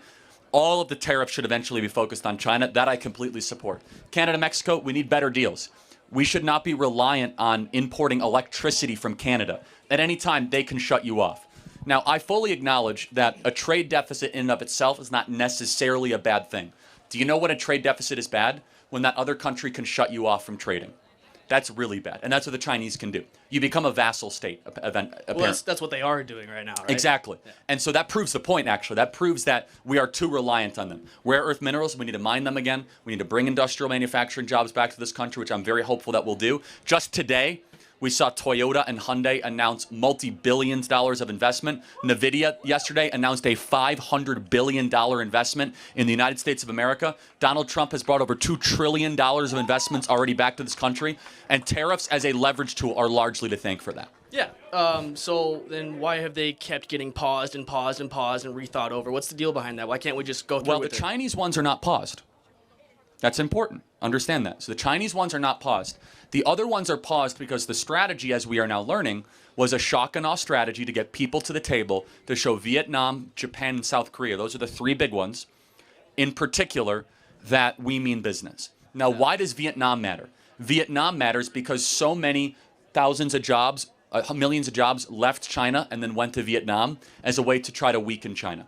And so, in my opinion, I like tariffs, the forcing function to bring people to the table. Yeah, I see your point, but when tariffs were created, the whole point of them was not just to make money and conduct business. It was to promote domestic production. Well, there's right? three. You're right. Sorry to interrupt. So there are two stated goals of tariffs. Trump has invented a third. So the first stated goal of the tariff is to create tax revenue so that the government can be funded. The second of which is also kind of national security, to protect industry. Yeah. Trump has invented a third. It's used as a negotiating tool. Unfortunately. Well, I think it's actually fortunately. Look at how great these deals are that are going to be brokered. You'll see these countries would not be coming to the table nearly as fast or as focused if it wasn't for Trump slapping tariffs on them. So thank you for your question. Do you want a hat? Yeah, sure. Okay, thank you, man. Appreciate it. Thank you.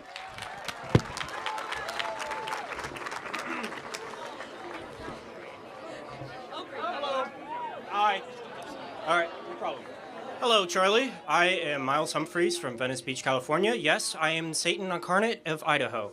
But personally, for me, I don't really identify based on state lines. I identify myself as an American. And that shows just how, personally for me, how we are very inclusive in nature, based beyond dividing lines of states, but rather the dividing lines of a nation. I believe in strong borders. I believe in borders and the natural right of their such. Tribes have established it in the nature of social organization.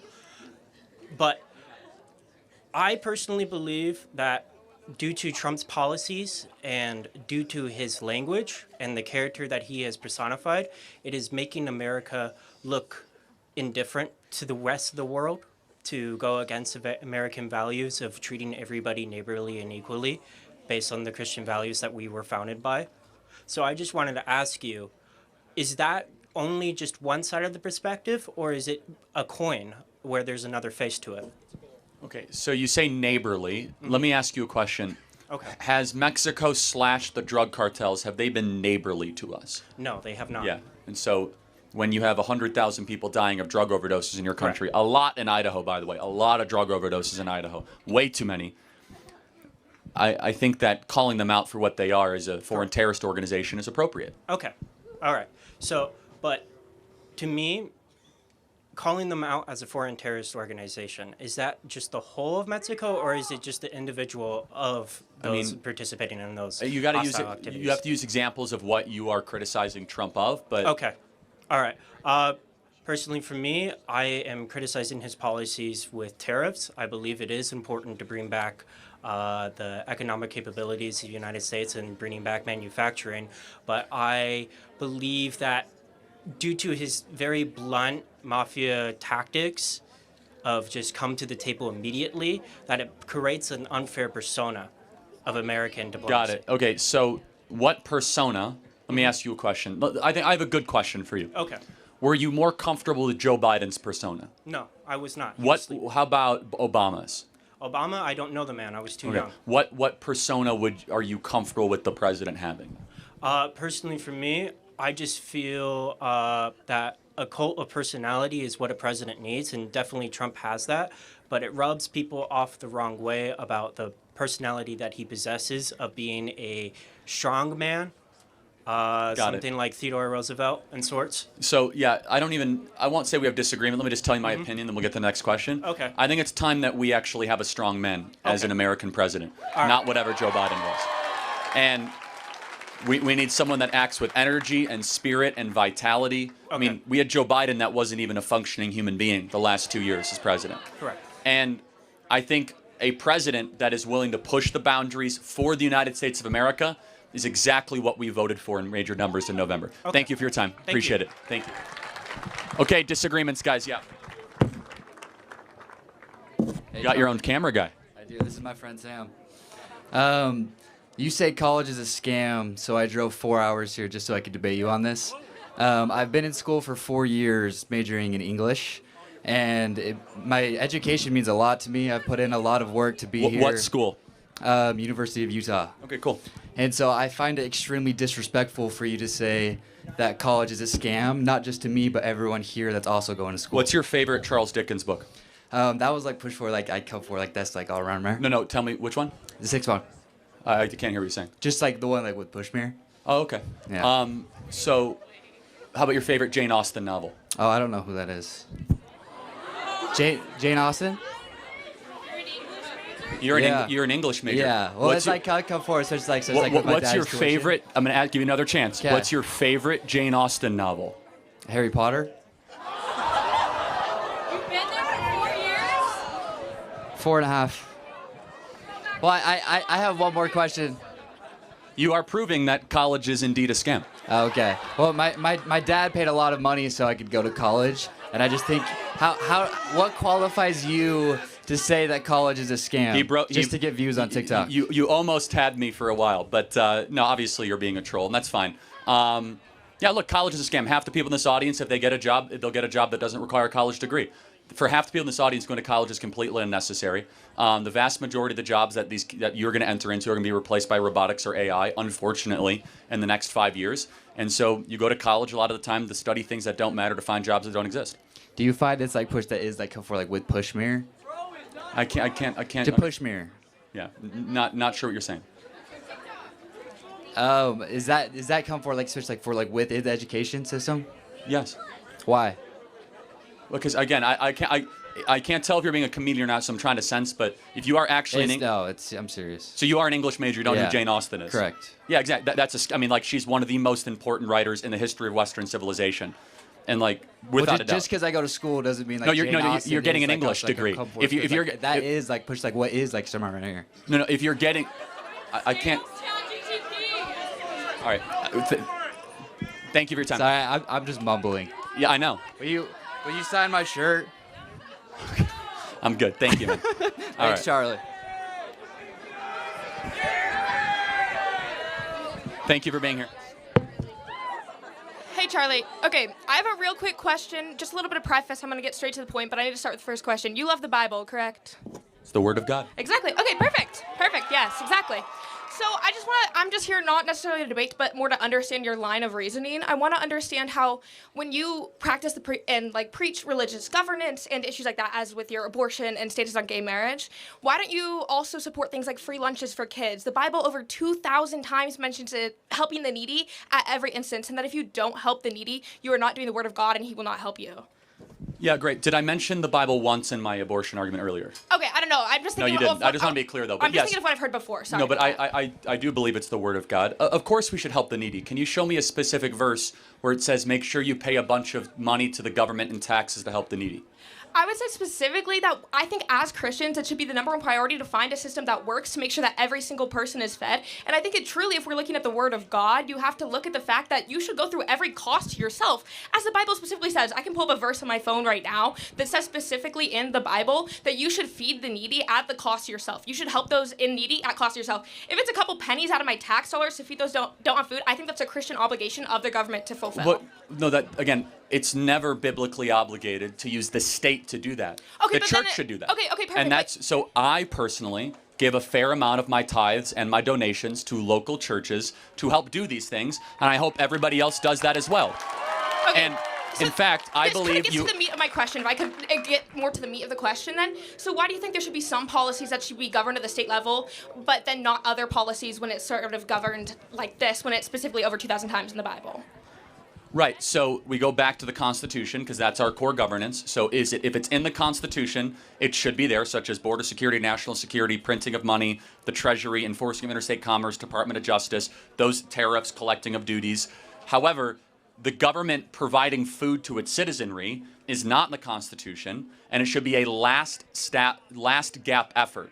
And I suppose the question is, I don't know if you're a Christian or not, and if you are, wouldn't you say it's better for churches to feed people than the government to feed people? Yeah, okay, so I am a Christian, and I do think that by any means necessary, the number one priority of every single citizen in society under Christian values, as you like to preach, should be to help their fellow man, to help them feed, help them get clothes, and help the needy. And I think that out here preaching, if you think that the government is a means of, at the end of the day, it's inevitable, the government is inevitable. And I think that we have to have that means that has such a mass scale of outreach to help feed people and to help give them their needs. I think that churches, they lack a lot of central organization that the government has to help reach out with them to help feed them. Let me ask you a hypothetical. If all the money we spend on the government to feed people went away, do you think the church would step up and make sure there's not a single hungry person in America? I think that they would try, but again, I think that the government is a unique position that as Christians we should be using to fulfill the will of God. How is the government in a better position than the church? Build that out for me. Yeah. Are there more churches or more government buildings in America? Yeah, so let me actually get to that. Can the church make laws? Well, no, but the church exactly. The church can can't collect make laws. money and actually deploy it much more effectively than the federal government can. And, in fact, okay, perfect. A question then, I got on taxes. I would love if my tax dollars went to helping people who needed food. That's my argument here. Well, I think it does. Over $1 trillion a year goes to food stamps and SNAP and Medicaid. Perfect, So, and I'm glad with no, that. But actually, it doesn't help them nearly as much as you think. Let me tell you why. Because then we subsidize bad eating habits of the poor, so that the working poor is very obese, so they go buy Coca-Cola, Pepsi, and Frito-Lays. And the church is not involved, where the church would then say, hey, instead of going to the local grocery store with a bunch of food stamps and SNAP benefits, why don't you come by our church and we'll feed all of you and a much more healthy meal made by our own members, and then you can hear the gospel afterwards. That's the church in practice.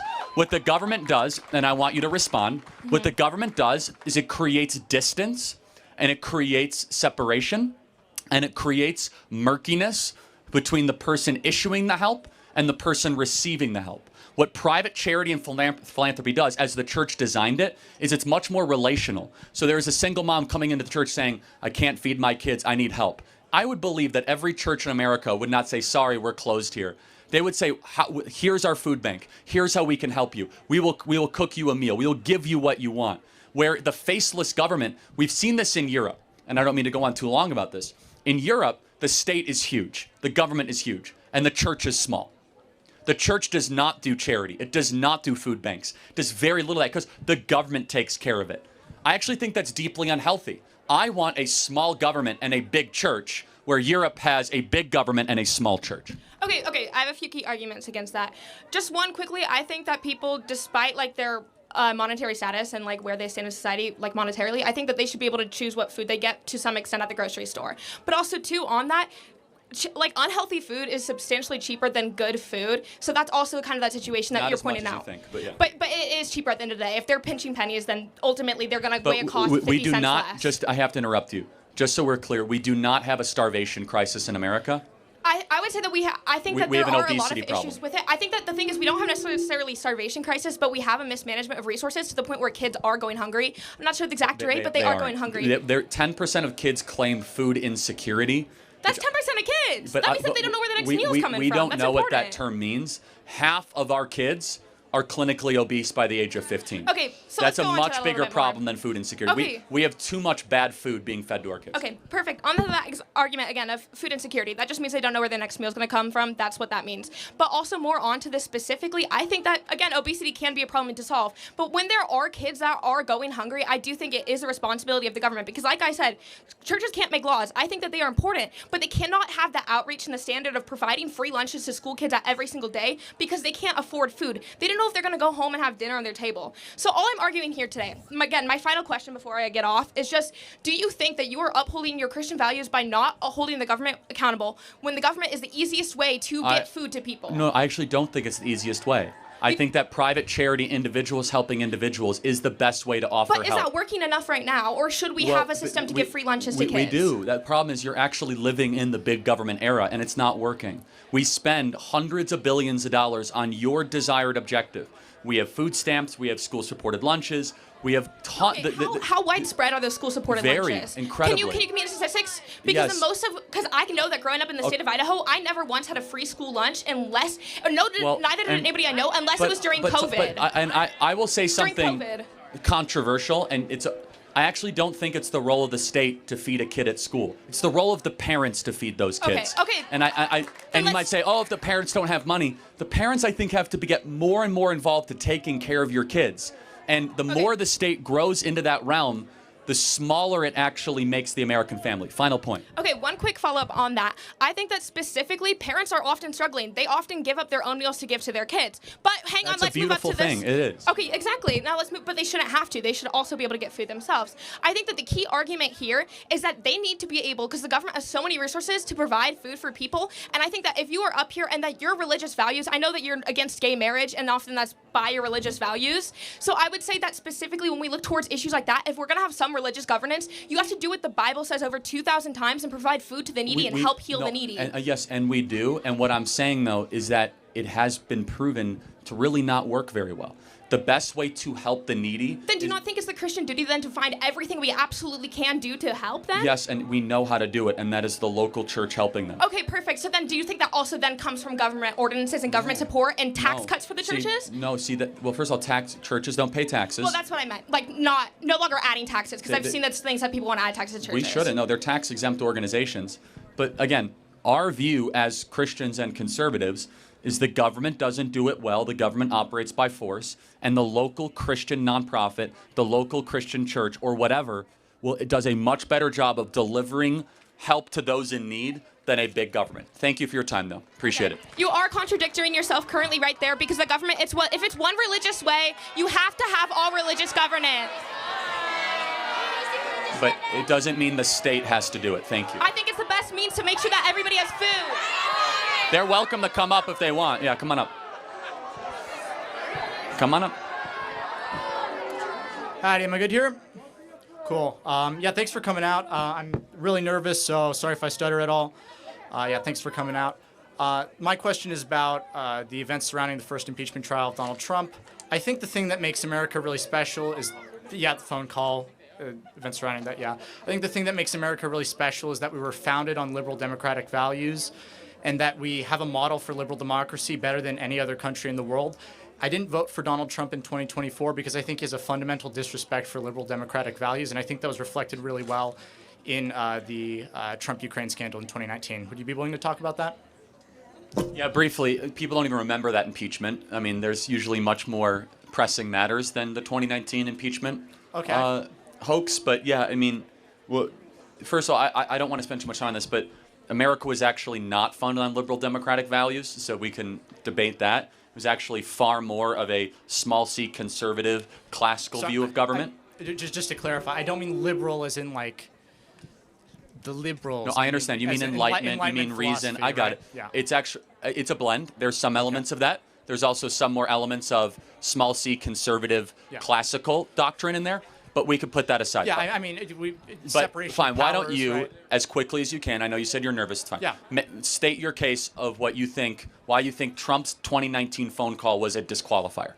So I think not just the phone call, but the events surrounding the phone call, that he suspended congressionally approved aid in an attempt, explicitly in an attempt to coerce a foreign government to investigate a political opponent and the DNC servers.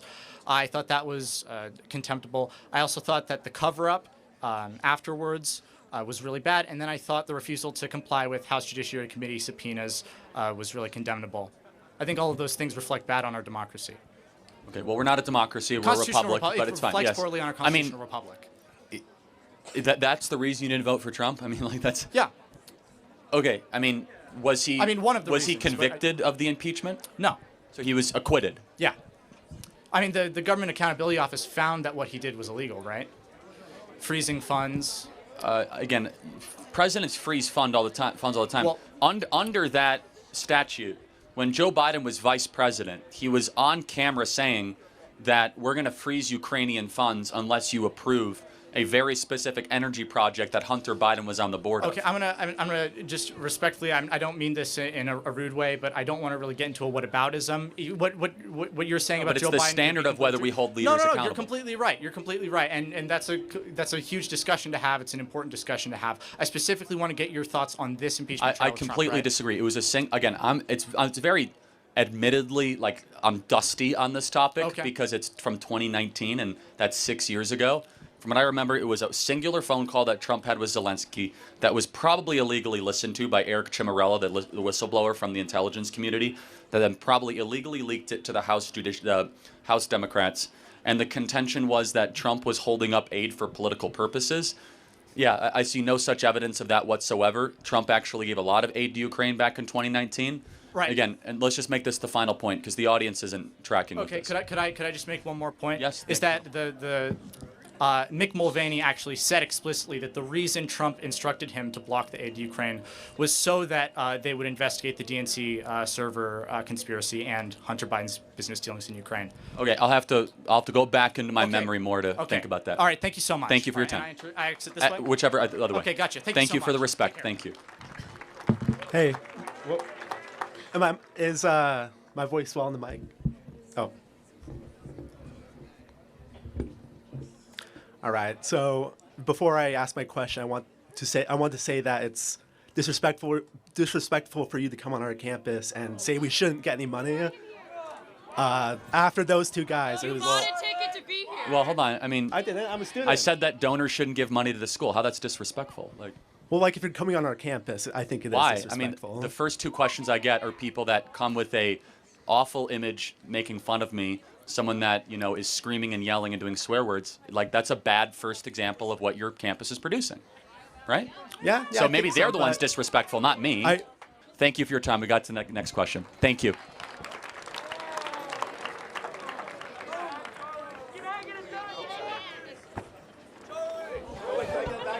You guys got to be on your guard. You guys have been getting a little sleep there.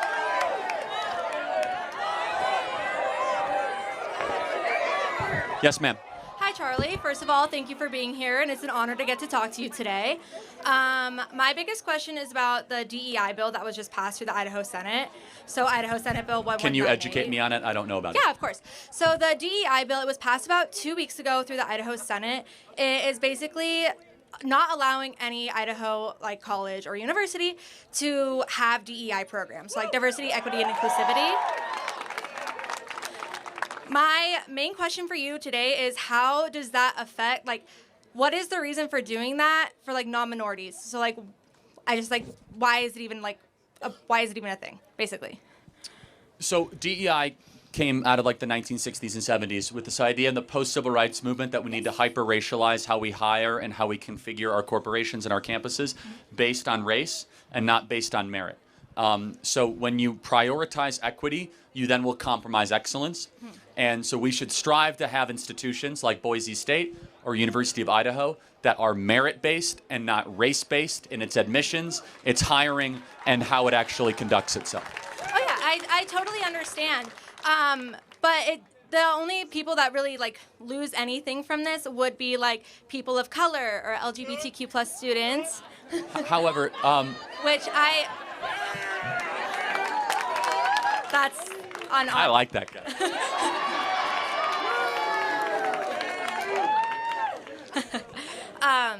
But how I obviously understand merit, but and I obviously can even understand defunding these programs. But what is the point of getting rid of them altogether? Well, because they exist to actually elevate unqualified people that might be of that skin color persuasion into certain positions. And so we should not, you are right, it might hurt certain people of color that were hired for reasons that they shouldn't have been. And so, however, a very qualified black individual or a very qualified Hispanic should not be faced by DEI because they will be able to be judged on what Martin Luther King said we should be, the content of one's character, not the color of your skin. Yeah, I can totally understand that for sure. You got to go all the way around. All right. Thank you for your time. Appreciate it. Thank you. All right. Any disagreements, guys? Come to the front. Boomer Sooner, you got here. What It's good? It's You got to good? show us your hands, though. Okay, yeah. Yeah. Sorry, we have had weird people, as you can imagine. Of course, yeah. Get a couple death threats, so yeah. My name is Dre. Nice to finally see you after seeing you countless times on my TikTok. Basically, you were talking about abortion and the rights of life earlier with this one girl.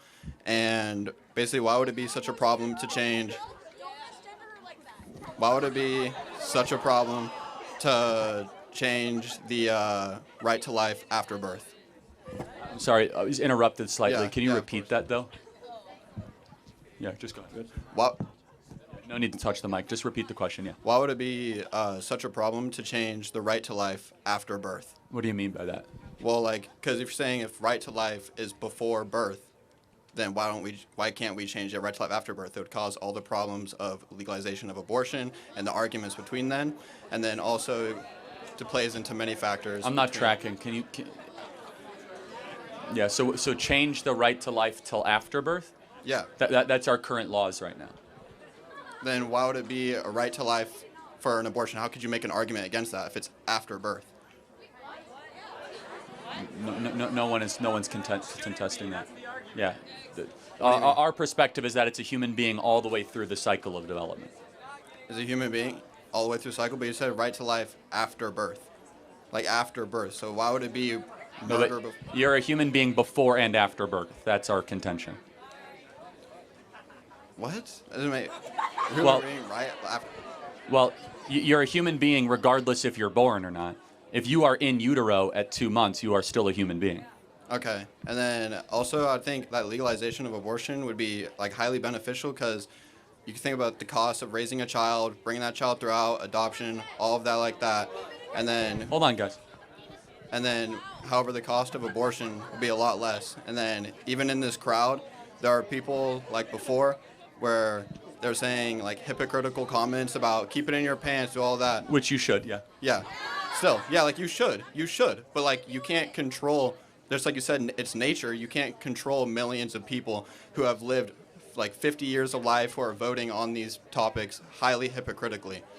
Yeah, I'm not tracking totally what you're saying, but you said abortion is beneficial. I mean, we've had abortion legalized in this country for 60 years.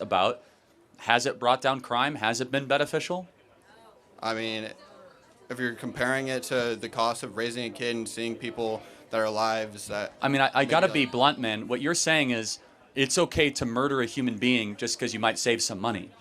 That is the argument you're making. Well, I've also said that the right to life after birth, people are okay to make their own choices. But you aren't I'm not tracking what you mean by right to life after birth. I have no idea what you're talking about. Well, why not? Because you're not. I'm just not understanding what you're saying. Well, I'm saying that abortion should be legalized, and that it will cause these. Right. Abortion is legal in almost every state in the country. Yeah, and because of these benefits, it should be legalized. You shouldn't try to illegalize it. Okay, I have a different position, obviously. So Yeah. when do you think human life begins? Well, I said after birth. So after birth. Okay, got it. I mean, that's an insane position. I mean, when a baby's at 34 weeks and responds to its mother's voice, has a heartbeat, has brain waves, its own DNA, and can empty its own bladder, of course that's a human life. I mean, self-evidently a human life. Okay, I'd be able to compromise before that, and if it's... You see how quickly, though, I have to point you out, though. See how quickly you can compromise? And actually, maybe it is a human at this level, and then at this level. Why is compromising such a problem? Well, because you're admitting and acknowledging that maybe it is a human being, which goes to our entire argument. Human dignity goes all the way back to conception. So eventually we just march ourselves back on the timeline to its original point of creation. But what about the benefits and non-benefits? Can you tell me about that for abortion? The benefits? Benefits and non-benefits, yes. Benefits. Let's play this out. Pros and cons, yes. So do you think that if a mother found out that she was going to have a low IQ child, she should be allowed to have an abortion? If she has the choice, yes. She has the choice. Do you think if a mom found out that she was having a girl but she wanted a boy, should she be able to have that abortion? There are plenty of people that should have that Yes choice. or no? Should that be legal? Should sex-selective abortions be legal? Yes or no? Okay, I guess I don't have an objective position on abortion, but But you can't, like, if people can just lie to make up reasons anyways. Again, it's actually against the law to do it. How about this? If you find out you're having a Down syndrome kid, should you be able to have an abortion based on that information? I guess not, but that's not really against, like, the topic. But your answer just changed from yes for low IQ, but not okay for Down syndrome. That's weird. Why did it change? Okay, then I can just take it back. But, like, still, like, that's, like, not... Again, I'm going to get to the next question. It's respectful. You haven't thought very deeply about But this. that's not the point of the topic. I was asking about the pros and cons, and then you asked me There if are it's no a low pros. IQ. Okay, what I'm getting at, though, there are no pros to mass murder, okay? Why are there no pros to abortion? Because it's mass murder. It's like, were there pros to the Holocaust? But the Holocaust and abortion is not even close to You're the right. same thing. Abortion's been much worse in this country. A lot more babies died than died in the Holocaust. You're right. Yeah, but there are also instances in life where How are they babies should different? not No, be like, let's born. walk through it. How are they categorically different? Are they both human beings? Do they both have futures? Were they both made in the image of God? Do they all have souls? How are they different? But how is the Holocaust and abortions different? No, yeah, tell me. Were they both human? Were all the people that died in the abortion and Holocaust human beings? Did they both have futures that were deprived? Were they both made in the image of God? And did they both have souls? How are they different? I guess if you put it like that, but that's just highly subjective. No, it's not. It's objective. Okay, you have a lot more thinking to do. Thank you for your time.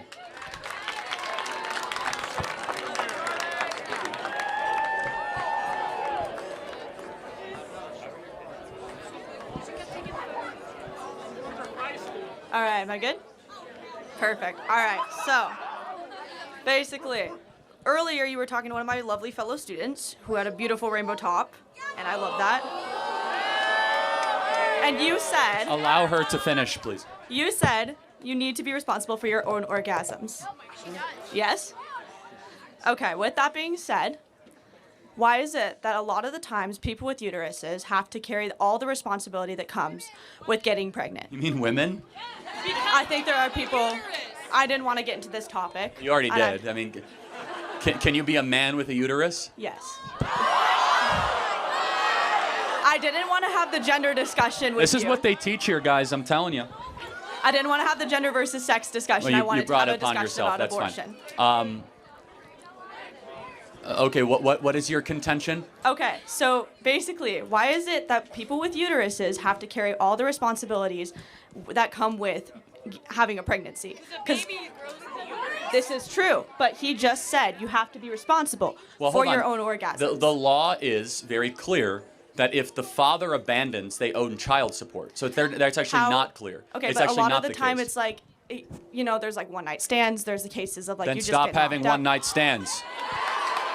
Like, you don't have to have sex. It's not like a thing you need to You said do. you had sex, and now you have to live with the consequences. Yes. So both people should have to live with the Yes, consequences. and here I am with this radical idea that all of humanity embraced for like 2,000 years, which the best way to live is to get married and then have sex. But I know that it's is against not the reality of I our know it- society at this time, and we all know this. Well, exactly. But what is there anything stopping you from doing that?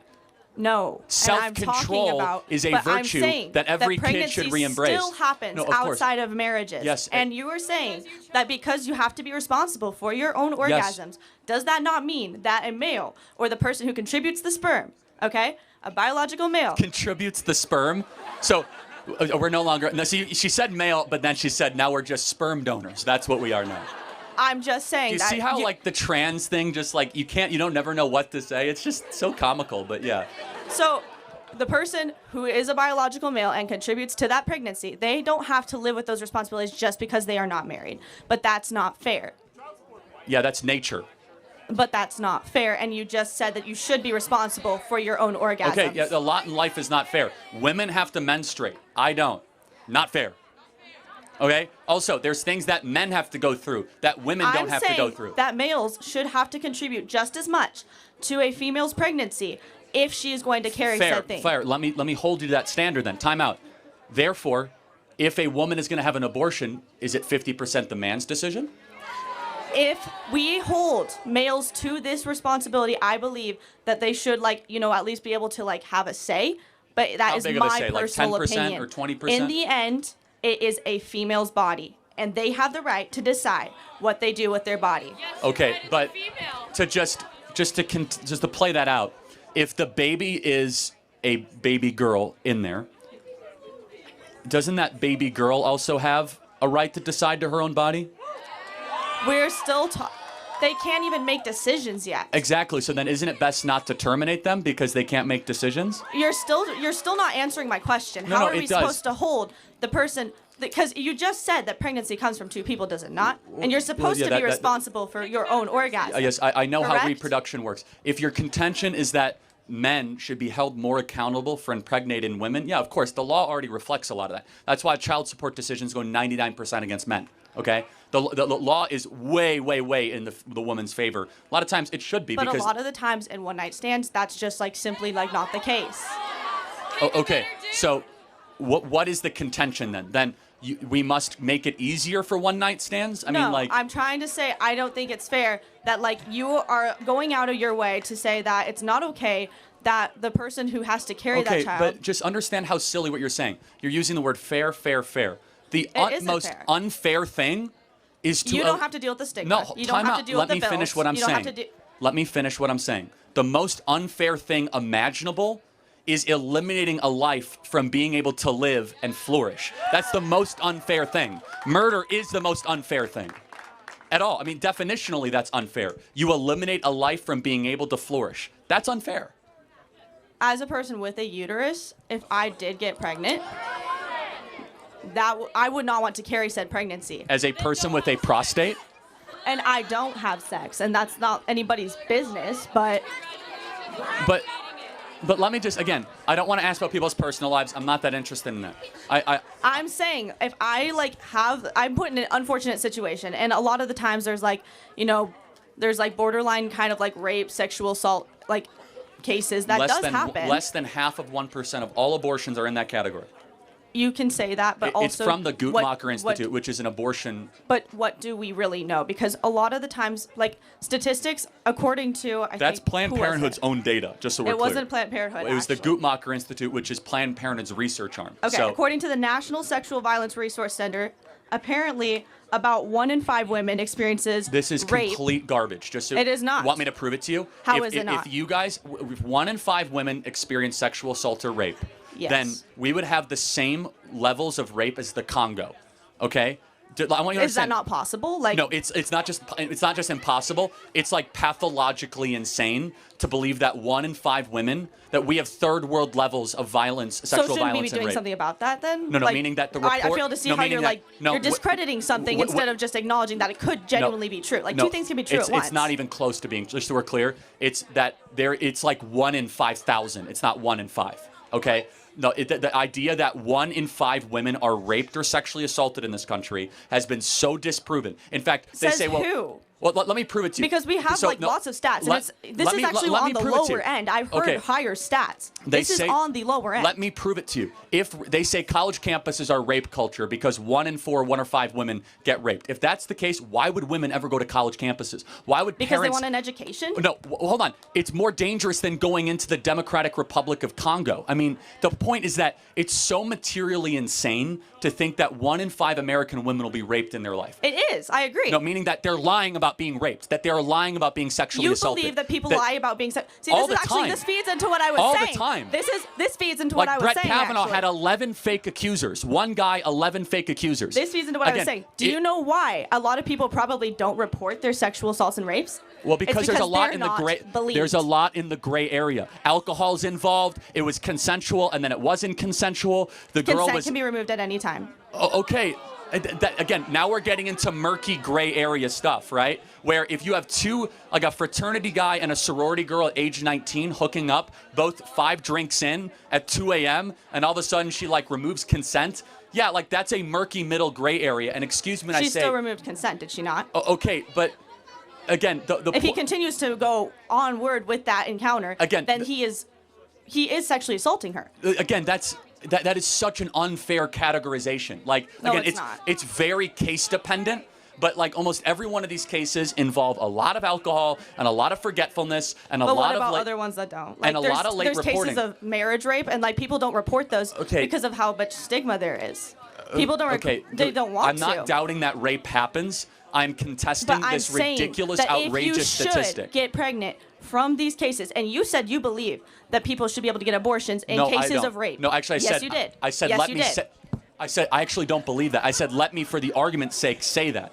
But I actually don't believe I that. thought you said that you don't. No, of course You don't- not. Because let me tell you You what. would make somebody carry their rapist If child. I have two ultrasounds, I have an ultrasound here of a baby conceived in rape, an ultrasound of a baby from a loving marriage. Which one is which? Which one is which? Wait. You would make Make the baby live? Yes. someone carry their rapist child. Yes. Do you know how insane that is? Oh, you know what it's like? How it's saying? It's like, you know what? I would make it so I can't murder my cameraman. You know how insane that is? That wasn't even a pregnancy that they consented to. That isn't even something they consented to in But the again, first place, and you would make them carry that. It's Hu- not even. human rights are not they dependent got on the their method of rights conception. To their body. Human taken rights two are not- times. human Two times. rights- They have to carry that child, human and they were rights- violated in the first place. Human Do you know how rights- insane that is? And then you're going to do a third wrong because of two evils. When does that no, always morally what if defensible? you don't want the child? And like Just because you don't want a human being doesn't mean you get didn't to even murder get that to human have. being. But your argument was based on don't have sex. You can't Yes, and control again- if you are raped. Again, you that is can't control that, and you know is that. 99.9% of the time, that is the case. Less than half of 1% of the time, it's still a question of human rights and human dignity, of which that human being deserves rights. Let me ask you a question. Somebody in this audience was conceived in rape. Do you know who? No. Because they're just as much a human being as we are. That you don't wasn't get the special argument I rights. was making. Because everybody deserves the right to life, regardless of how horrific or evil your method of conception is. I'm not justifying rape. I think rapists should go to jail for the rest of their life, maybe get the death But penalty, you still and think get castration. that their victims But guess should what? have to carry the child that they did not want. I don't believe in giving the death penalty to an unborn baby because of what the rapist did. That in no way is morally defensible to say we should end a human I don't life. know how it's morally defensible that you think it's okay to Because first off- life is special and beautiful But you're regardless. taking away the person's right who has their body violated in the You first don't place have a to make a right. decision about what they you want to do do not have a from right. there. Again, that's that- two crimes on one. Like do, you're you, like do you agree that murder is wrong? I do, yes. Okay, then we should stop murdering unborn babies. I think it should be up to the person who has to carry the child. Okay, again, that's not morally defensible in any category. Can I murder my 3-month-old because it's out of the womb?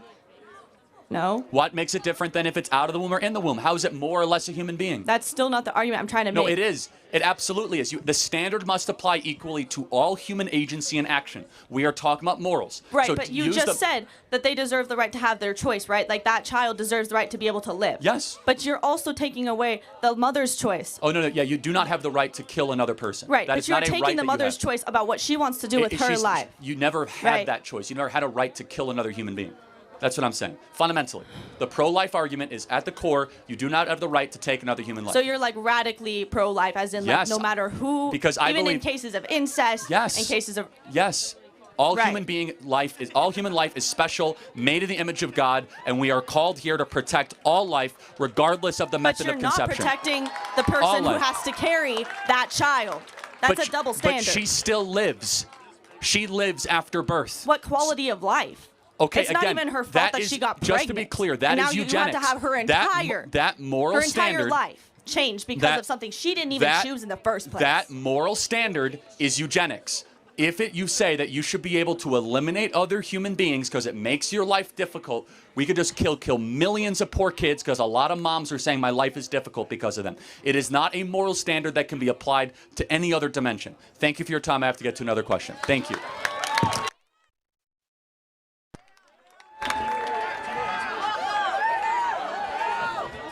Lakers. Yeah, yeah. My brother-in-law's dad played for them, so we like him a little. Okay, so I know you're a Christ follower, and you were kind of ending your last topic with the death penalty. I don't think there is a justifiable biblical verse section in context where you could justify the death penalty. I mean, you do know it's the only verse repeated, the only law repeated in all 5 books of the Torah. You know the 5 books of the Torah?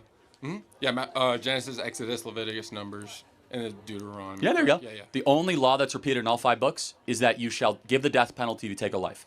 So why do you know better than God? Okay, that's great. That's not man. Yeah. God said, if a life is taken, you shall take the life. So why is your opinion above God's own teaching to his people? Yeah. My argument for that would be that is the old covenant. So the new covenant would be by grace you have been saved. So the same way God has given us grace, and that you should also put that on somebody else.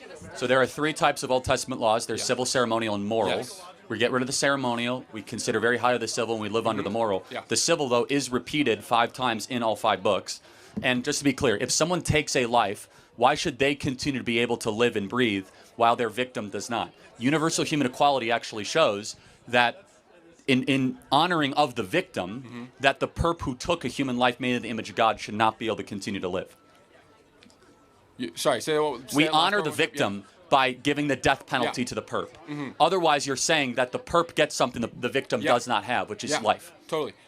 So I do understand that. I feel like you would take other examples, like Paul's ministry, for example, murdered thousands and thousands of Christians, yet turned his life around. Why did we not end his life? I would argue, by the grace of God, he was able to start a ministry, proclaim the gospel of Jesus. And he eventually did get the death penalty, ironically. Yes, ironically, but that's obviously. And so did you know, James that was and against Thomas the and- Romans. Yeah. And I'm not even, I mean, going they didn't against deserve the it. death penalty Yeah. for what they did. I'm talking very simply. Death penalty for taking another life. And the argument is that it's in defense of the victim. It's honoring human equality for the victim. That victim no longer has life. That victim no longer is able to experience it. Why should the person who took the life be able to say it? It's actually dehumanizing to the victim. It's saying that, like, you get to keep on enjoying life in a prison cell or just being in a prison cell where the other person's life was taken.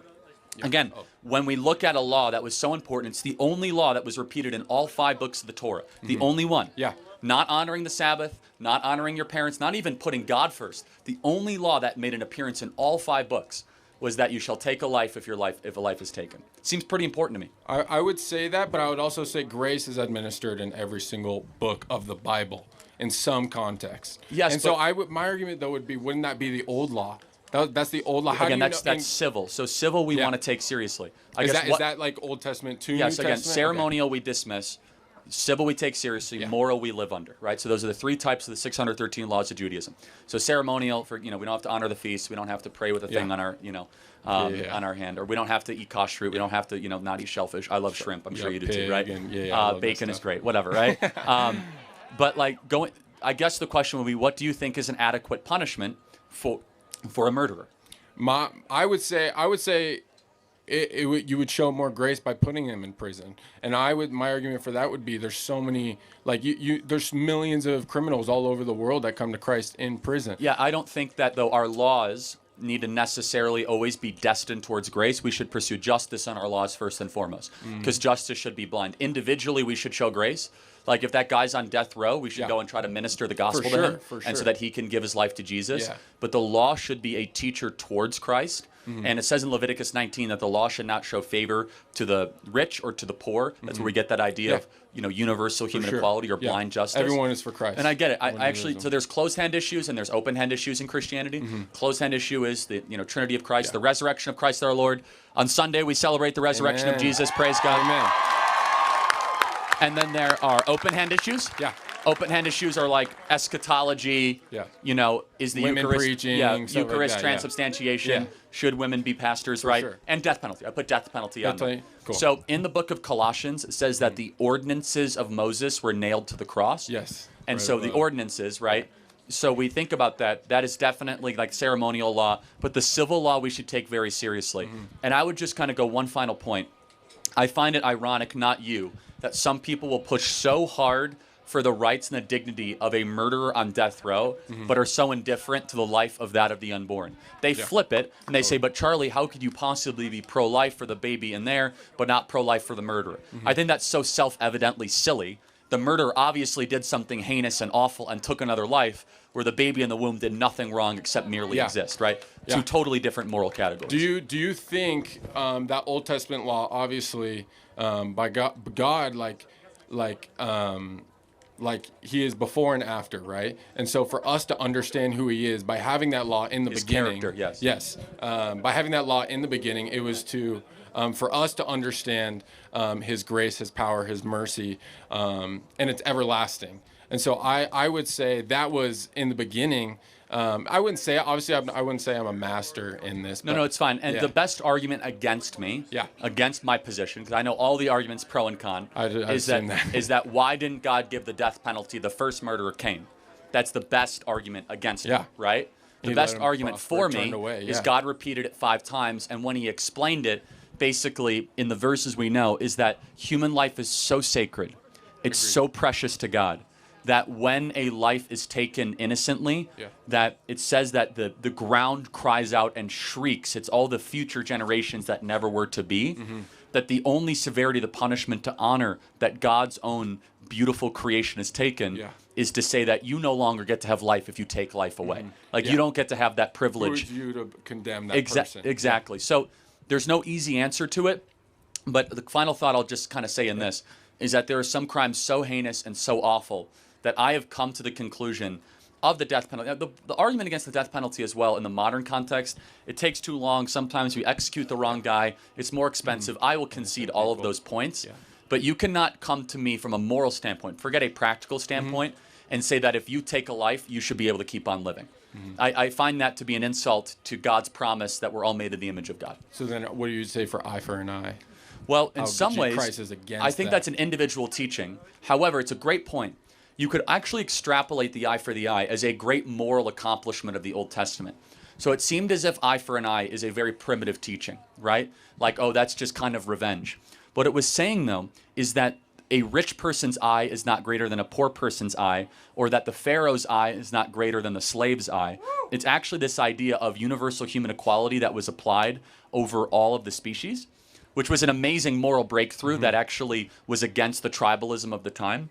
I don't know how to answer that. Jesus said, turn the other cheek and don't say eye for the eye. Does that mean that Jesus would want murderers to walk free? I don't think so. I think imprisonment for sure. 'Cause you said you are under the law of the government as well. You said And you're there are following really good Christians that are against the death penalty, really good Christians that are for the death penalty. sure. The only thing I ever ask is that if you're against the death penalty, 1% of your advocacy should be for those on death row, and 99% of your advocacy be for the unborn that are scheduled to be on death row in abortion clinics. Awesome. Yeah. Thank you for your time, man. God bless you. Thank you.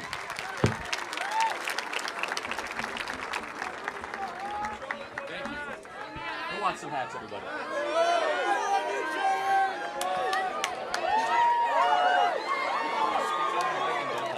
Okay. Dude, yeah. All right. Hey.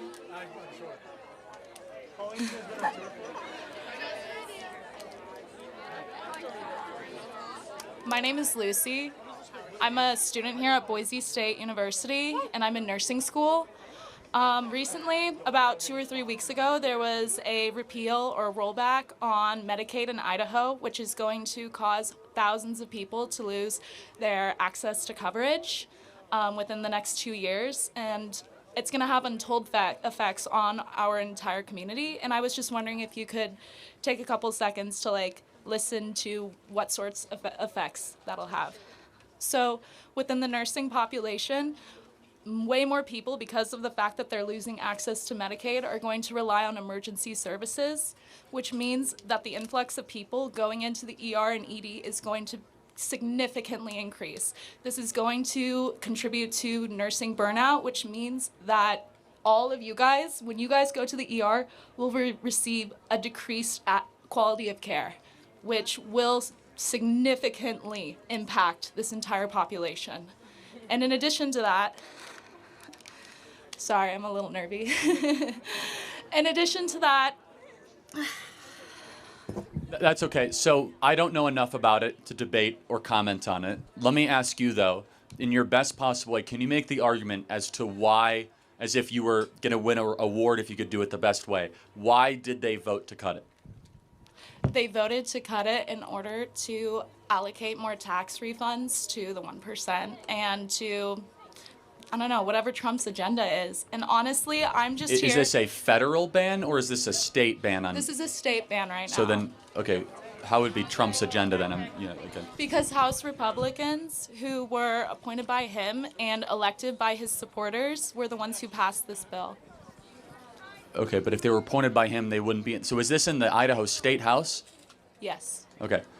So again, I don't know enough about it. If somebody does, they can come up to the mic and defend what happened there. But thank you for coming up to the mic and informing us about this. All right. Thank you. I don't know. I know what I know and I know what I don't know, and so I don't know enough about that to engage in it. So thank you. And can I just say one more thing? Okay. Your statement about the fact that 1 in 5,000 women are raped is It's like an completely- approximation. but yeah. Okay, so can I just say that that's like not even remotely close to true? Like, Okay, so that is what number an would you say? insane What would you say the thing number is to then? say 1 in 5. Okay, so let's play this. I just want to make sure everyone understands the profundity of this. So we're a country of about 350 million people, right? Which means that more or less half of the population, actually it's more women than men, right? That means there's 170 million women in this country, right? So 1 in 5 means that about 40 million women have been raped in this country. Is that your position? Yes. Okay. I just find it's like so far out of reality that 40 million women have been raped. I know that it's a little bit of a hard concept to grasp for people like you, but like, you know, I fear that you just don't know enough women who are in positions like that. Like, not even on this college campus, like thousands of children are subjected to that sort of abuse.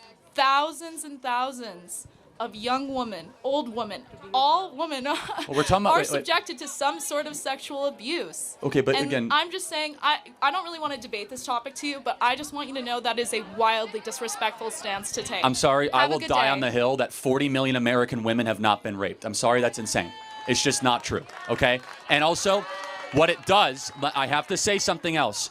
You want to know why men are going to the right? You want to know why men are becoming conservative? They're told that 1 in 5 women have sexual encounters that result in rape. We as men know that's a bunch of rubbish and a bunch of BS, and we're tired of being called rapists at every turn, and we're tired of being categorized for something that we are not.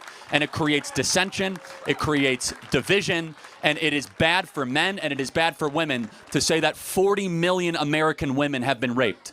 I just want to understand, that number is more than the population, basically, of California. The whole population of California has been raped. That's our position now. Next question. Hello. You brought a sign up.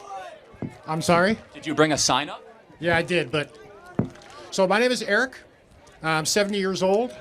I've been a born-again evangelical Christian for 35 plus years. Praise God. Worshipped here in the Valley with a bunch of...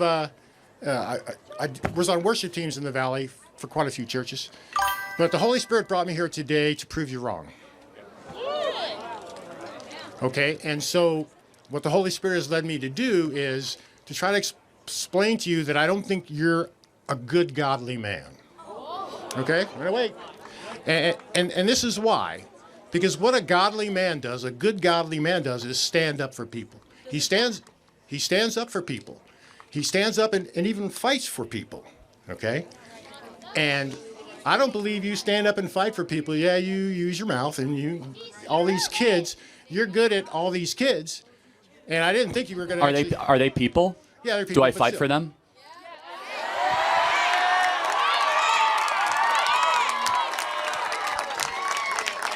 And how dare you say that after I just shared the gospel to nearly 2,000 people here at Boise State University?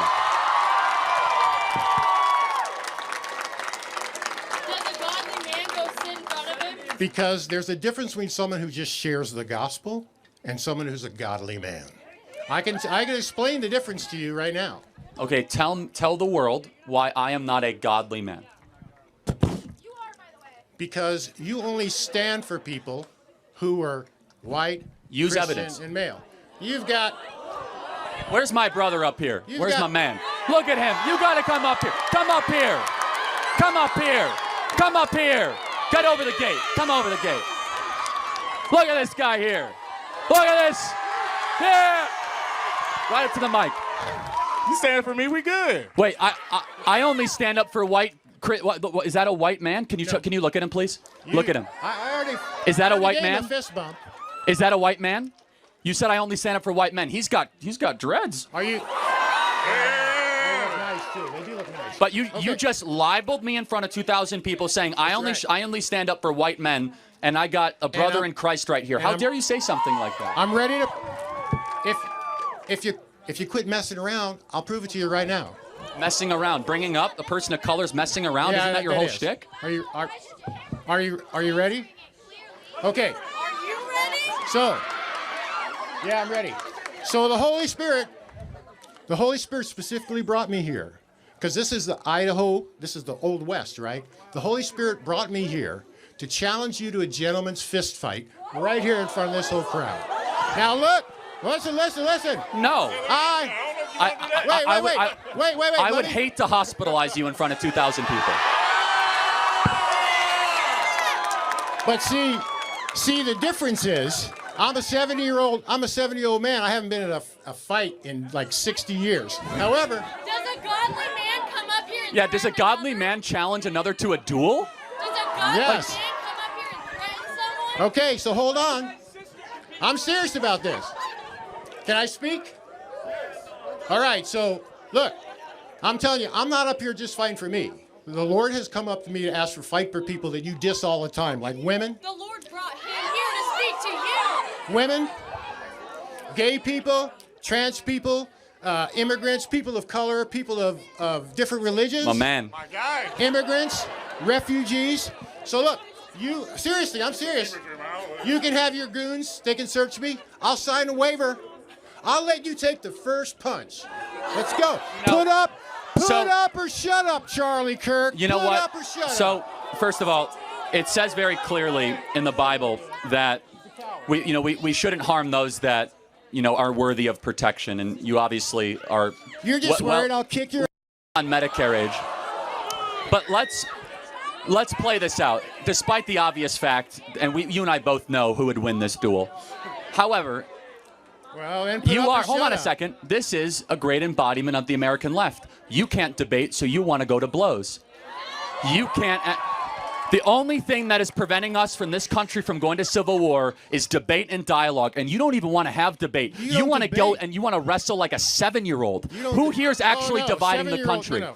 A So gentleman's fist fight. You know what that is, right? Again, I would like to think that we are elevated above trying to go have a fight in the streets or a fight in front of 2,000 people. In fact, a mark of civilization is that we don't have to go to blows or bullets, that we can have discourse and debate, but yet you're inviting that. And you know that out here in the West, that's a bunch of bullshit. Oh, really? You don't debate out in the Real West? men stand up for You what guys, they believe. You guys don't dialogue in the West? Come on, man. Look, I know. How about this? know. Why don't you, since you're a 70-year-old aged elder and you want to have a fist fight with a 31-year-old? Is that how old you are? Why don't you tell me what a woman is? See, I am not here to debate you. I'm here to prove you wrong. Prove you wrong. Prove him wrong. So either put up or shut up. I'll walk away. You tell me right now. I will say this. I will say this. I'm not going to fight you because I don't have to. Because you know why? You don't have to. You are acting as if someone who is very desperate, who is clout chasing, and we won an election. We are going to remain peaceful while the left promotes violence. We are going to be the peace because, as Christ our Lord said, blessed are the peacemakers, for theirs is the kingdom of heaven. Thank you, sir, and get out of here. Don't pray on it, buddy. You're a coward, dude. Anytime.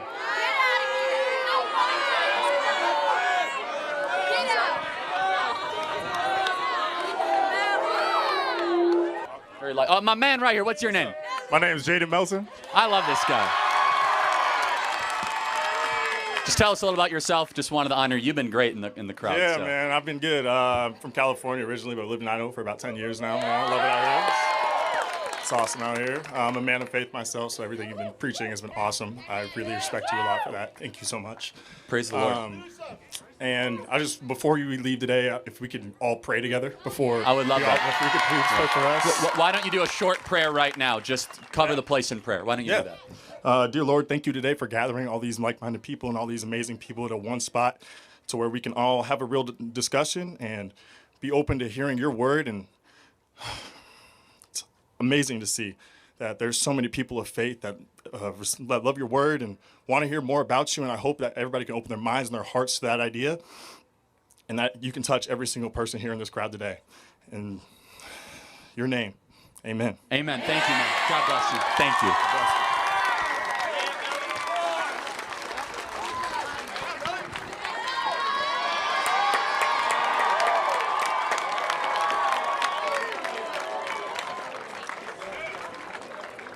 I'm gonna change topics a little bit. Yeah, whatever you'd like, my friend. Okay. My friend, he can't be here. He's from back home, but he wanted me to get your opinion on some things. Trump, I'm a big fan. He's trying to do a lot of things. Make America great. But do you believe Trump's views on Gaza are serious, like how his process is? On Gaza? Yeah, like. Oh, I don't know if it's serious. I do think he wants to make Gaza a better place. I mean, it's terrible what's happened there. Objectively awful. And do you believe that aligns up with the America First movement? Yes and no. I mean, I believe in America first, but not America only. Okay. I prefer less foreign involvement, not more. Okay, so if you were to prioritize one, would you prioritize? We're obviously going to prioritize our immigration problem before Trump goes. Without even not even a question. All right, that's all I had. You think I get a hat? Yes, sir. Thank you. Thanks for being here. Thanks, man.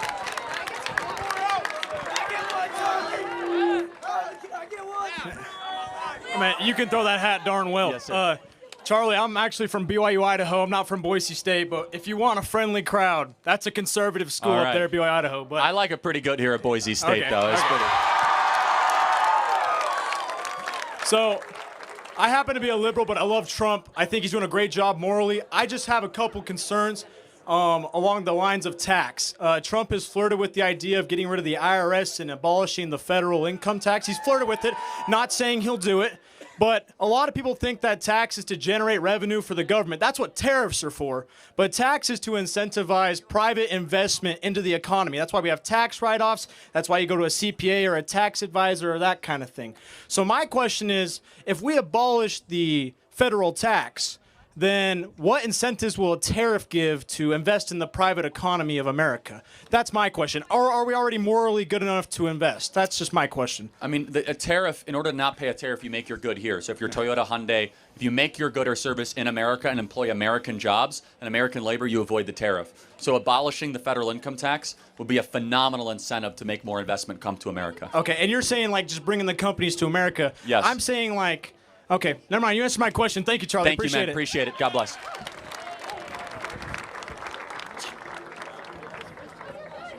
Oh, Charlie, can you photobomb us? Yes! Great. Yes, ma'am. Hi, so I want to talk about abortion, but before I start, is it possible to not talk about God or religion? Because I'm not religious. Yes, but I mean, we will talk about morality.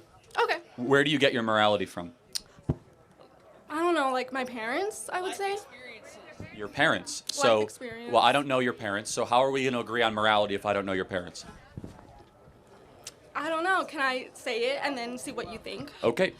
Okay, so sometimes twins in the uterus, one twin absorbs the other. So when that twin that absorbed it is born, would you consider that twin, that child, that baby a murderer? Oh, of course not. No, I mean, that's, no. But that baby technically killed its No, it sibling. didn't. What you're talking about, it happens the first couple days of human development where the two zygotes one might absorb the other. It's not taking out an axe and slitting the throat of the other. But I still don't believe that abortion is murder. Okay, did the twin use human agency to eliminate another human life? No. Then it's not murder. But therefore, during abortion, one human being uses human agency to kill its young. Can you point to another mammal, another part of the animal kingdom, that goes out of its way to kill its young just because their life might be hard? No, but I still believe that abortion should be legal. When does human life begin? I would say when it's born. Okay, so Okay, so how does so when it's born. So therefore, if a pregnant woman was walking here on campus and she was murdered, the person who murdered that pregnant woman, should they be guilty of a single homicide or a double homicide? Let her answer the question. I do believe double if that woman wanted to keep that baby and have that baby. But hold on, just help me understand this. How can life be so, just loosely defined that it's all on the intent on the mom, whether or not that's a human? So your human distinction is wholly dependent on whether or not a mom wants to keep you?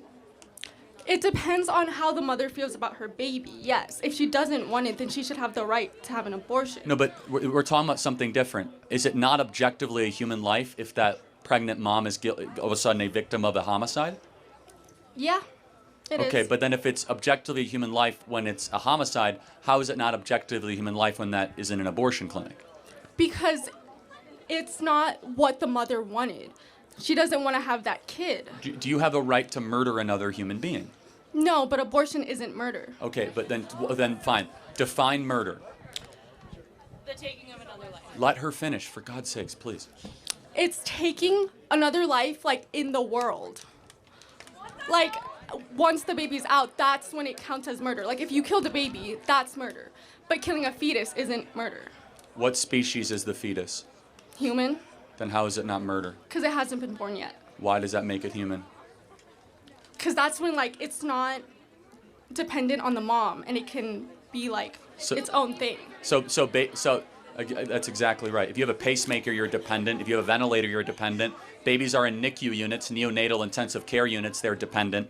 Dependency does not equal its degree of moral worth. And so I need to understand the moral consistency. Here is a baby at 31 weeks that can survive outside of the womb. It has its own brain waves, its own consciousness, its own heartbeat, its own ability to clean its bladder. How is that not a human being? It just happens to be in a mom. Because it hasn't come out yet. It's still living in the mom. It's still part of the mom. Right, but it's living. It has a heart. If it's not living, how does it have a heartbeat? It's living through the mom. Okay, but so my 1 week old when he was born was living through me and my mom because we had to feed it food. Well, that's not the same thing, because a fetus is like a parasite. It lives off the mom. Wait, so just to be clear, were you once a parasite? Technically, yeah. You think babies are parasites? Fetuses. Right, but a fetus literally is just a word for a human being. It's a stage of development. Before it's born. Right, but have you ever been to a fetus shower? Why do they call it a baby shower, not a fetus shower? Well, yes, it's a baby, but it depends on what the mother wants. Oh, so it is a baby, not a fetus. Got it. So, but if it's a baby, then shouldn't we not kill babies? Pretty simple moral principle. It's different when it's inside the mother's body. Because it depends on what the mother wants, what the parents want. If they don't want to have that It's kid, attached to an umbilical cord, but how is it any morally different than when it's right outside of the womb? That baby can't hunt or gather. It can't go get a job. It can't go to the grocery store. It's wholly dependent on external forces to survive. But that's not the same as, like, needing to be inside the mother to survive. But why is that any morally different? Just because you're attached to an umbilical cord, why is it any different? Why is that less of a human being? And by the way, there are babies right now, as I mentioned, that need pacemakers and ventilators. Are they not human beings because they need a lot of machines to survive? They're attached to other machines. Are they not humans? Yeah, but I think that, like, the mother doesn't have a choice. You know, it is, like, making the baby, like, giving it nutrients and everything. Let's try to find, so you would say that you want the mom to be able to have choice over her body. Yes. Got it. So does the baby have any, does the baby's body matter? To me, no. Oh, okay, got it. Okay, since you are, resolutely, like, in favor of choice, do you think it should be legal or allowed if a mom wants to have an abortion if the kid has Down syndrome? Okay. It's a yes or no question. Can I say my answer and then explain it?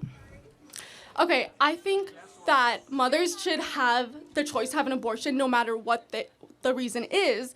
But if the reason is, like, they have Down syndrome or they're going to be autistic, then that woman shouldn't have been a mother in the first place. Because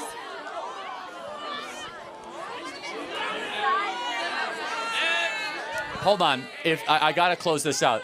If a mom is pregnant and she finds out she's having a girl and she wants a boy, is that an okay reason to have an abortion? To abort a girl because you want a boy? I wouldn't say it's an okay reason. Should it be legal? But she can't, yes. So then how is your view of abortion any different than customizing a Ford Explorer to your liking? Because it affects other living beings. Well, yes. Like the mother.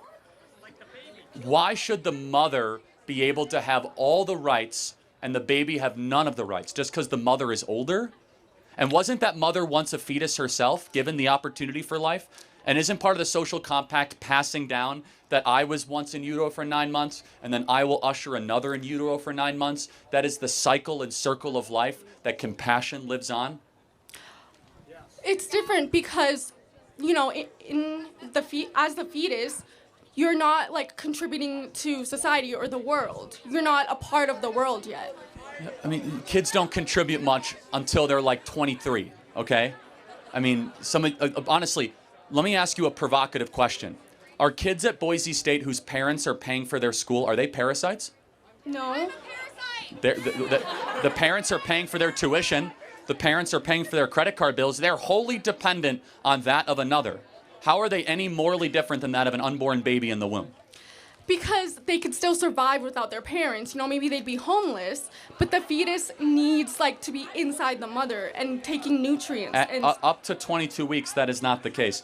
I guess, so you think that it's okay, morally fine, to have abortion for any circumstance under any matters, skin color, eye color, whatever it might be, like we can terminate it. How is that belief system any different than eugenics?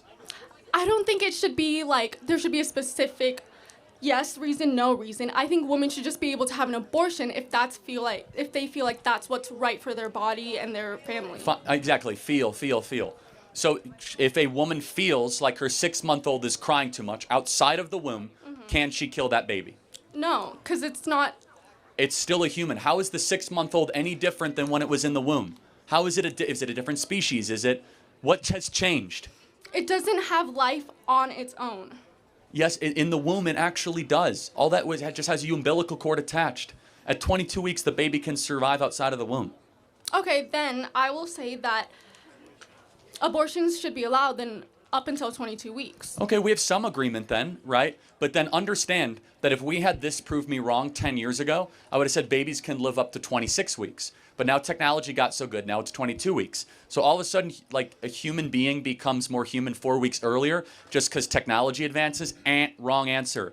Human beings does not become more human just because we get better technology. It's always been a human being. So one day if we all of a sudden say, we can grow a human being, literally not in a womb, we can just grow it in a laboratory, then no abortion should ever be necessary. The point being is that it's a human regardless of how good our tech is, because it doesn't change species. At 14 weeks, it doesn't all of a sudden become from a crocodile to a human. It's a human being throughout.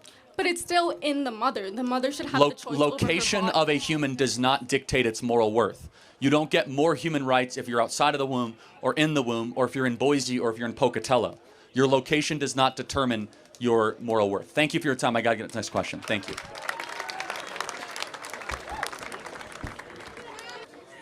Hey, Charlie.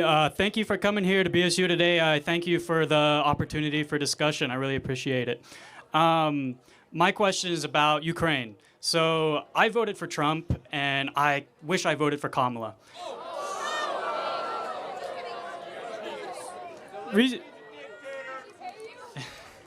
Reason being is that Kamala said that Trump would surrender Ukraine. And at the time, I thought she was stupid. I thought she was playing it up, and I thought she was inarticulate. And now I realize that she's correct. So Trump, I believe we need to be supporting Ukraine. We need to support them because our European allies are our trading partners. Average day Americans, we consume consumer goods that are part of a global supply chain. We need to protect Europe, and Putin has made it clear that he wants to reconstitute the Soviet Union by conquering Ukraine. And if we don't stop him at Ukraine, I think he'll probably continue to other countries. So you voted for Kamala and you voted for Trump, you're regretting it. Are you thankful Trump has secured our own border? That we actually have a border? Sure, I like the immigration stuff. So, just to be clear, that you're unhappier about a foreign conflict than our own country no longer being invaded? Yeah, but I told you why. It's because... No, I just want to be clear. It's just kind of your regret is based in like him not supporting a foreign country enough? I don't think immigration is that big of an issue. Oh, wow. So 14 million people coming in your country in 4 years is not that big of an issue? I don't know if that statistic is correct, no, it's true. First of all. It's 10 to 4. It's at least 10 million. So let's just say 10 million. Yeah. 10 million people in 4 years is not a big deal. It's certainly bigger than like a foreign country's government. Well, the problem is I look around and I've known Mexican friends who have even been illegal, and they have been really good friends. They've been, right? Yeah, we're not even talking about Mexican. I mean, just to be clear, less than 5% of the people came across the border from Mexico. Is that right? Oh, yeah, from Nicaragua, Guatemala, Venezuela, over 120 countries represented. Sure. So just before we talk about Ukraine, when you voted, you vote more for, like, foreign interests than American interests. No, I vote for the economy, like trade, global trade. I think global trade should be secured. Okay, so what does success look like in Ukraine? Well, we need to be supporting them more. What is more? We shouldn't. How much? Vance? How much money have we spent there? I don't know. Guess. Probably billions. Guess. I've heard like hundreds of billions. Yeah, maybe. 250 billion. Is Okay. that too much, enough, or do we need to do more? I don't know, but I don't think that's. We need more. Sorry. Oh, we need more. Okay. Yeah. I think that's very wrong, obviously. Okay. I don't. While our own country's collapsing and disintegrating, and we're $36 trillion in debt, to say we need to send more money to a foreign country, especially Ukraine. Is it a substantial portion of our budget? Yeah, I mean 250 billion's a fair amount. Well, we spend like trillions of dollars. So that's 1/4 of our defense budget is sent to Ukraine. 1/4. Okay. That's a lot. That seems like one of the primary interests at the time. I mean, Okay. do you think we shouldn't support Israel? Well, first of all, we don't give Israel $250 billion. Number two, I think we send them too much money in this last package. I have to be very pro-Israel, but Okay. it's not even close to the amount of money we sent to Ukraine. Sure. But however, going back to like your fundamental question, we need to send them more aid. Yeah. Do you think Crimea should be Ukraine or Russia's? Well, they're never getting Crimea back. Okay, so you're realistic, but Yeah. why not? I mean, you want to help out Ukraine. So what part of Ukraine? If we could get Crimea back, yeah, I think so. What part of Ukraine are you all of a sudden comfortable with ending the war? The territorial, we could secede territory. That's not the concern in the Ukraine war. The concern in the Ukraine war is that they're going to destabilize Ukraine politically and try to install a Russian leader. That's why in 2014, when they ousted the guy who's leading the country at the time got first of ousted, all- that's why they invaded. First of all, we did that. The American CIA was behind the Maidan revolution. in We 2014. ousted him from the country?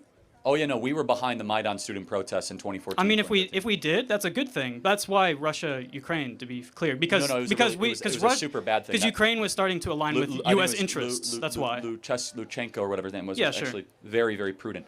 Okay, yeah, we're very far off, and we're going to disagree on this. But you actually think that Kamala Harris and her view on Ukraine was better for America? I mean, she would have been doing what Biden was doing, which was being more not ridiculing the Ukrainian leader in the press room or whatever, right? Oh, you mean Zelensky, who didn't have like the courtesy to have a polite posture towards the president? Well, to be clear, Vance and Trump,